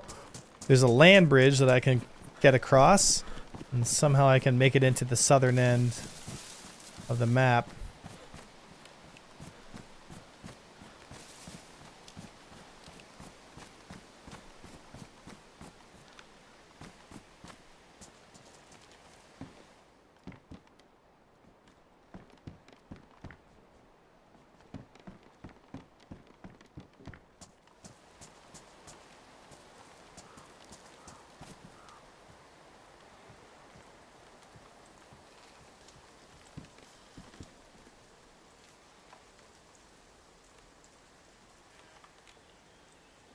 Pristine.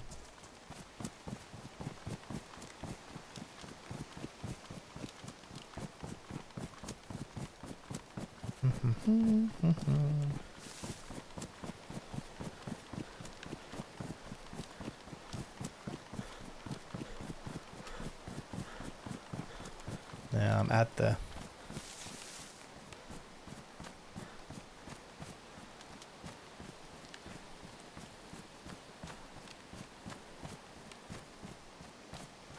should be some zombies in the forest here. Usually.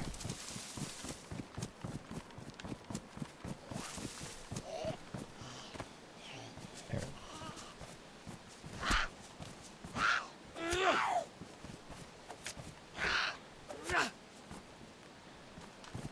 Nope. I'm trying not to make too much noise, because if I start shooting a place up, it's going to attract more zombies. I only have so many bullets. And mostly players. Trying to avoid players.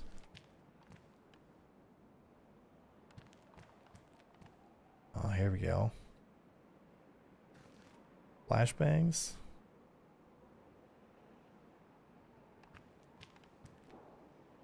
Well, things get interesting, guys. There's always flashbangs.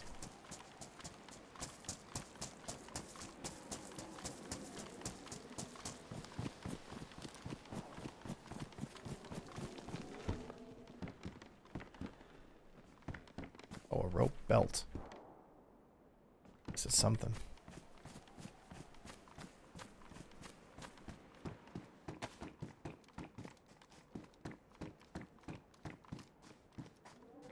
Nothing. Bunch of bullshit. Alright, this will be the risky part. 'Cause sometimes there's people that like to camp.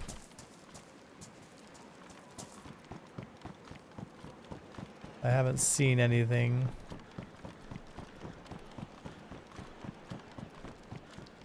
Nobody's hanging out in the windows.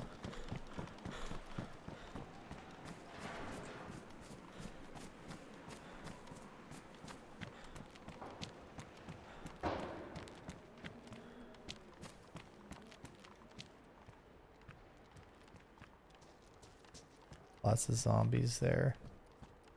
An attempt to be real quiet.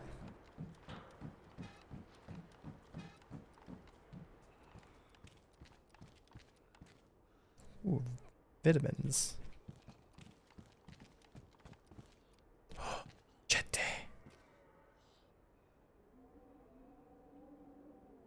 There we go. That's my new melee weapon.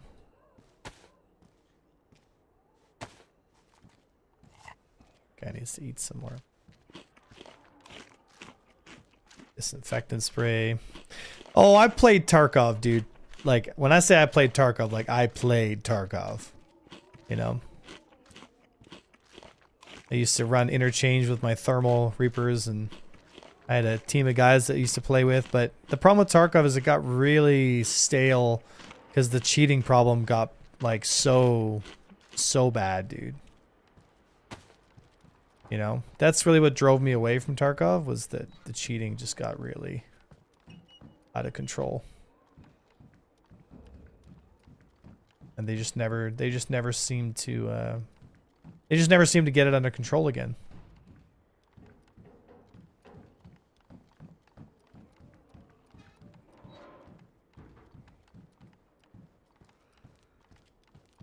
If they had got their cheating situation under control, I probably would have stayed around, but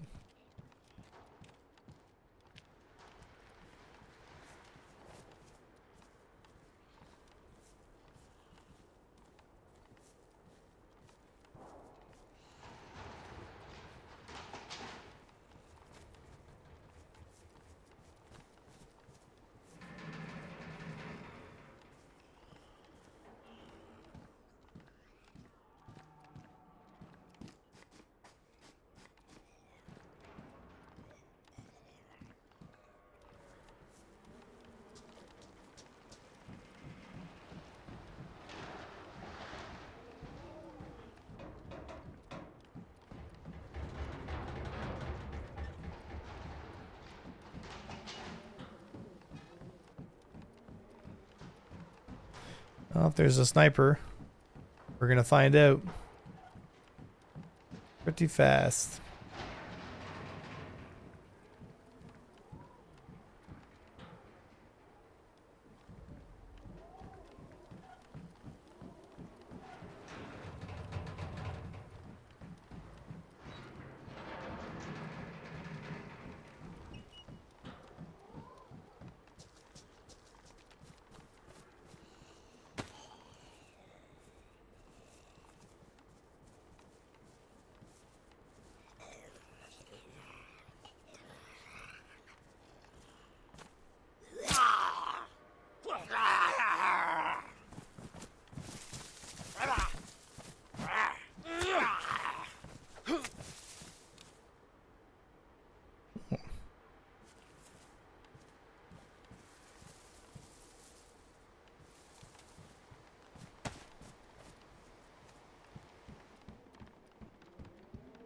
Oh, what do we got here?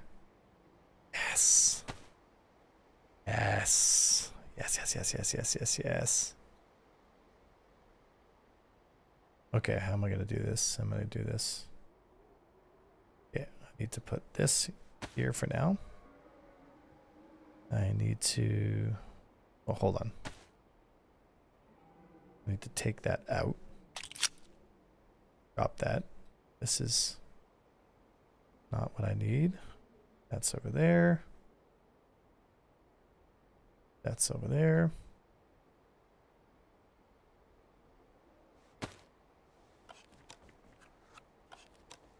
So those are 9mm bullets. This is a 9mm. It's damaged. Well, I can repair that though.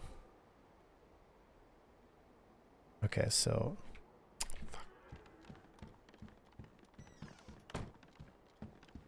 okay, so this I need to repair.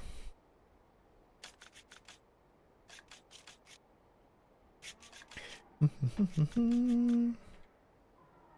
right, good. That's good. Now I need to load the mag. Pristine mag.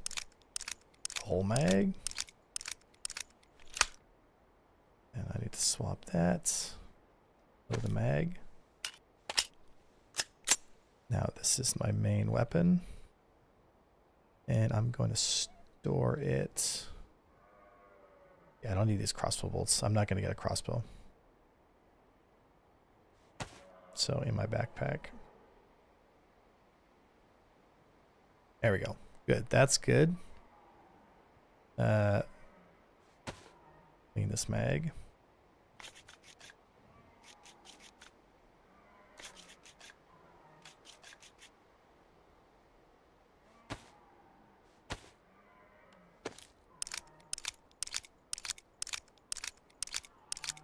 Load a full mag.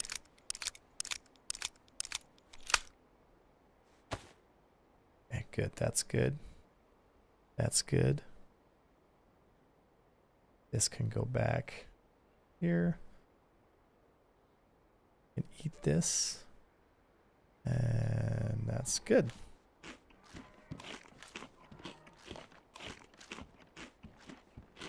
This battery we don't need. Except I need a battery for my radio, which I have already. So we're good.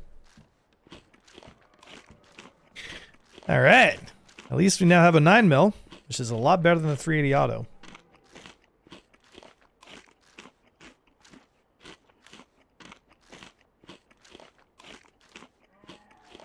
Come on. Nice. And that should be... What? We're not going to use a P1. Don't need that anymore. Means that's good. That's good. Good. Everything's good. That's good. None of my stuff is damaged except for that. That's fine. That I had that shitty 22.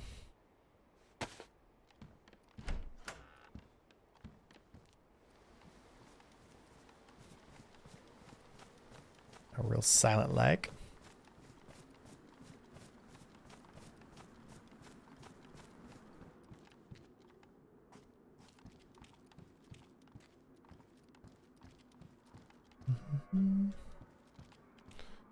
That's a bayonet. Take that. Don't need a sledgehammer. All right.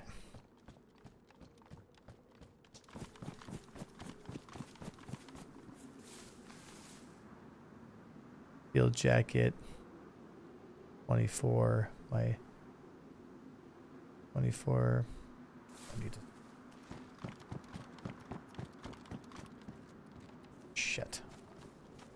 A lot of zombies across this little open terrain here. Just don't want to get picked up and shot from somewhere in the bushes. I guess we're just going to have to find out.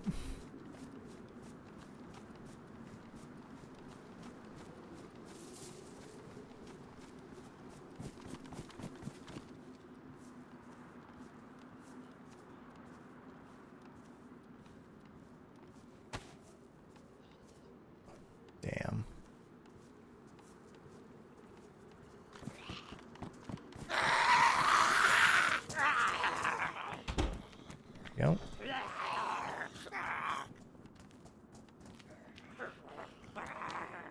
Fuck.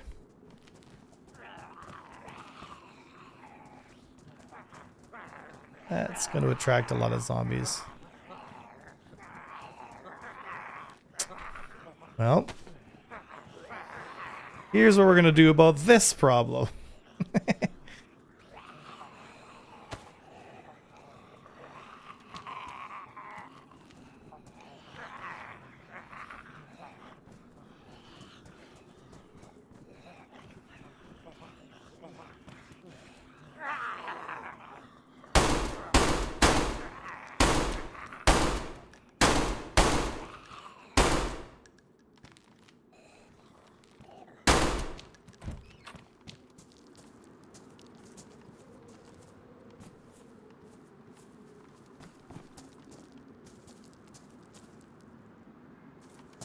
Bye-bye.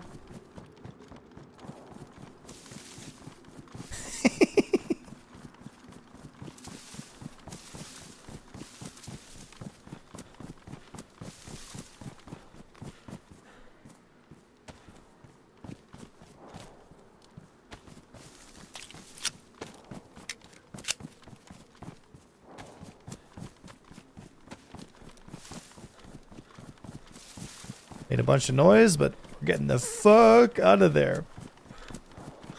If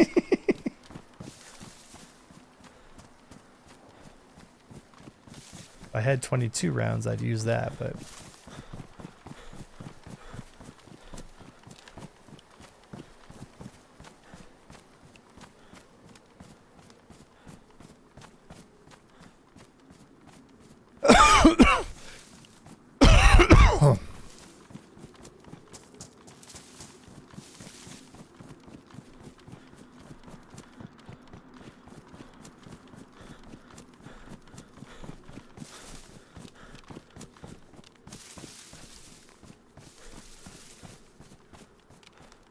Yeah, the Tarkov PvE though, like the whole point of Tarkov is to play against players, but again, right? Like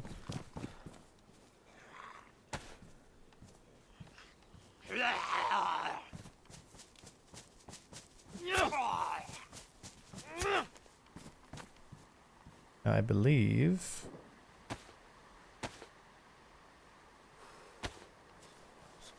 there should be a chopper wreck around here. And a bunch of military zombies. There it is.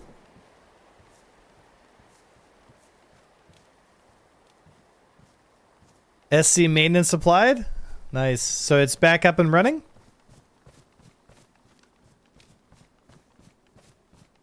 We would be honored if you would join us.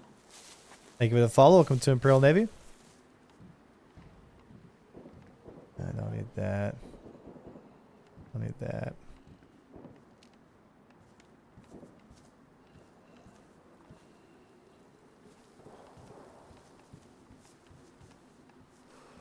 Well, here we go.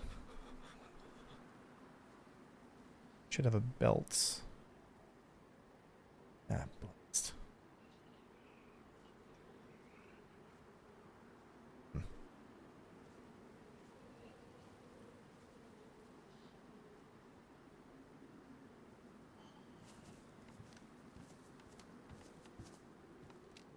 Lighter. It's huge. Another lighter. Bruh.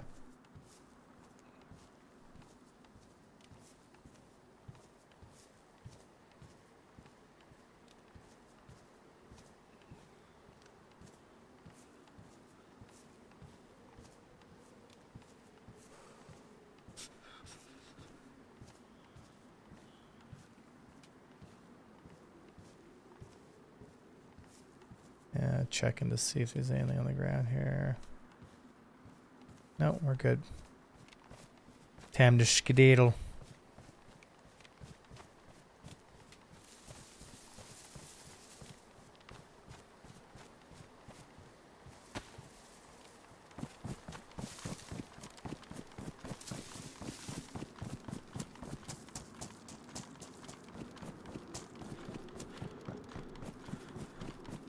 Do you still think the Buccaneer is top tier fighter? Nope. Nope, that hasn't been. The Buccaneer hasn't been A tier for last little bit because they nerfed the shit out of it, right? If you look at my tier list, I put the Buccaneer down on that list as well. The M50 is much better than the Buccaneer now.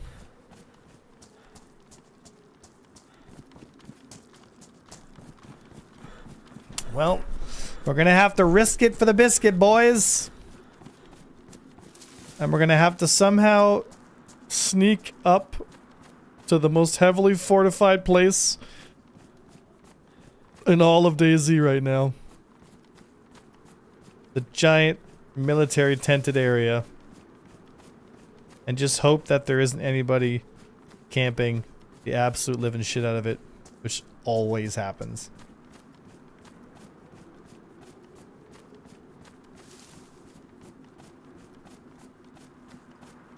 Actually, we might be in luck here because of the storm that's kind of rolling in.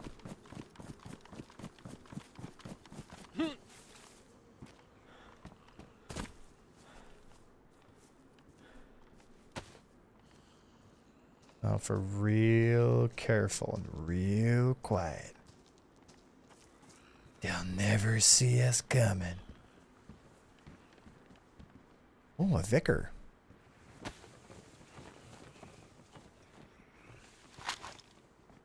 But I need a...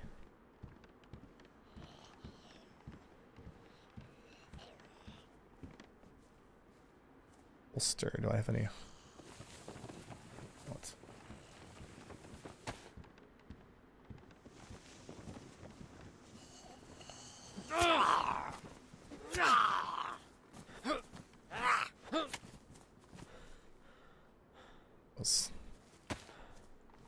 Oh, sketchy. It's ammo for my rifle. I just need a mag for it.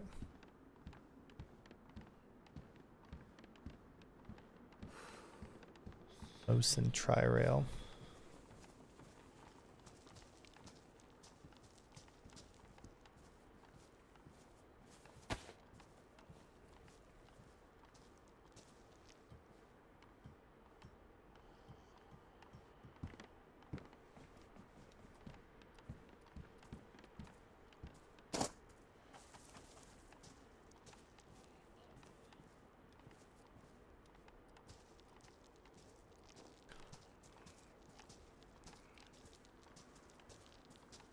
Not worried about the zombies, I'm worried about the players.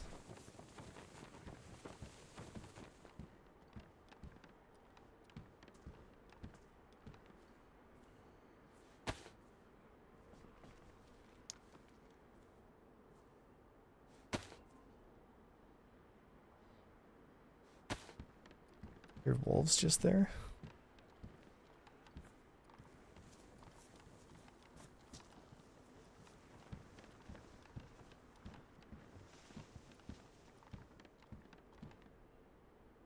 Another AK mag?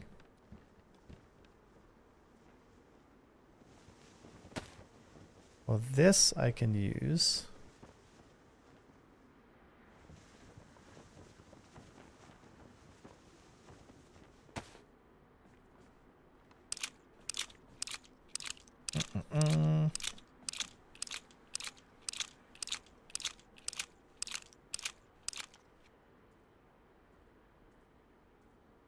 That. So I have magazine stuff if I need it. MRS site. Oh.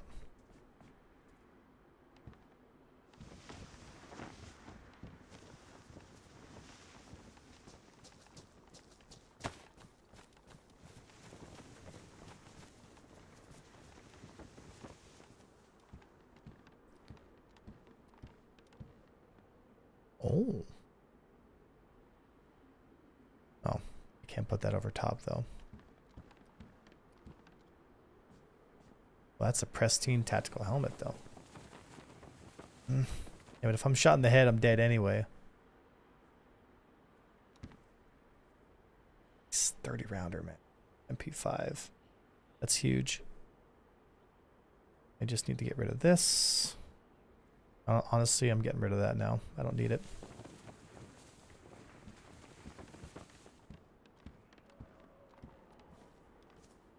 I don't want that zombie to see me. Shit.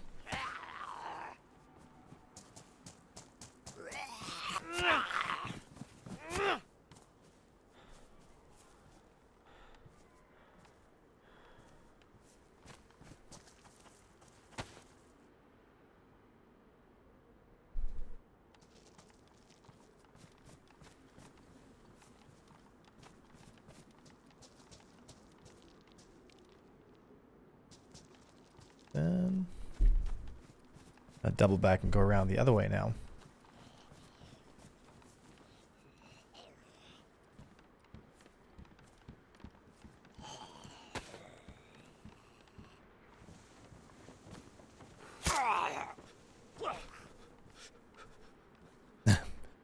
Metal Gear Solid mode, yeah.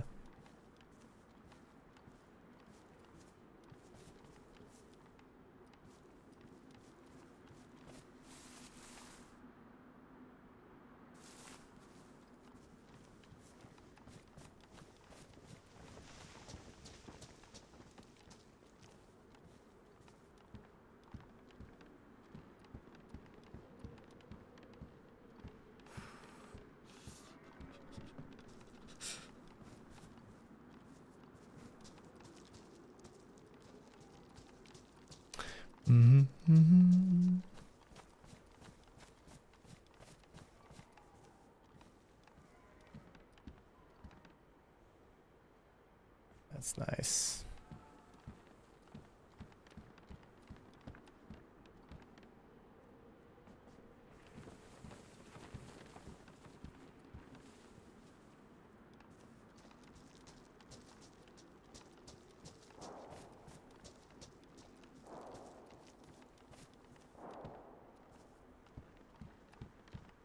Oh, yes. Yes.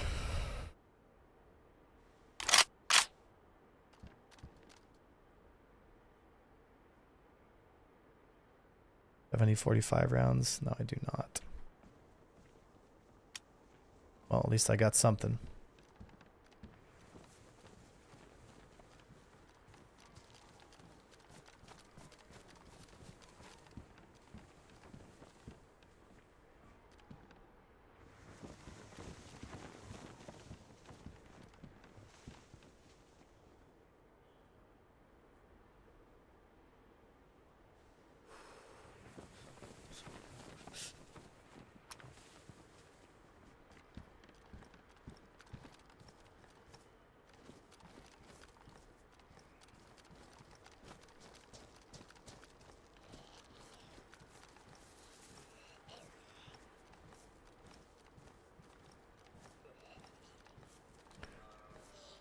Super sneaky.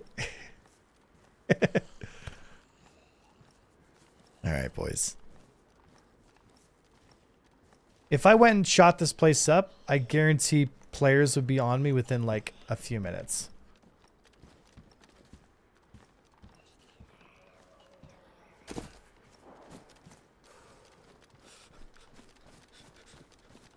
So if I can maintain a low profile,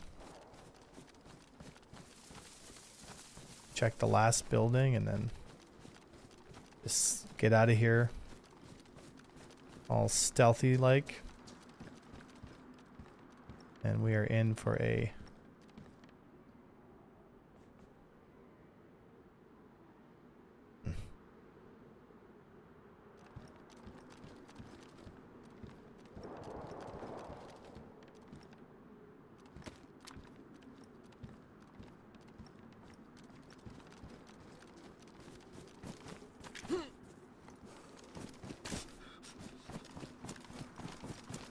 time to get the fuck out of here.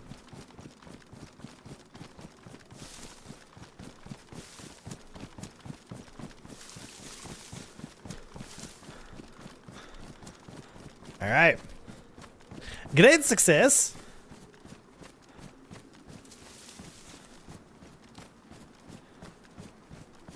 Nice.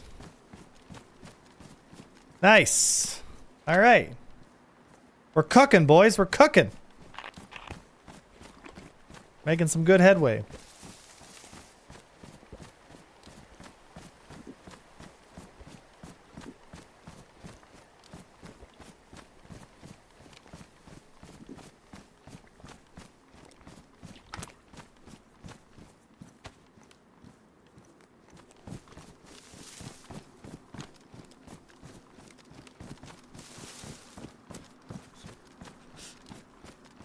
It's getting cold though. There should be another chopper crash around here.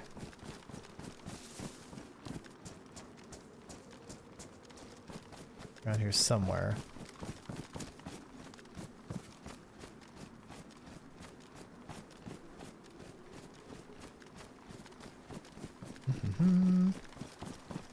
So where is the lightsaber?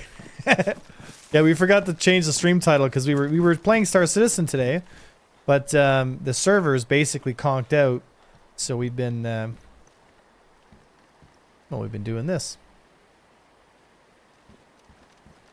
and I guess the servers just came back online, but we're enjoying our little stint into DayZ land today. So top tier ships are the ones. And that an Adventure Blue ship I know, eh? If it's got the AVS blue, baby, it's top. What did he do this time? Wait, Foxy nuked the server? How did he nuke the server?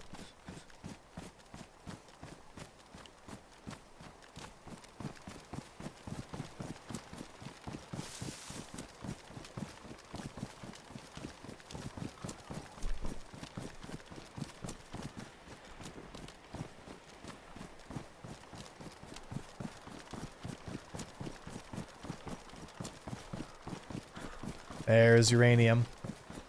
That's what I'm talking about, baby.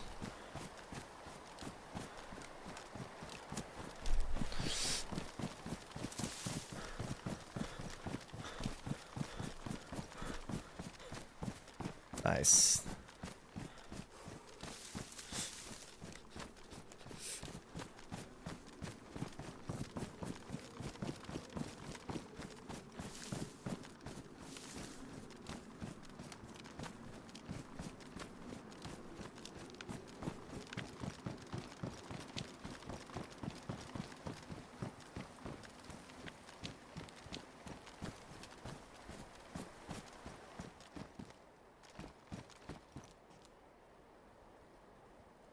That's high insulation though.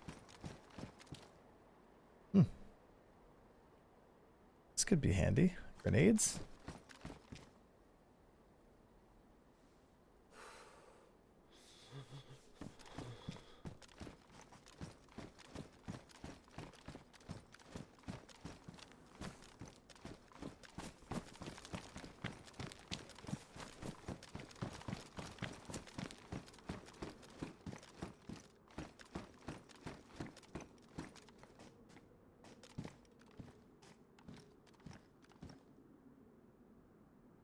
There's a Glock.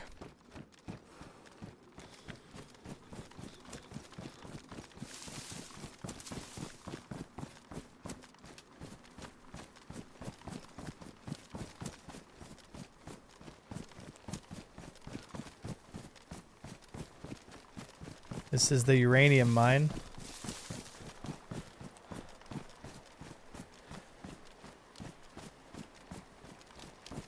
But we want to head to research.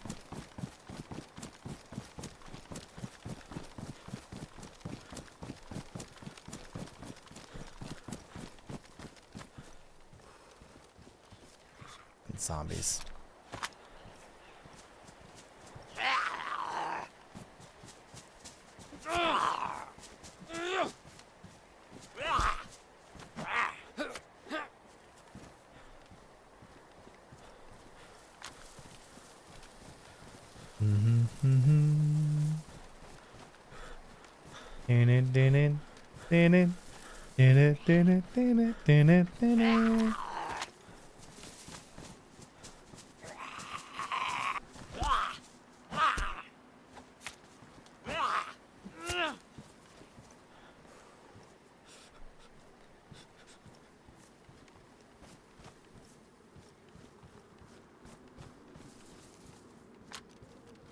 Getting closer.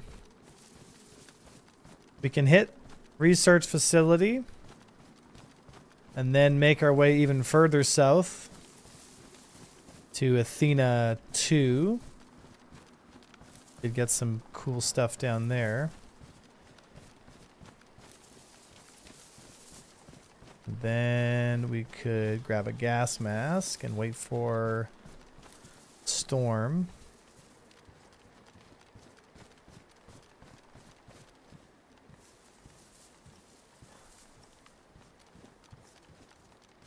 Go through the gap in the wall here.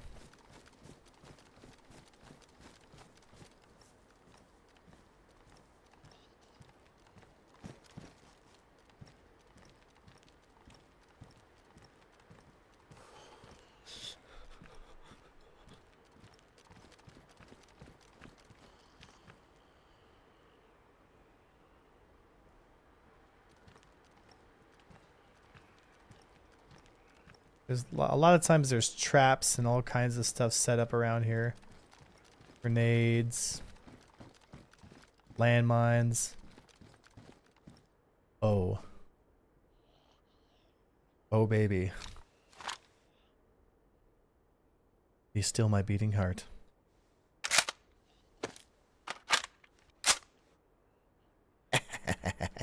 Here we go.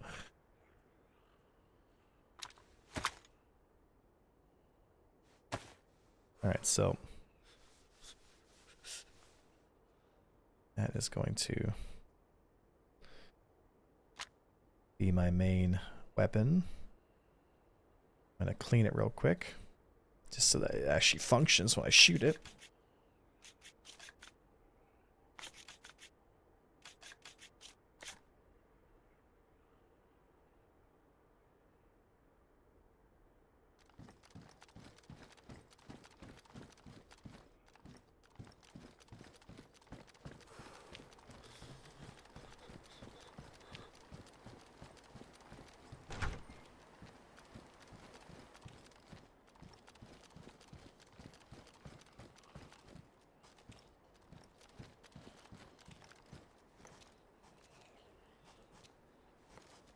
Nothing.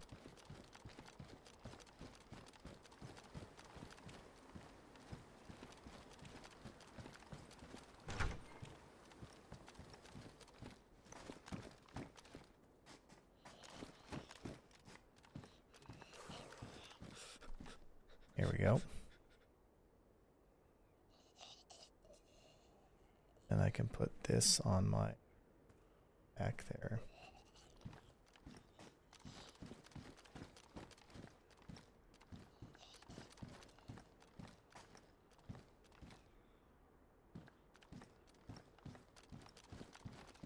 Mm-hmm.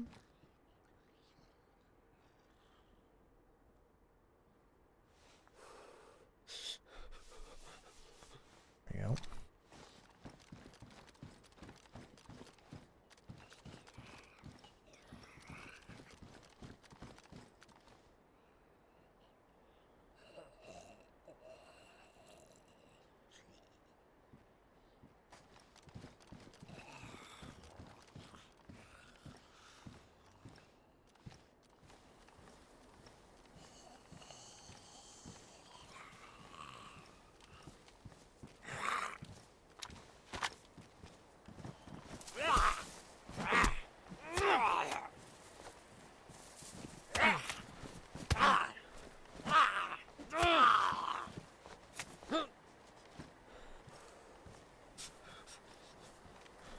Run.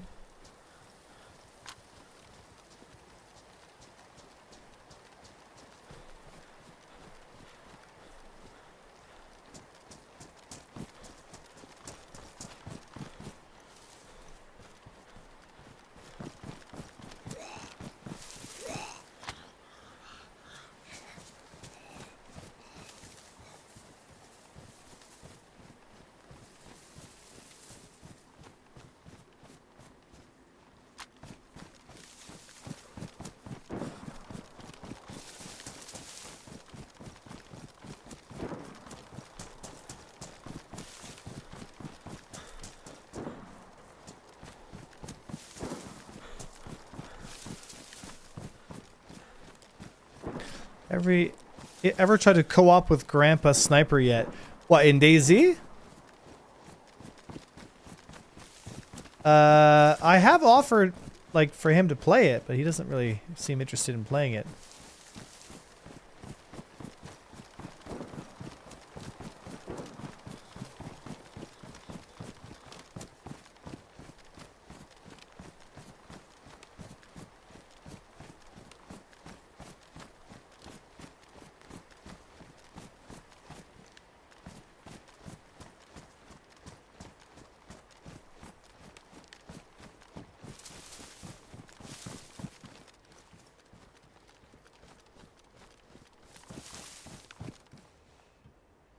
I really hope I don't get sniped here.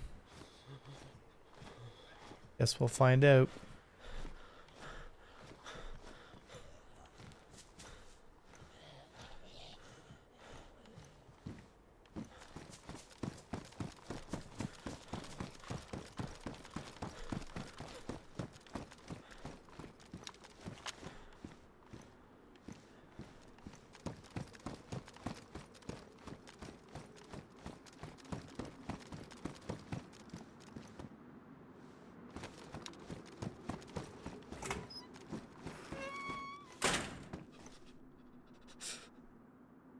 That is a 308 rifle.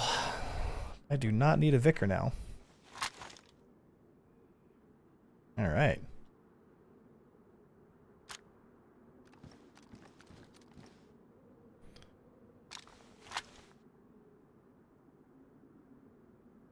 I do need those 45 rounds that I found just now.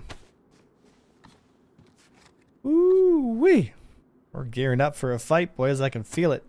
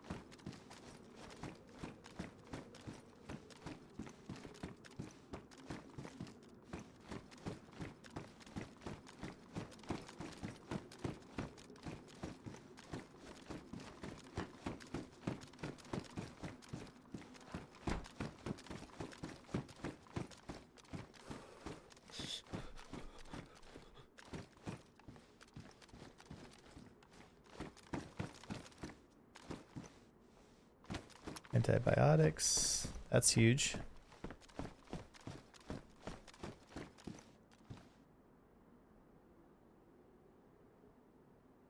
Alright, I gotta start thinking about how I want to do this here.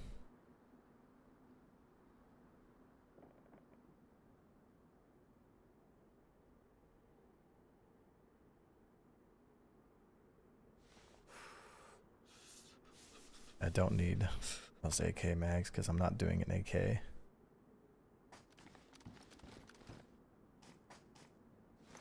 Start kit, don't need that.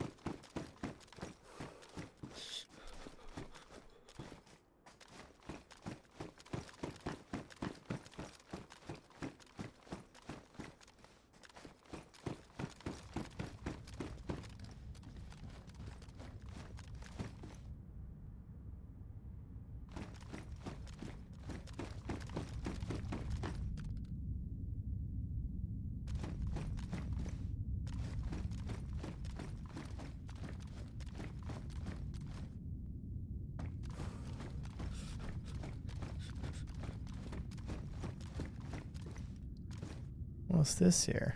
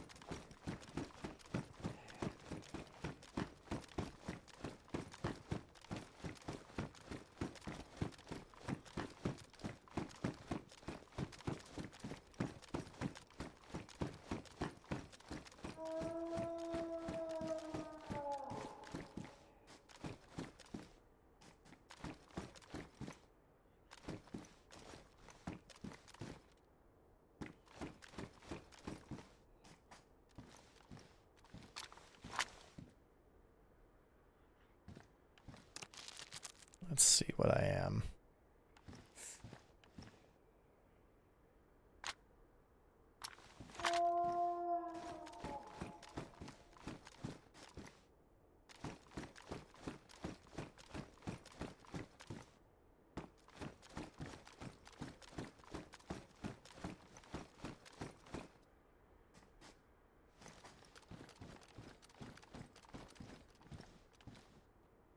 Oh, nice. Here we go.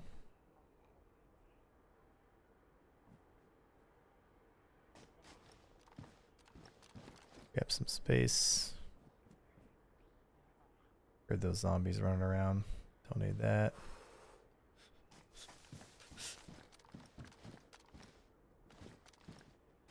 Jungle boots.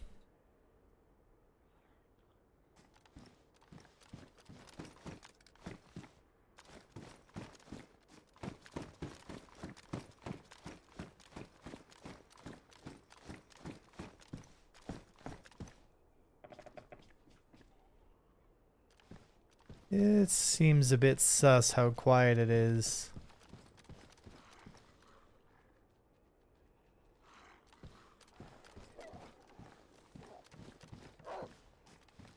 Here are wolves.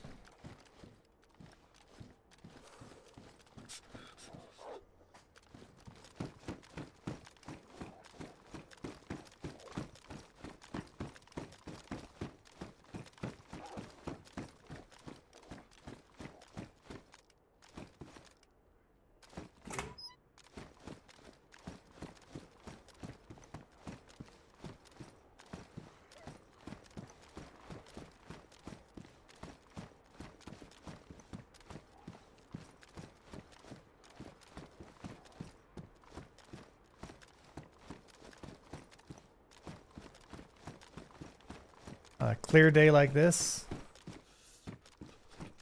bad idea.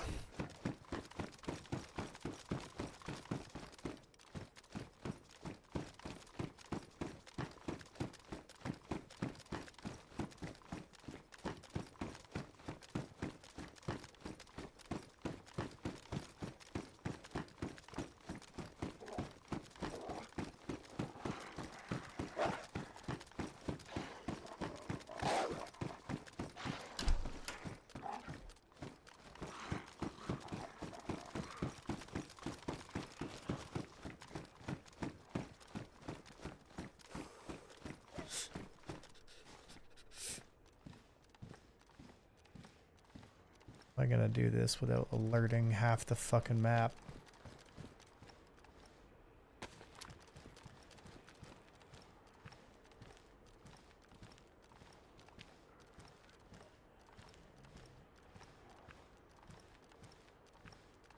Real slow.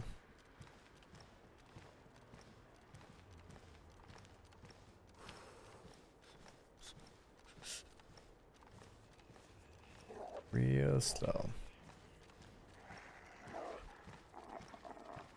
Please don't tell me those are wolves behind me.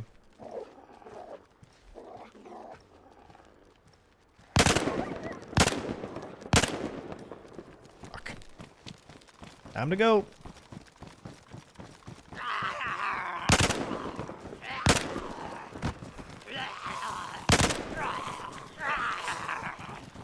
Run!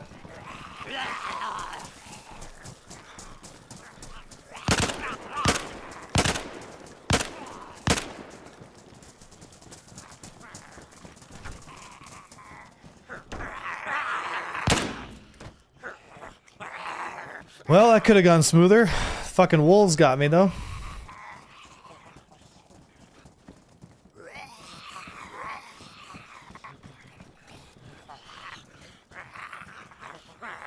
I gotta think fast here. Roll high insulation. Alright, so I don't have enough bullets. Oh. And that, my friends, is why you try to stay as quiet as you can. I don't know where I got hit from. That's DayZ for you. Figured as much. Because once you get spotted, there's snipers all over that hill, and they're just waiting for somebody to hold up, and then you just get fucking sniped. Damn. That is unfortunate.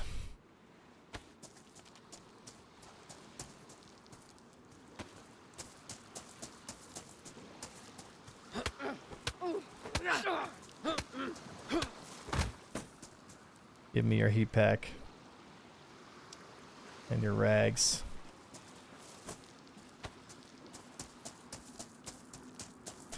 So wow, those budget cuts, that's it really changed how the game looks. I know, it's so different now. Darn it! Darn it, darn it, darn it.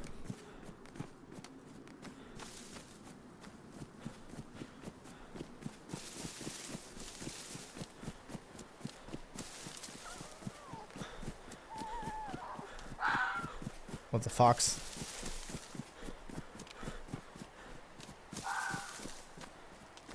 Something over there. There's something over there.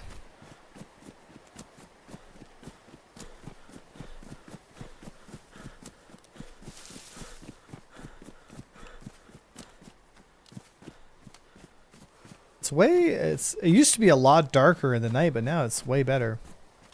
You can actually kind of like see-ish.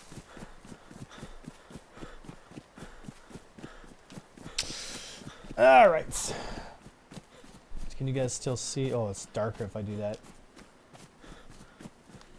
There we go. Yes. The darkness. What time is it? 7 o'clock? Or an hour over stream time, guys. We're having too much fun. Alright.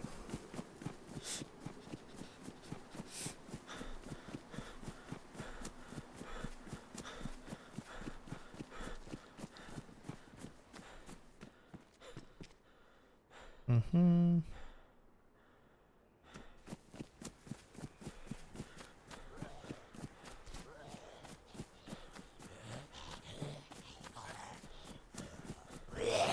Ow.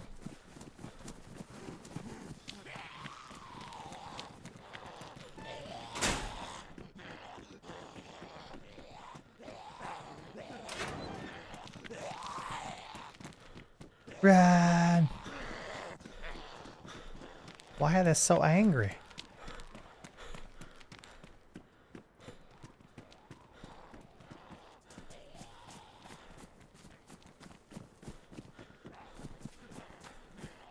Oh, come on.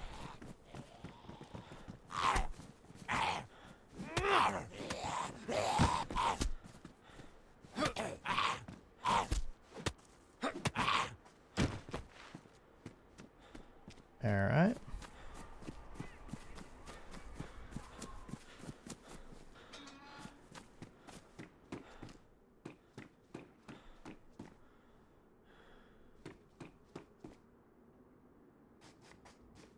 All right.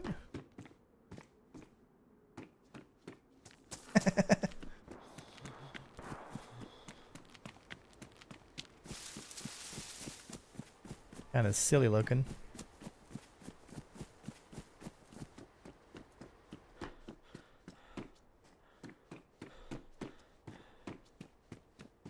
Mm-hmm.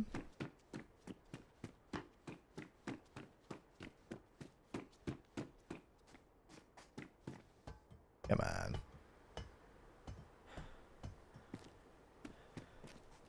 Gotta be something. Road flare.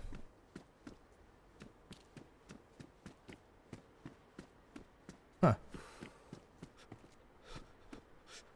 22 long rifle.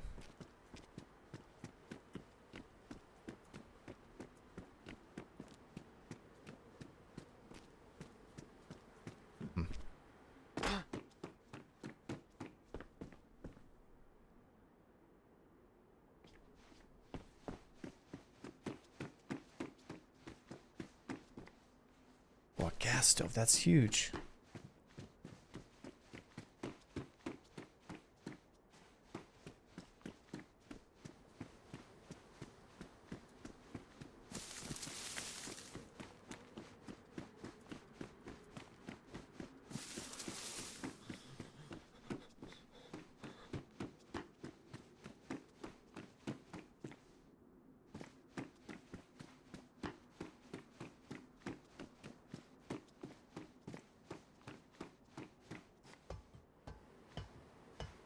Gotta be something on one of these rooftops. Gotta be something. Something up here.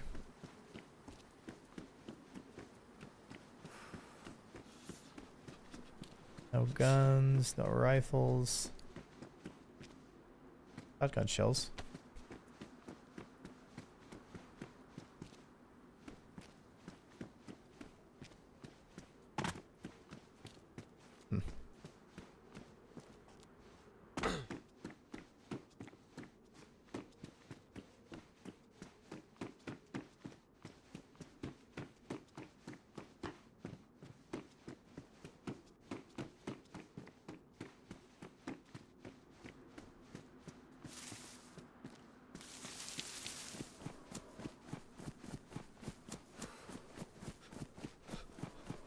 Let's check this building.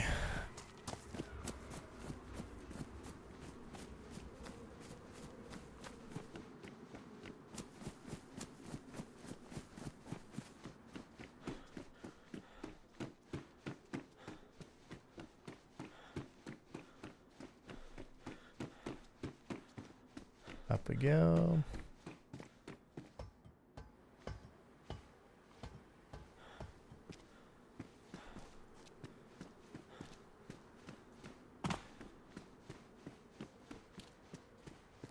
Yes. Yes.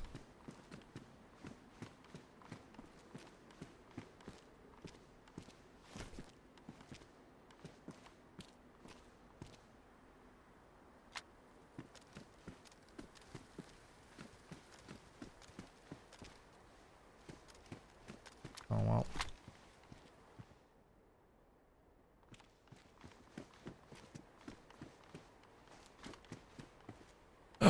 Yes.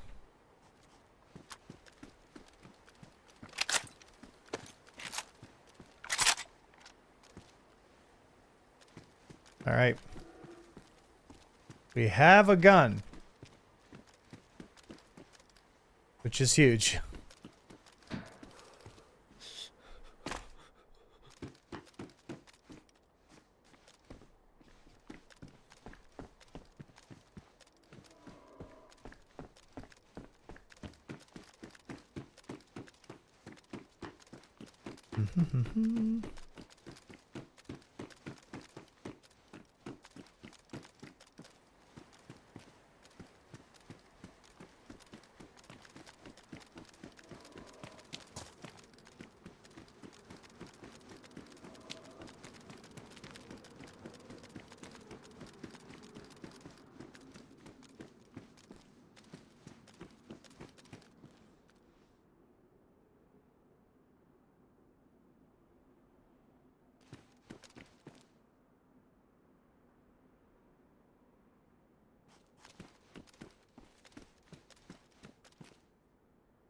Here we go.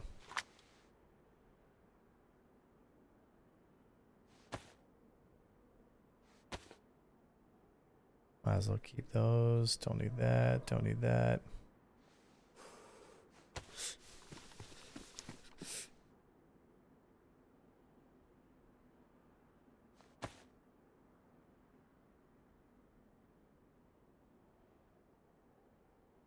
There we go. Keep all my heat packs. Yeah, that should be good.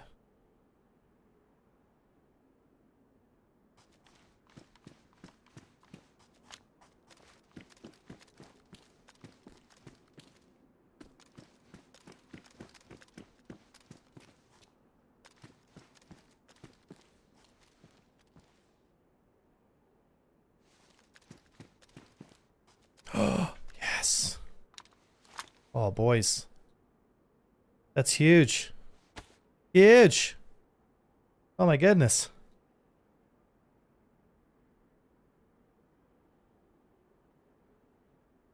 Nice. Nice.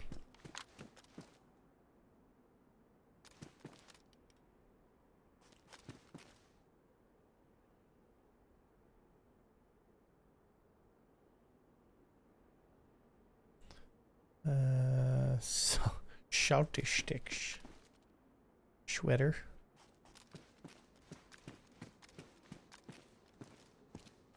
Oh. And sardines.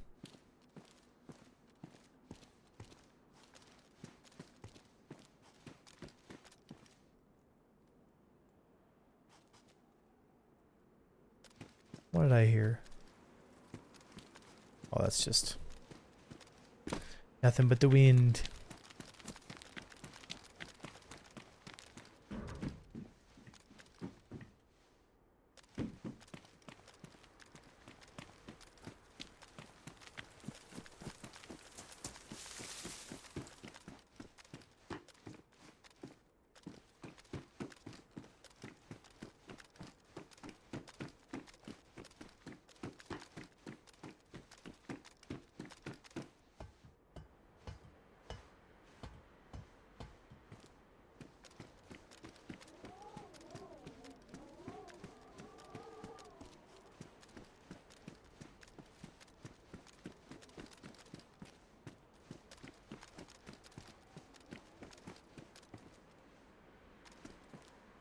Weight rounds.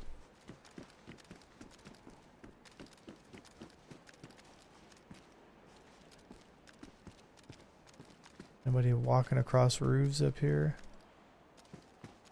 Not that I'm seeing.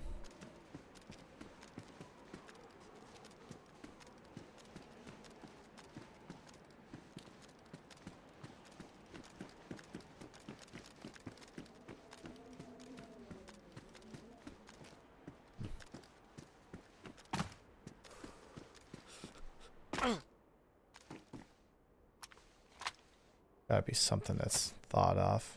No? I'll put it in my hands, let it.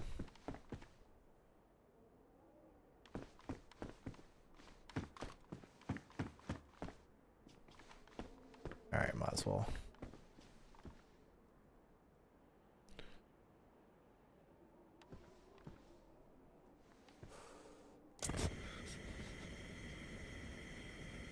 Alright.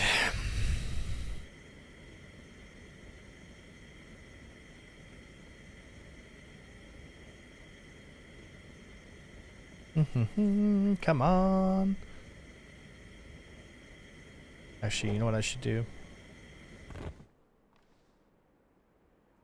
Fuck.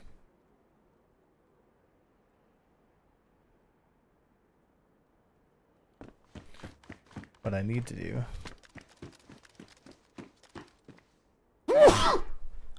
Excuse me. What I need to do is go get some water. And I can get some from the school over here.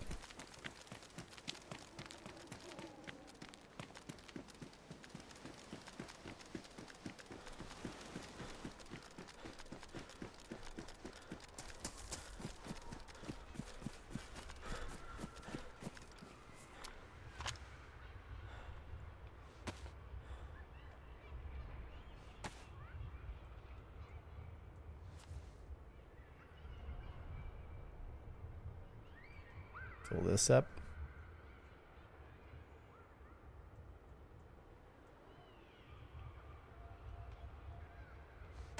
There we go.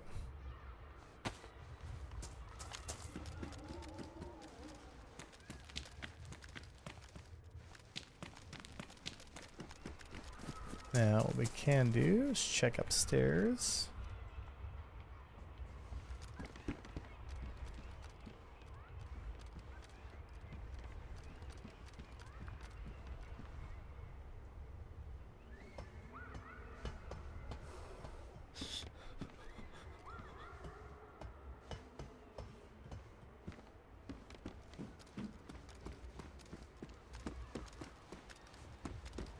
A lot of times there's weapons and gear up here as well.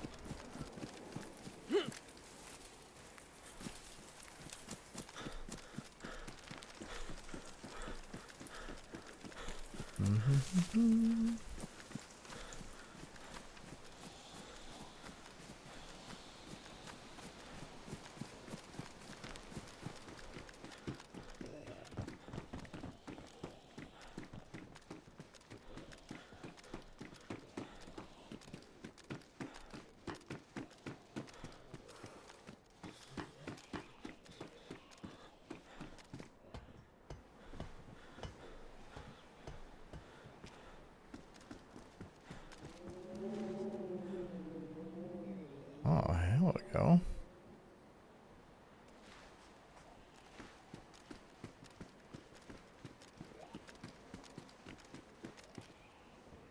Nice.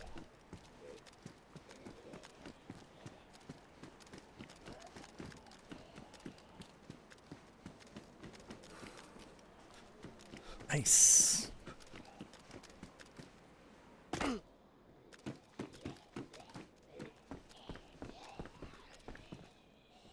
All right, now I can cook some food up.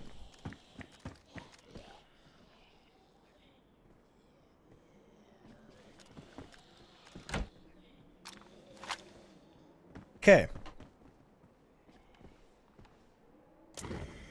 There we go. This game fucking cracks me up, man. It is a lot of fun, though, I gotta say.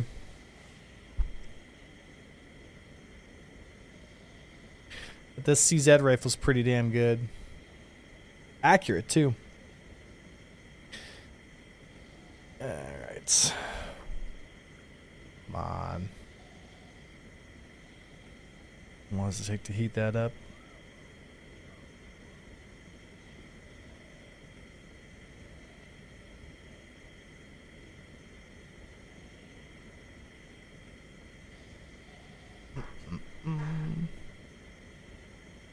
Should start boiling soon. Excuse me.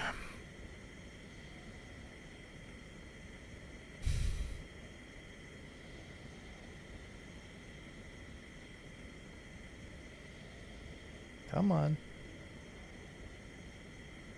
Come on.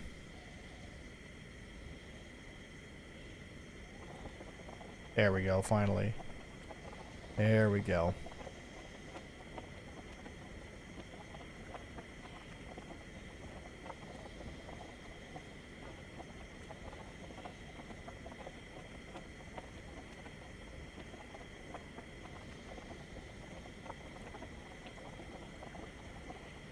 There we go. Come on, baby. Heat up. Heat up. Heat up.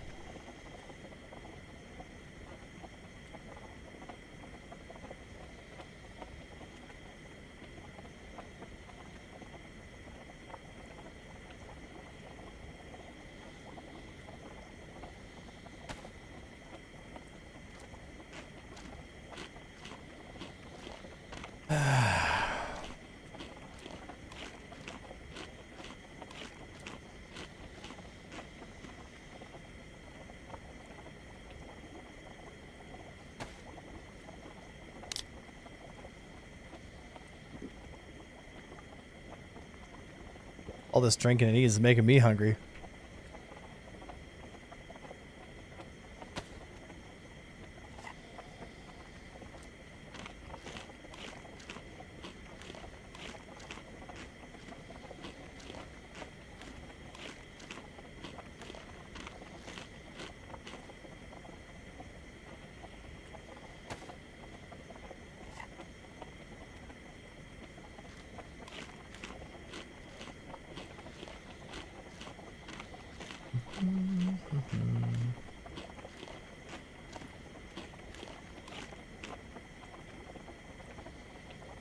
Wow.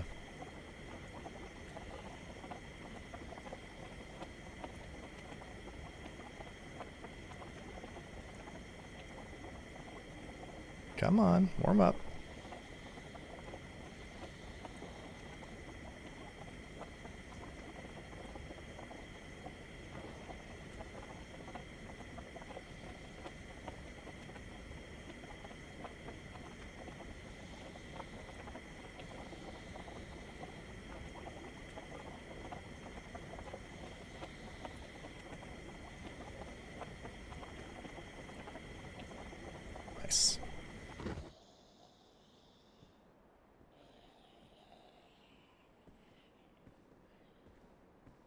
All right.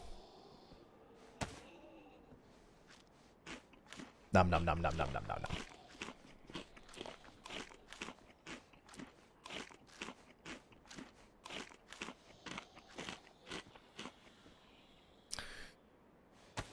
Like this.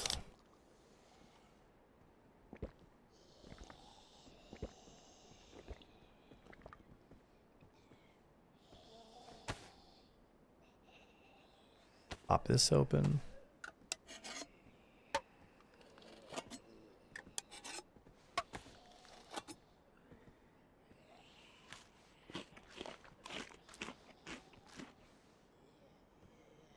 All right, I think that should be good.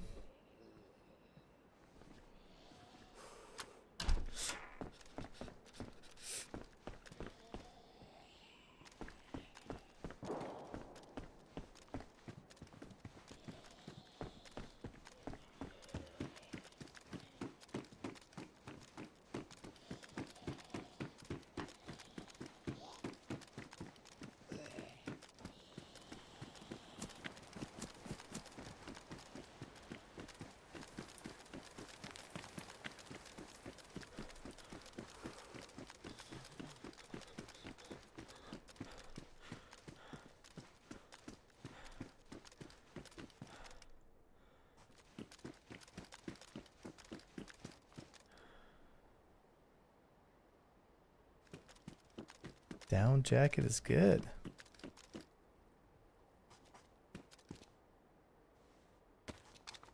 12-gauge buckshot. Jeans are better than hiking pants, that's for sure.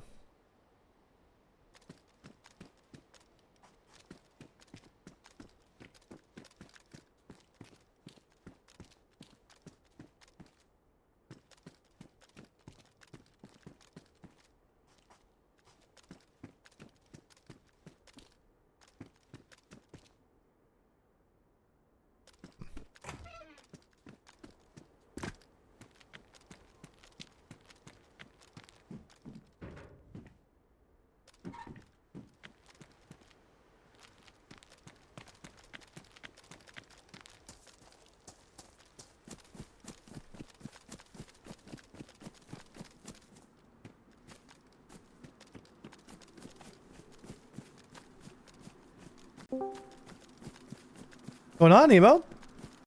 What up? Just came checking on you, see how you're doing. Just surviving the frozen wasteland of DayZ. Oh shit. It's fun, man. Fun little detour since the servers were down and I just kind of stopped.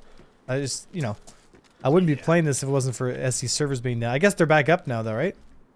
I have no idea. I just came back from extended AFK. Yeah, someone said that the servers are back up, but though I'm a bit skeptical. Besides, it's over stream time anyway, so I was just kind of like, ah, fuck it, you know, I'll just play out the rest of. Yeah, someone had mentioned, I don't know if it's true or not, but it's potentially a free fly weekend, so that might be some of the reason. I don't know if that's accurate. Seems like it's always a free fly weekend these days. I know, right? Well, except the one they canceled. Yeah. I did see some new names in AC that we've never seen before. There was like 6 or 7 like matches all happening at once. It was like whole. I think it's because the PU was down, so everybody was just in AC. Never seen that much activity in months. But, yeah.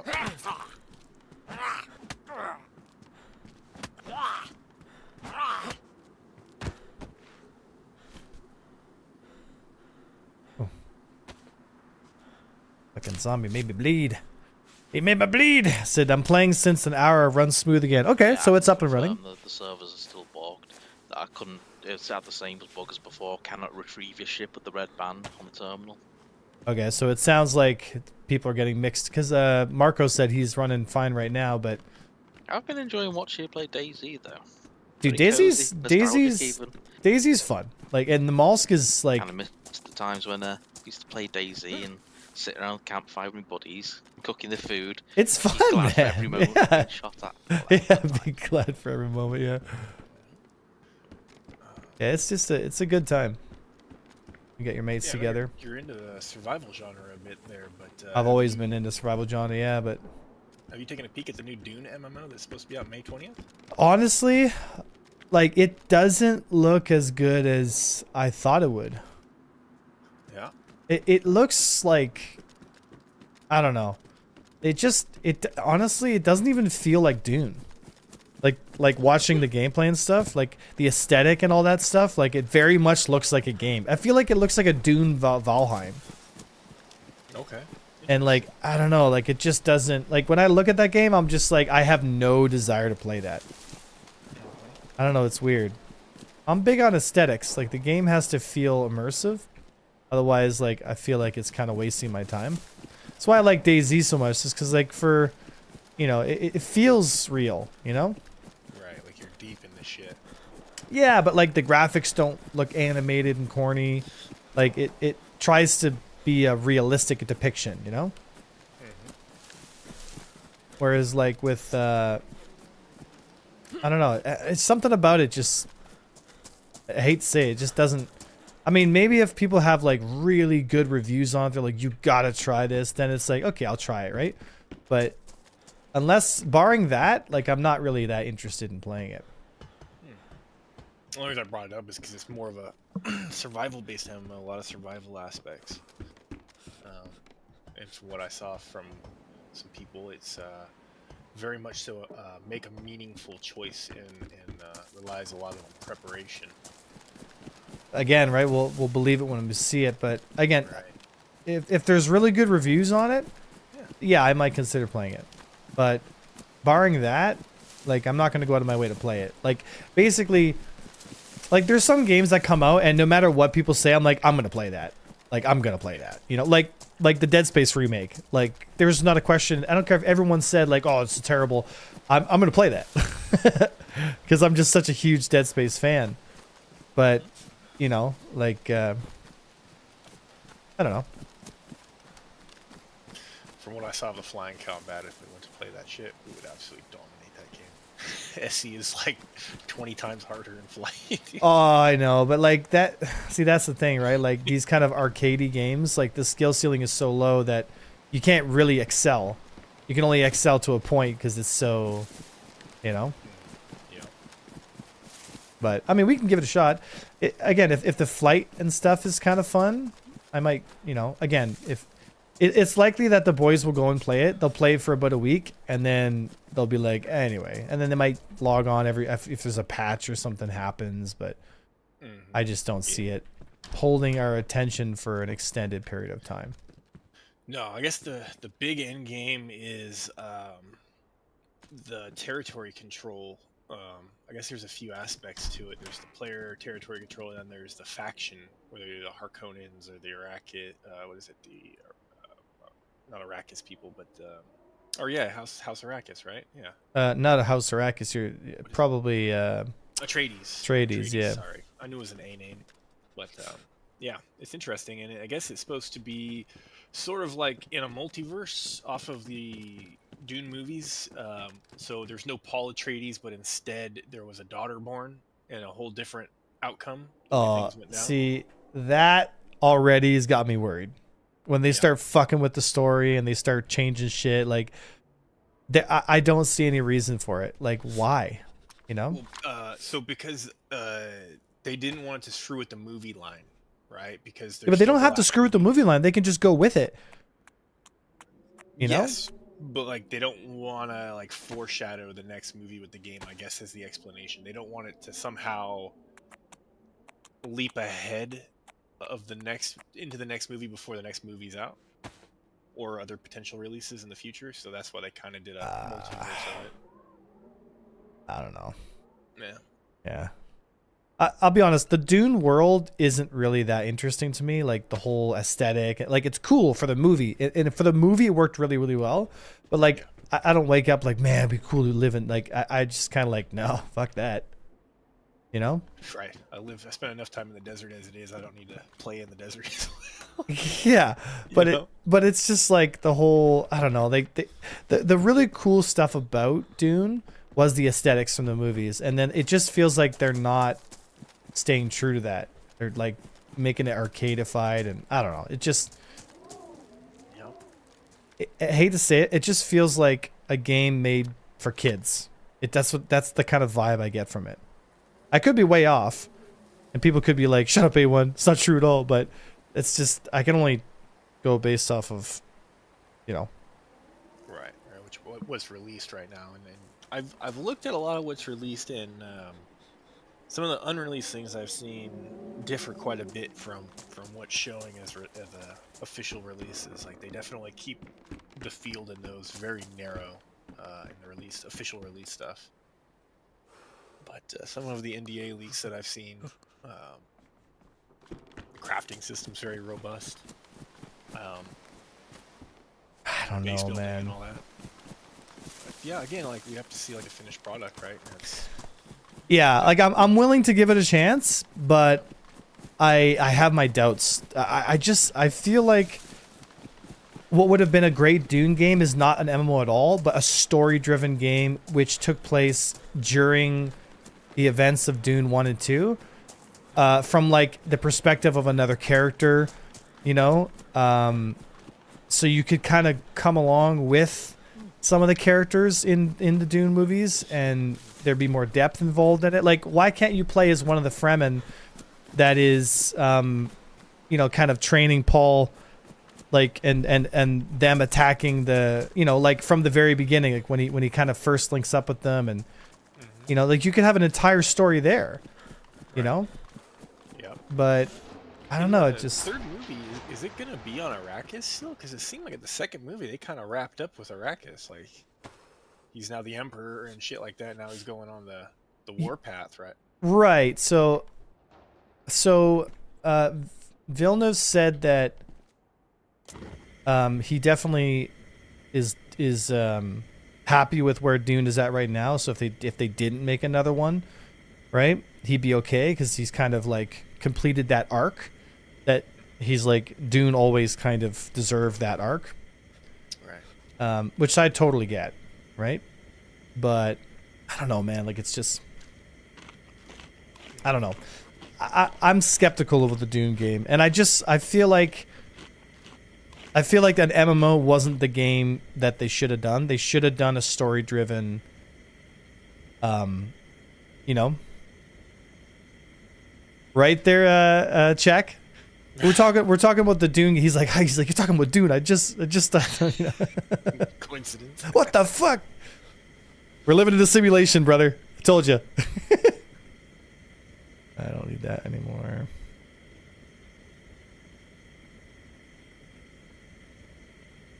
I guess Detox put out a cool video about SC using the Tumbril Storm AA. They were messing with it over at Chala's and whatnot. I guess that thing is absolutely a monster right now. What? He was showing some massive kills with it. Because the insane amount of missiles and the low detection radius and whatnot. And, you know, Chala's and Shepherds, it's all a lot of low altitude stuff. Really? It was pretty nifty to watch. Yeah. It's I think we have it in our Discord. Yeah, it's in just regular Star Citizens chat if you wanted to peek it. But yeah, it's a good little watch. Interesting. Yeah. Nice to see a lot of people still doing a lot of sciencing on a lot of these, revisiting some of these older ships that have found renewed use. Mm-hmm.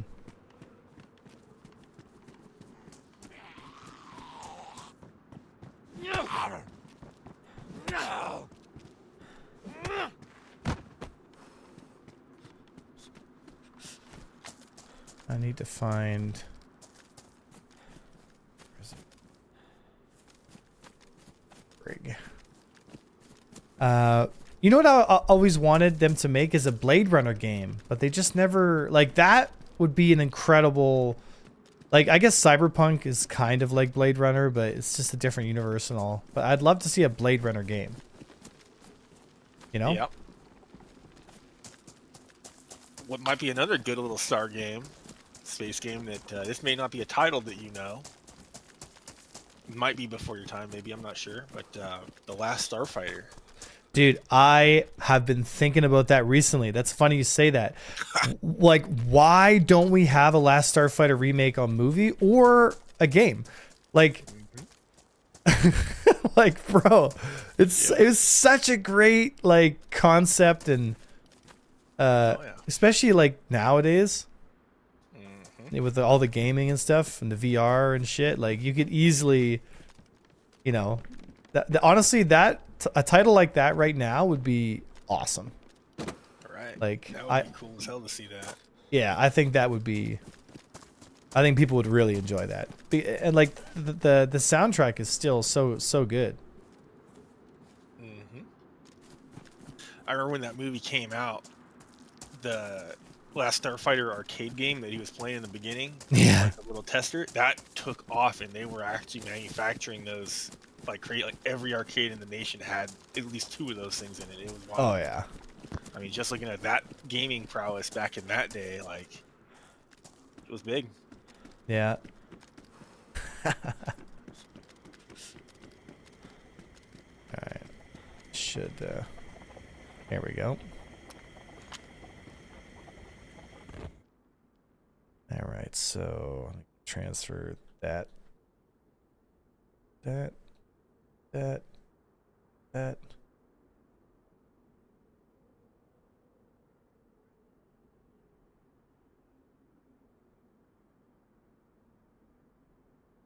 Yeah.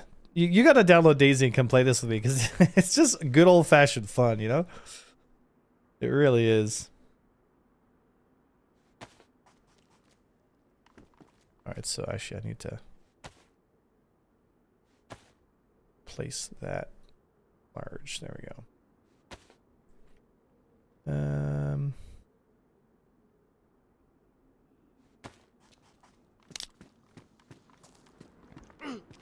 Ooh, a little too hot.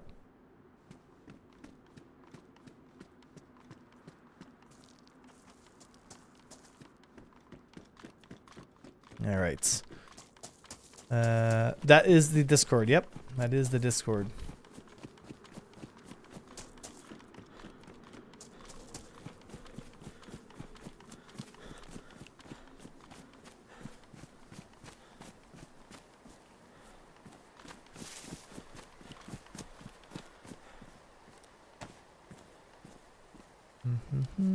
Wait for this to turn warm.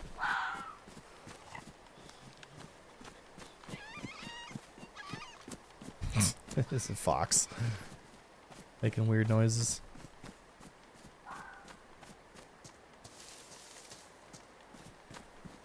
Oh.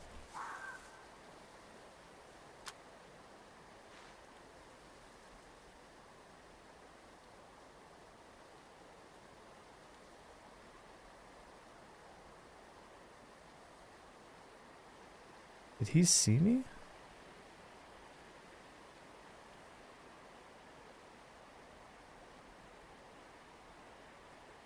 Dude, he must have seen me.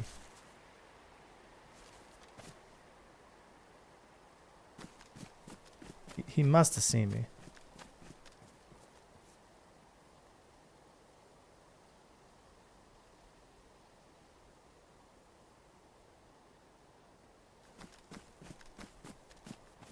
He must have seen me, dude.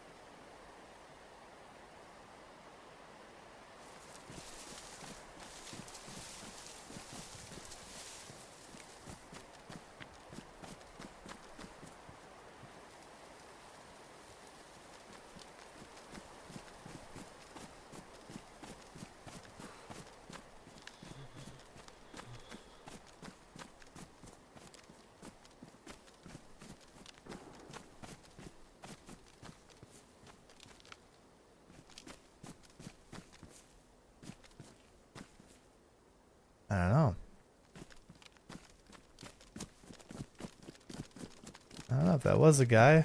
I lost him.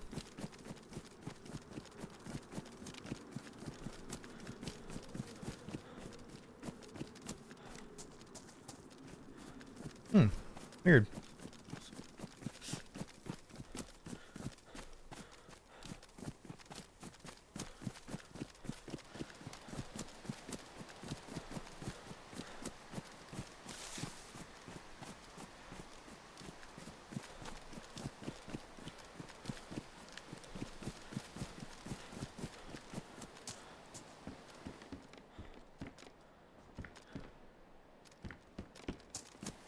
You just loaded back into Star Citizen. I put me at the home base. All Stars says Seraphim, where I logged off. I hope you still have your keys. Well, we'll find out, right? I mean... Yeah, things seem to be working. I could call my ship. I'd say, Yeah, but it might have put me backwards, like, you know, because I had gotten some of those keys, right, recently?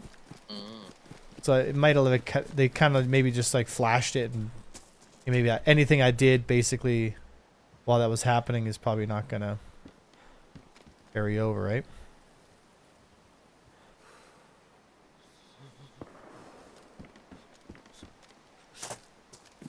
All fanny pack.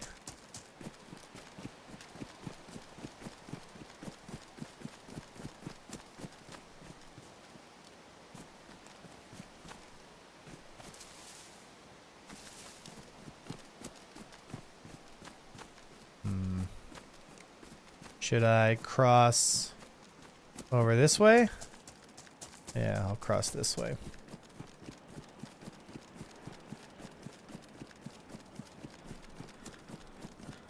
yeah, I'm much more enjoying watching the DayZ though. Nice.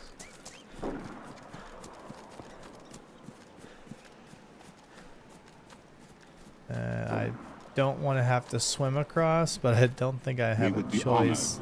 If you would join us. Thank you for the follow. Welcome to Imperial Navy. Do I have enough to make a fire as I'm across?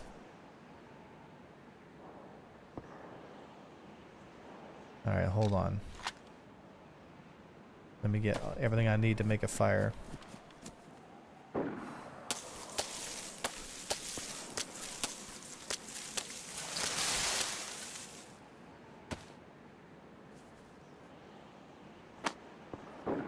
Come on.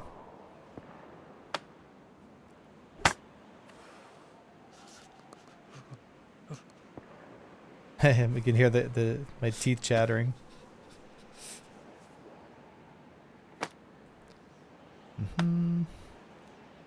Yeah, it's really atmospheric, isn't it? I noticed it when you went into school, you could hear all the ghostly voices of children playing. I love that kind of atmosphere. That was because of there's an event that happens when you do that. All right. Do I have a lighter? Fuck, I don't have a lighter. Fuck. I can't do it then.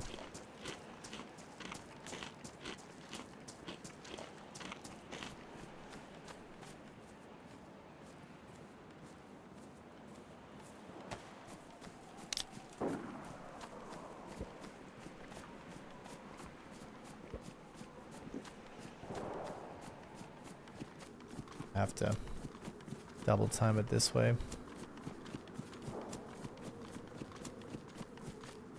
Double time.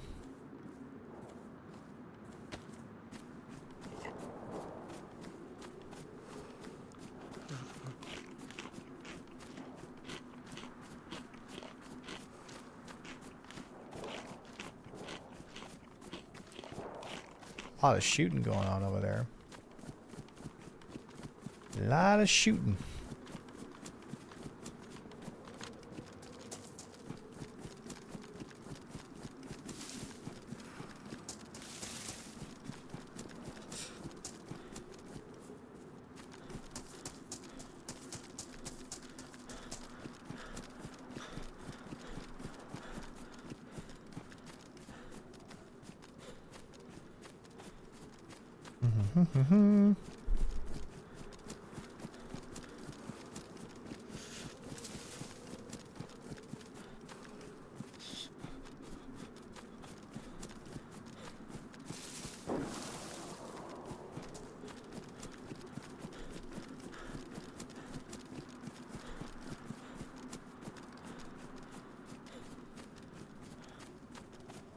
gonna have to.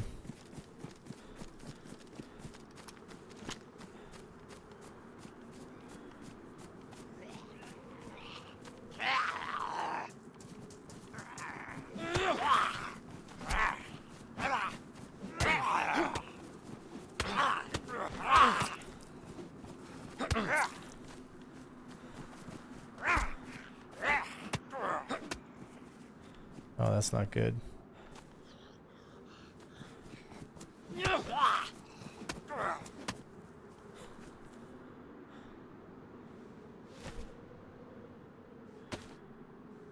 That's not good. I'm gonna lose a lot of blood. Ooh. It's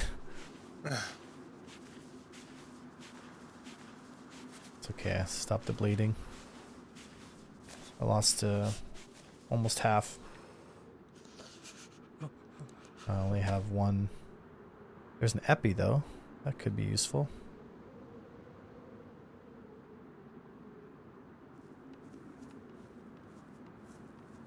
I just need to sneak around a little bit.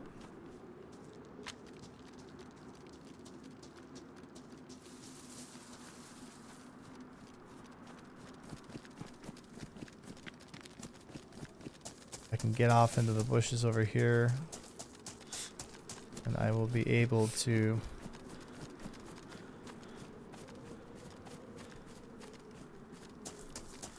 if I can get up over here, then I can start a fire.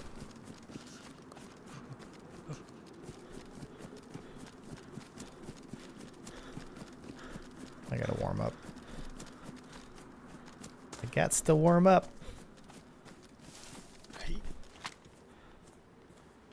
Alright,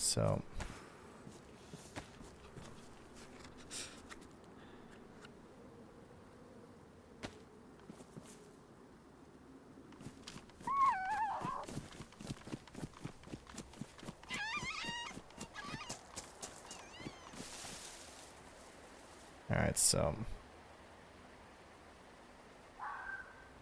craft fireplace.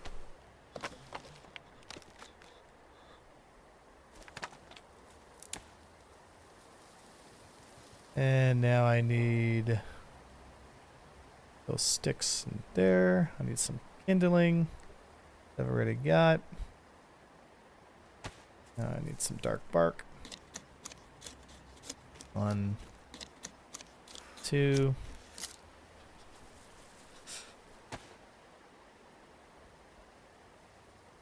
There we go. And I need that. That. And drill kit.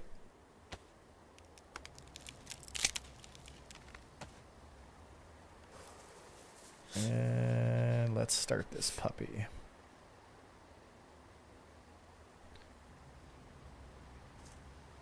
Come on, baby. Warm up. It's fucking cold.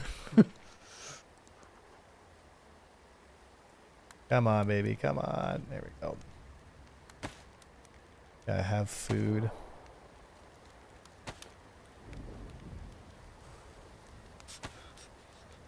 Alright, so this is damaged, so I gotta repair that.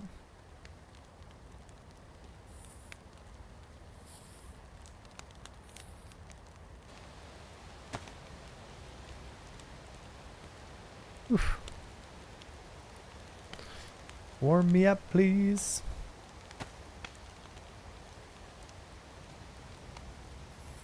I gotta repair my coat.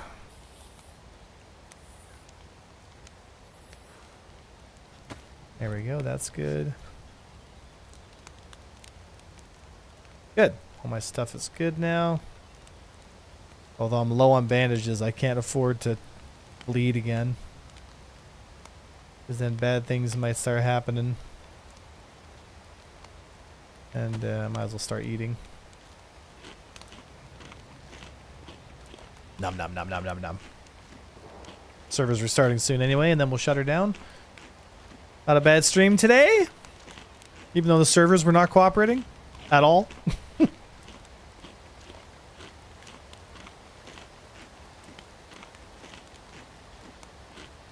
quite enjoy this little diversion. Bring back some good old memories. I might try this DayZ. I think I'll buy it and download it and Dude, DayZ is so much fun. see how it goes. It's honestly, dude, such good old fashioned fun. Like,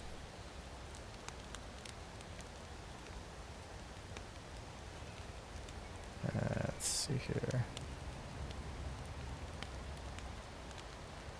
Tool. Looks like it's a lot more engaging. Trying to just survive in a hostile environment. It's not so much, you know, constantly being interrupted by other players. I mean, they are a threat in the world. Well, I mean, The I world got killed. itself is I got killed what by you're really one. Fighting, it seems like. Yeah, there's a lot of like fighting, especially Namalsk, because it's so inhospitable. Like, it's really, Namalsk is like very brutal, but that's why I like it, because the environment is a serious, like, it's a serious thing. You know?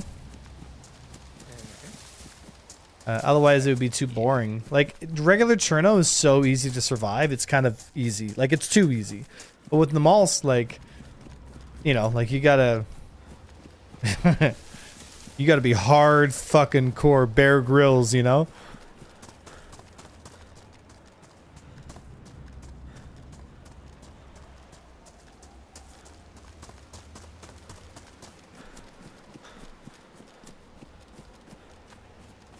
There's a lot more than just zombies. And wolves.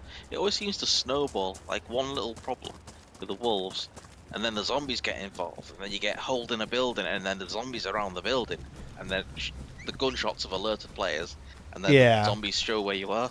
The gunshots alerting players is really the killer. That's why you gotta be like, I got killed today because I ended up shooting like crazy to try to survive from the zombies, and then some players found out where I was and just shot me, you know? And that's the killer, right?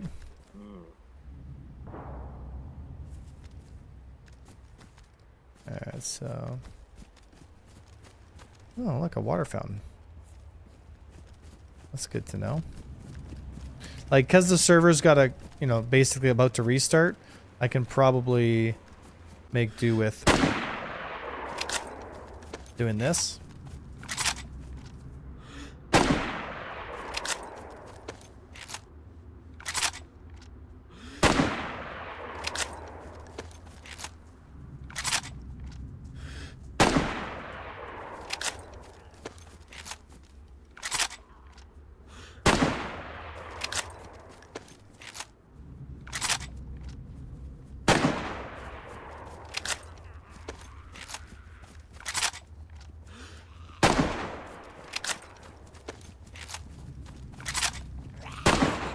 Ah, shit.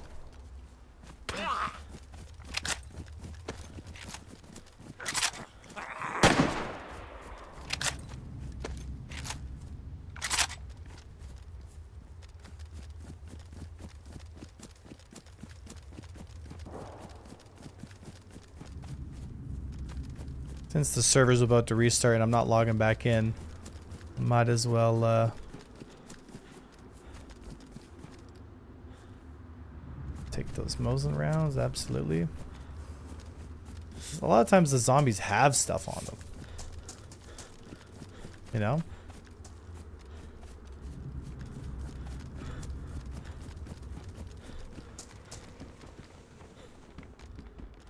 Nothing? Fucking scorpion? What is this? Oh, tactical leg holster.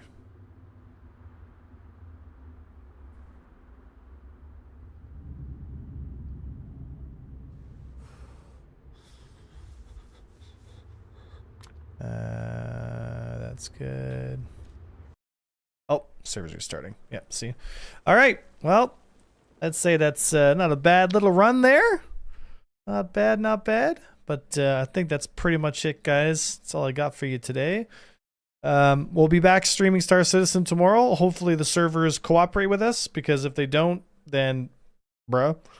But I'll drop you guys off on Pace, because he's playing some Star Citizen, suffering. So share some love to my buddy Pace. But guys, thank you so much for joining me today. We had some great conversations, had some good talks. I hope you guys have an amazing rest of your day. I'll see you tomorrow. Keep your chins up, and I love you. Thank you so much. I was Avenger 1 for the Empire. See you guys tomorrow.